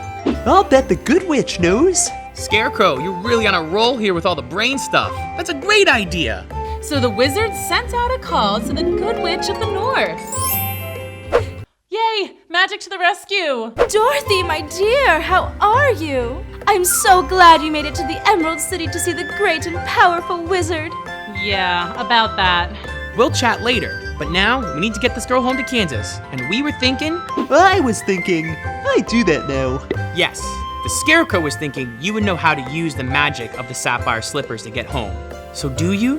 Oh yes, it's quite simple. Take 3 steps in the sapphire shoes and say your wish. And then I'll be home. And then you'll be home. What? It's that easy? Wait, you have to say goodbye first. Oh, right. I almost forgot that I would never see you again. Oh, wow. Don't, you'll rust. Tin Man, I'll never forget how kind you are. You have a wonderful heart. Thank you, Dorothy. Someone better get his oil can. Lion, you're braver and fiercer than any Kalita in the whole land of Oz. Thank you for protecting us on our journey. Oh, shucks, Dorothy. I'll miss you. I'll even miss your terrifying dog, Toto. Be nice, Toto. Scarecrow, you've been with me the longest. I don't think we would have made it without your quick thinking. I think you're the real wizard here. Aw, Dorothy, do you have to go? I do. I miss my family and my house and... Hey, wait a sec. My house is in Munchkinland. Huh. I wonder where Auntie Em and Uncle Henry live now. Well, I better go. I love you guys and I'll miss you. Come on, Toto. We'll miss you. We love you. Bye, Dorothy. Dorothy took 3 steps and said, "Take me home to Kansas." And in a flash, Dorothy and Toto were back in Kansas. It was more colorful than she had remembered, but maybe that's just because Dorothy was so happy to be home. Hi kids, Miss Booksy here with a cool school exclusive. Today I'm going to interview a real witch. Super scary, huh? I mean, witches are always flying around on broomsticks and casting spells and being wicked, right? Well, we'll see. Help me welcome to the stage, the one, the only. Oh, I realize I don't know her real name, so come on out, witch! Hey, how are you? Happy to be here. Hi there. So what is your name? Alfred Boogers. Wow, that's beautiful. So tell me, how did you first become a witch? Were you born a witch? Did you go to a school for wizards and witchcraft? Ooh, do you play Quidditch? I was born into a family of witches. My mother was a witch, my mother's mother was a witch, and my mother's mother's mother was a witch. What about your mother's mother's mother's mother? Was she a witch? No, she was an accountant. Oh, so what was your first spell? I turned the family cat into a chihuahua. What? I'm a dog person. Interesting. I always thought witches liked cats. That's just a stereotype. Anyway, my spells got really good when I got my first bubbling cauldron. Ooh, tell me about that. What was the first thing you cooked up in your cauldron? First thing was chili. I make excellent chili, award-winning. Spicy but not too spicy, light on the beans. Oh, okay, but what kind of spells did you first cook up? Oh right, let's see. One time I put in the hair of a yeti, the fingernail of a meerkat, one lizard's tongue, a dash of cinnamon, and the eye of a newt. And what did that do? Made my entire kindergarten class levitate. You kids get back down here this minute or I'm calling the principal. That sounds fun. Want me to levitate you? Are you serious? Yes, please. Do you have a bubbling cauldron? I have a crock pot. It's okay. I can just use my wand. Abracadabra!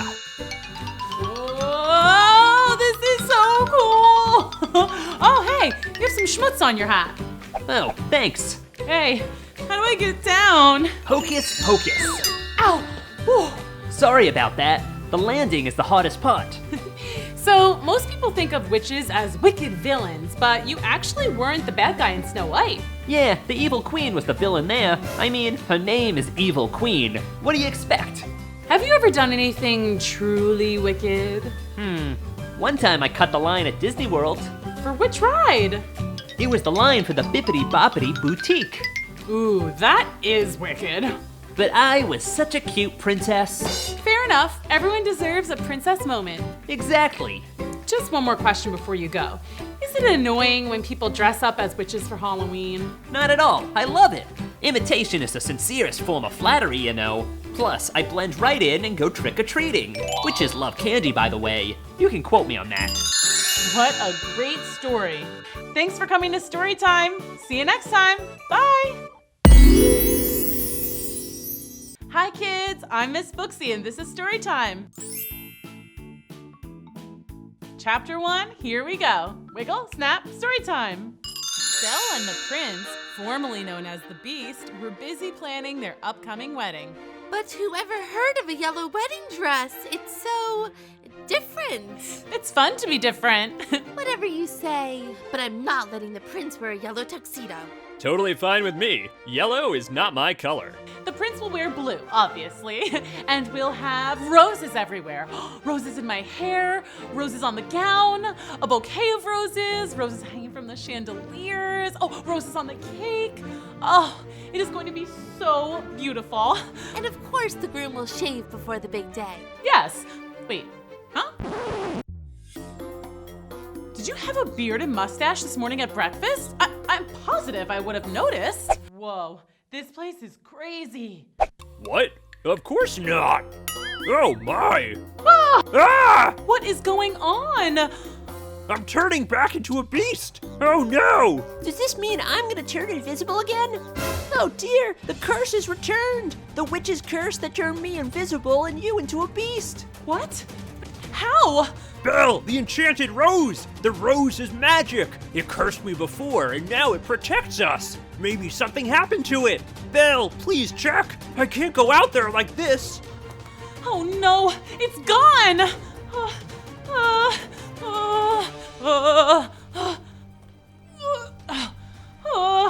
Where is it? Well? It's gone, disappeared, vanished, poof! No! We have to find it, Belle, or else I'll be turned back into a beast forever! That wasn't so bad. It was kind of fun sometimes. But I guess you were a little rough around the edges, and you did scare the neighborhood children really bad that one Halloween. And I guess it was hard to find clothes to fit you back then. And we did go through a lot of shampoo. That was so funny. Okay, you're right. I have to find that rose. It's gotta be here somewhere! A rose doesn't just get up and walk away! Unless someone stole it. Don't look at me. I'm just the wedding planner. I would say don't look at me, but I'm turning invisible, so you can't. Obviously, I didn't take the rose. Now, how to catch a thief. I'm going to need to do some research. To the library.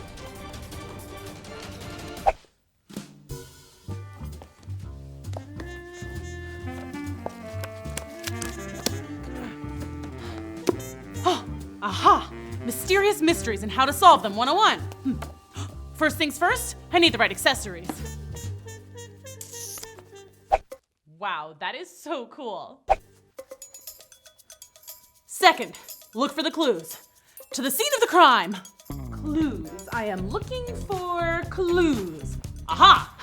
Oh, I sure am saying aha a lot. I guess it comes with being a detective. Anyway, as I was saying, aha! A clue!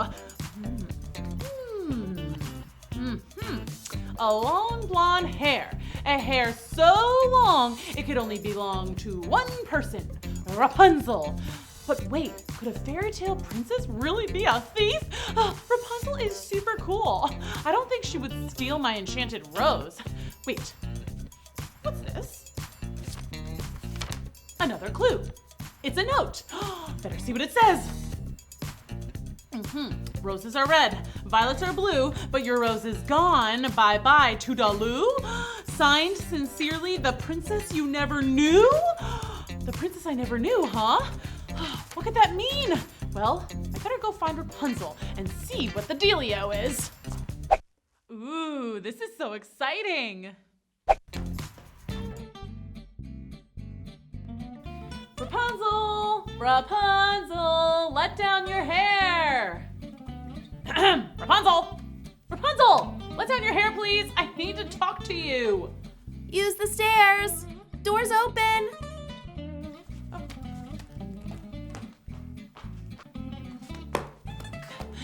So many stairs. Sorry. As you can see, my hair is not exactly in shape for pulling someone up a tower. Ah! What happened to your hair? Someone stole my hairbrush. Double mystery! Kids, what do you think is gonna happen next? Let's go on another adventure. Come on. Chapter 2, here we go. Wiggle, snap, story time. So you're telling me that someone stole your hairbrush? Yes! And my hairbrush is my most prized possession. I mean, look what happens without it. Ah, a bird!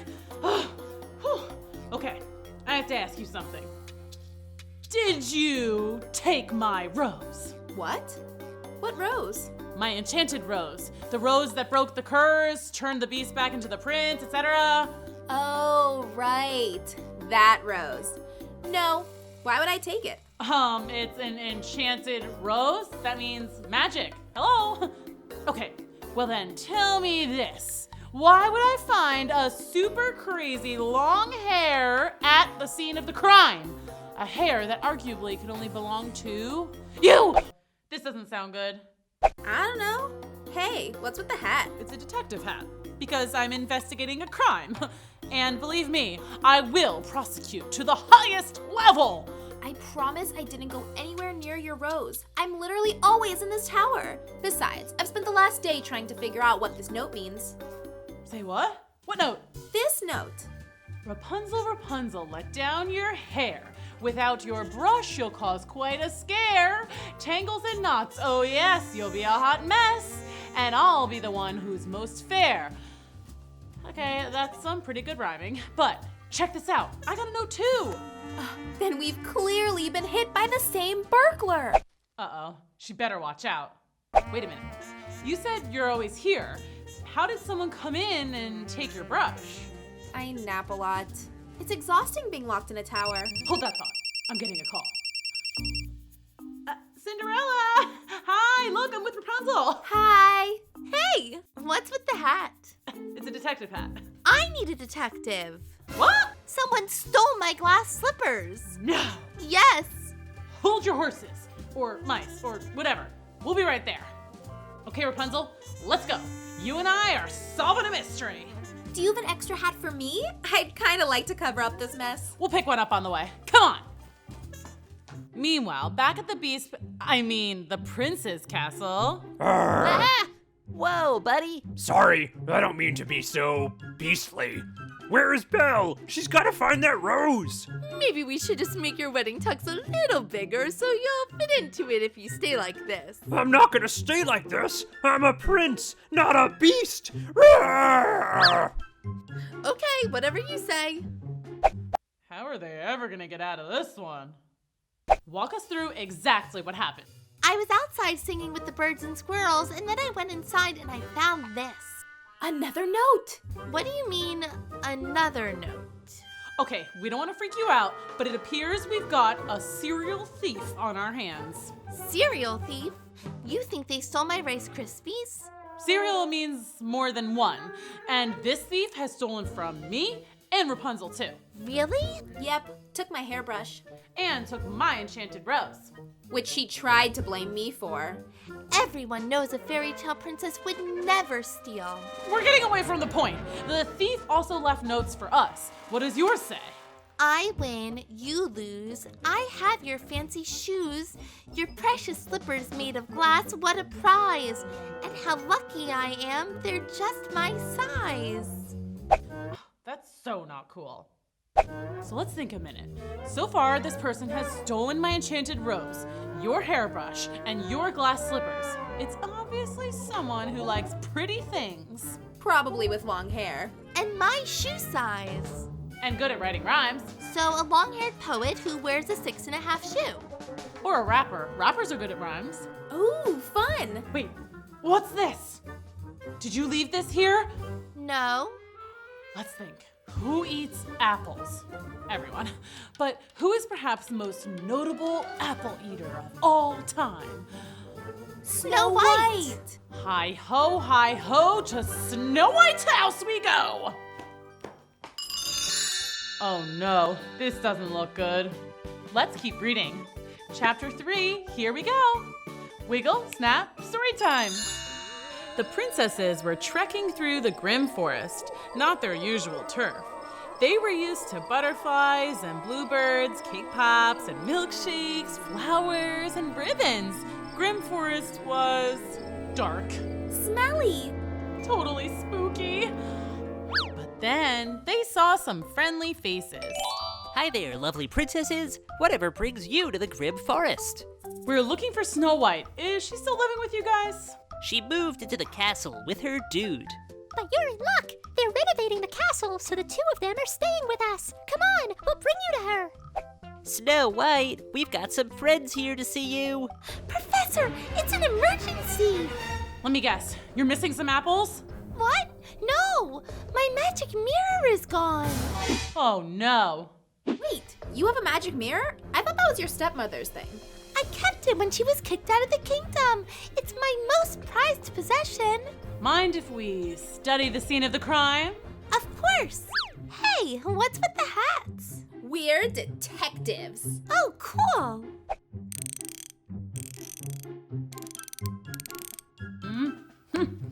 Aha! A note, just as I expected. Snow White, so pretty and tall. She is tall, isn't she? Now I have the mirror and I'm the fairest of them all. Well, it's clearly my stepmother, right? She would want the mirror more than anyone. Or it's someone who wants us to think that. Whoever it is trying to throw us off their tracks. When my rose went missing, I found a long blonde hair clearly pushing me towards Rapunzel, but she didn't steal my rose. And at Cinderella's, we found an apple core, which led us to you. But wait, we didn't find anything but a note at my house. No extra clues. Right. Cinderella called me. Why would she call me? Because you guys are friends? Maybe she's the thief and she stole her own glass slippers to make it look like it was someone else. What? No, that can't be. No way! Cinderella would never in a million, billion, trillion, gazillion years do that. You're right. She's the nicest. Back to square one. So what about my stepmother? Or another classic villain. Big Bad Wolf, Cinderella's stepsisters? No, they couldn't fit into Cinderella's shoes. Remember? The note said they're just my size. Or maybe that could be another intentionally misleading clue. We have to investigate every possible lead, starting with Snow White's evil stepmother. Are you ready? Ready. Wait, do you have your stepmother's address? No, but I know someone who might. Hello? Hello? Looks like no one's here. I'm here. Sorry, I was just cooking up something in my bubbling cauldron. Ooh, a magic potion? No, my world-famous veggie chili. You don't even miss the beef. So, what can I do you for? We need to find Snow White's evil stepmother. Oy vey, not this again. I'm through with that woman, you hear me? Done. Donezo. She is so mean. We just need to know where she lives. You don't have to do anything else. We won't even tell her how we found her. Don't you have a crystal ball or anything you can just look into and see where she is? Wait, why don't we just ask her if she can see who the thief is? Whoa, of course. We're looking for a thief. Could we look into your crystal ball and see who it is? If I had those kind of powers, do you think I'd be living in this dump? No, I'd have won the lottery and built a fancy mansion with a waterbed and a jacuzzi. Oh, so what can you do? I can tell you that I got a Christmas card from the evil queen last year. There might be a return address. Perfect. Let's check it out. Receipt from Radio Shack. That's a coupon for cat food. What's this? Nope, that's my niece's pre-K graduation invite. Oh, here it is. This is the address. Perfect. Did you read the poem? Poem? Christmas time is here, a time for love and cheer. So hang your stockings and trim the tree and have a holly jolly new year. That sounds suspicious.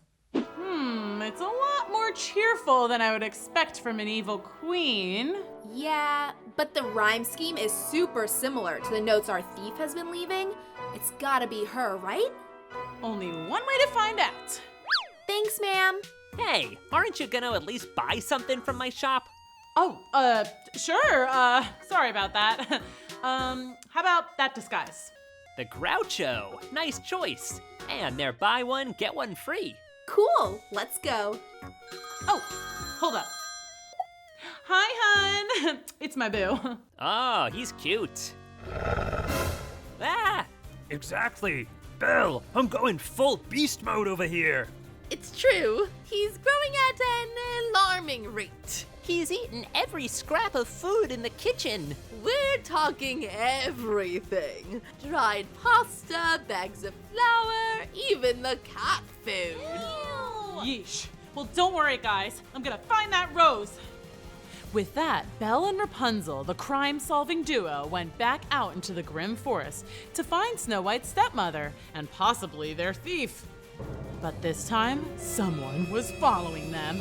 Dun dun dun! Oh no, I hope they'll be okay. Let's keep reading.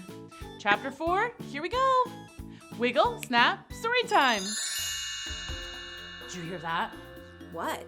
Shh! I don't hear anything.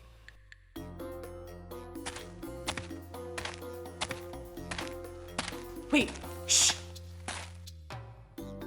I still don't hear anything. I think we're being followed. Ah! Watch out! Run!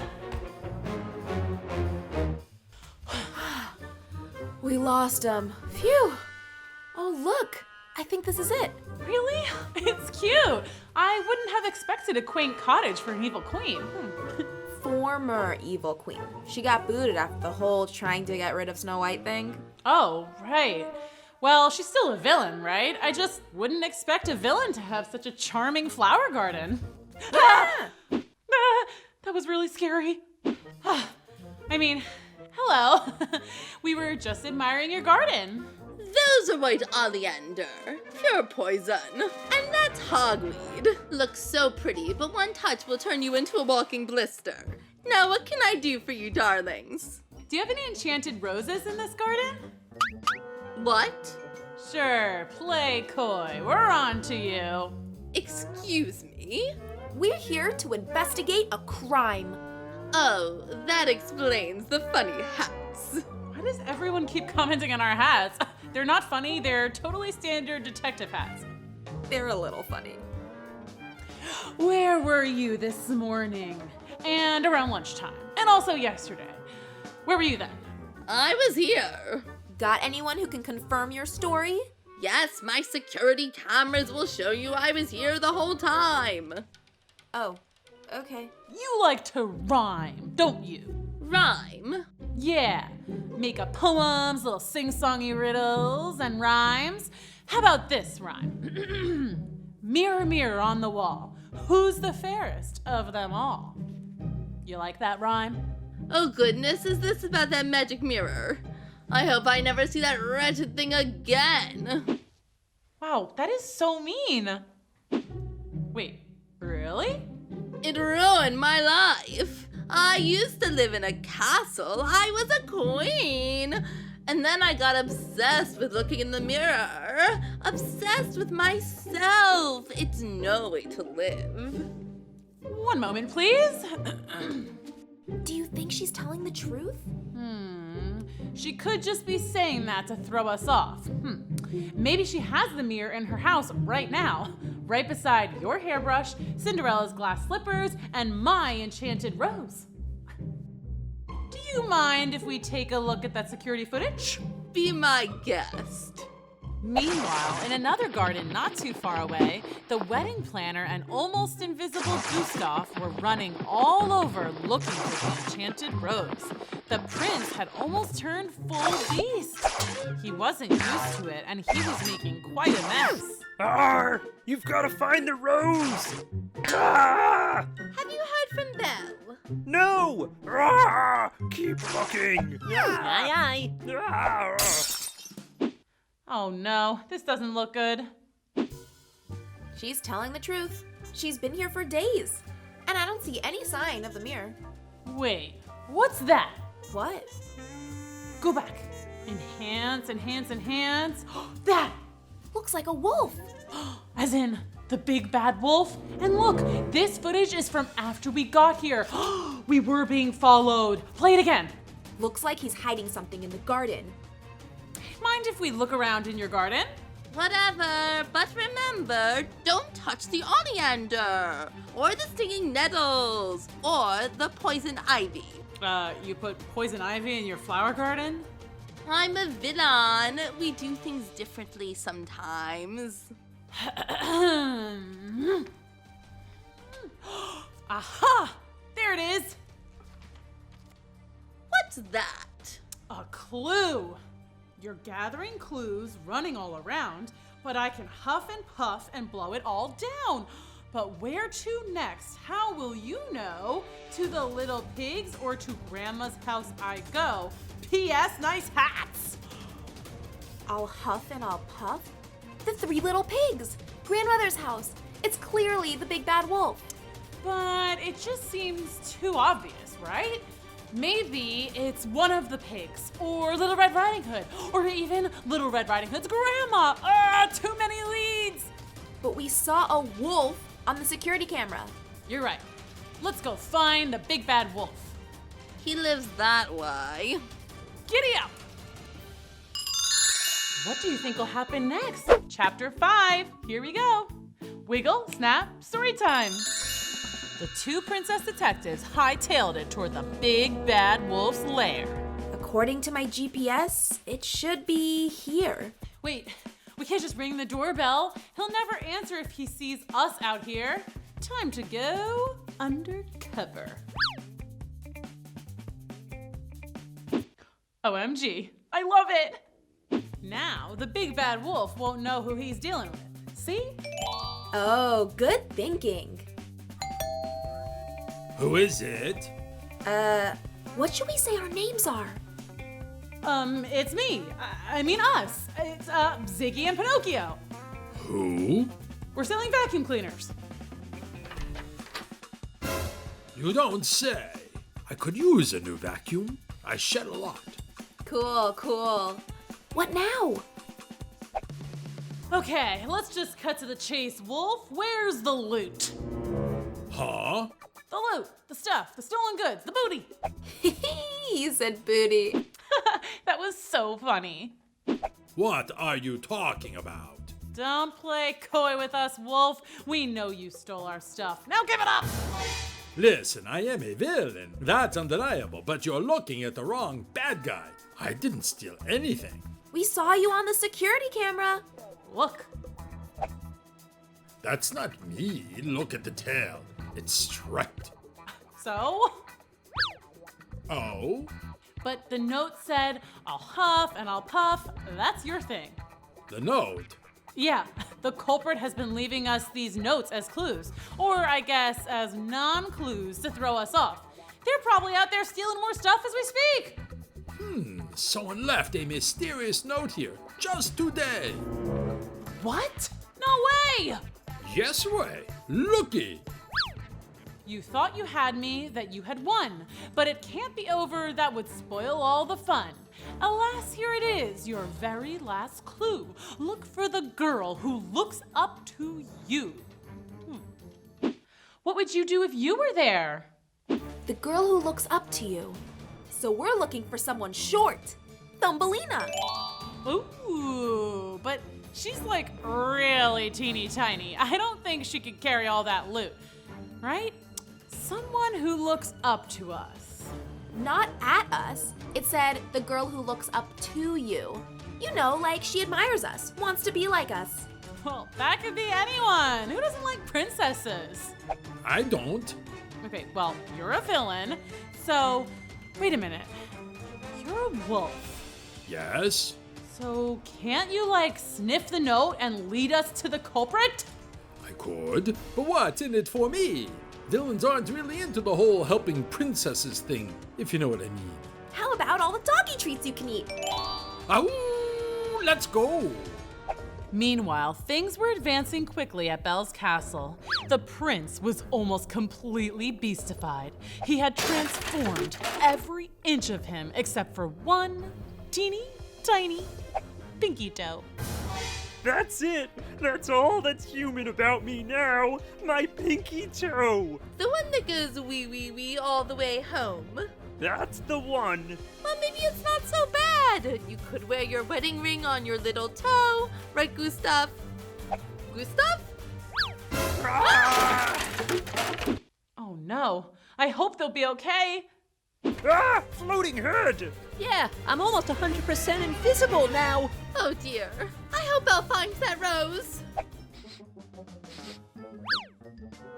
Why'd you stop?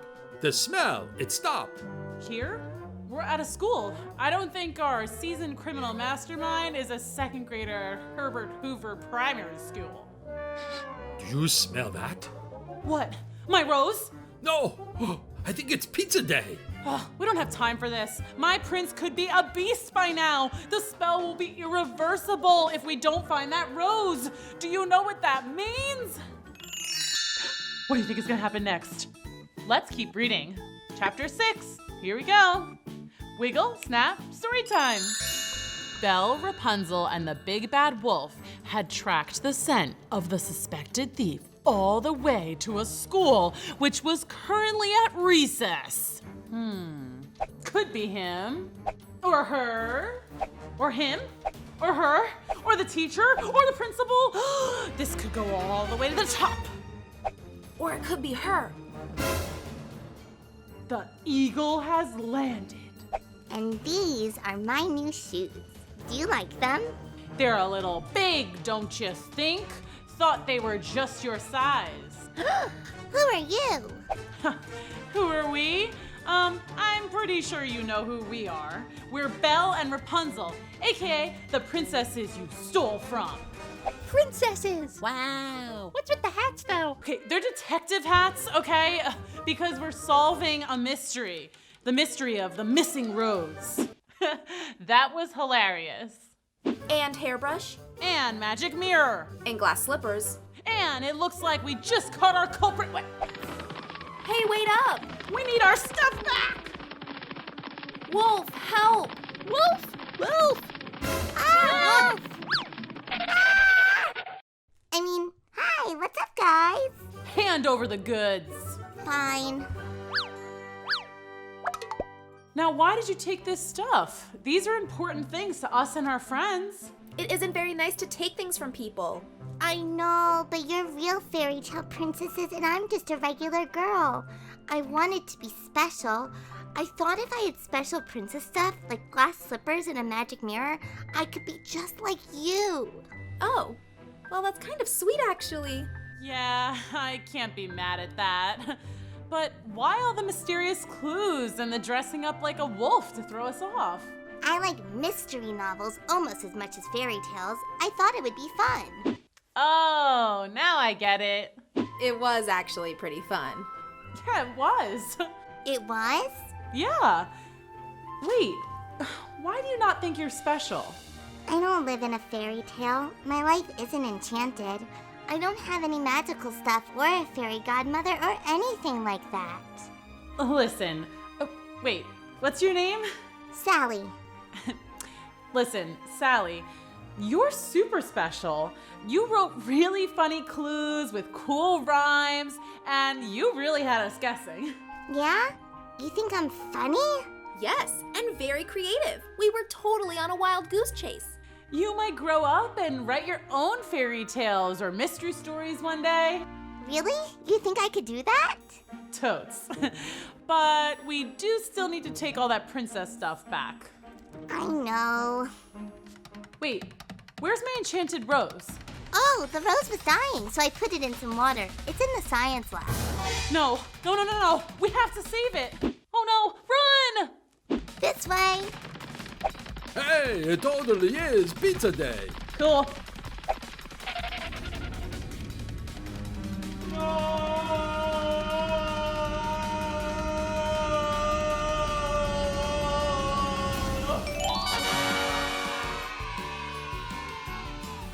Yes! Saved by the bell. You know, me, Belle. Woohoo! Hi, Belle. Can you see me? Yeah, I can see you. Looks like you saved the day, Belle. My prince, you're back. And now the big wedding can commence. Wow, I can't believe I'm in a real fairy tale wedding. This is so cool. Yeah, great food. Did you try the sushi? Hi guys, most of you don't know me. I'm Sally. I stole Belle's enchanted rose and almost ruined the wedding. But I wrote a poem for the happy couple and I'd like to read it if that's okay. Of course it is. Here goes. Roses are red, violets are blue. It's lovely to see a love so true. Love strong enough to break a spell, a love you find in a fairy tale. A tale as old as time, a tale told in rhyme. I wish you all the joy and laughter, the happiest happily ever after. That's amazing! I'm not crying, you're crying. To Belle and her prince. Oh yeah, and one more thing. Roses are red, violets are blue. P.S. Sorry again for stealing from you. It's cool. Thanks for the poem. The big mystery had been solved. The wedding was a blast and everyone was happy. Belle had traded in her detective hat for a wedding tiara, but she kept the detective hat close by, just in case I need to solve a case. That sounded a lot cooler in my head.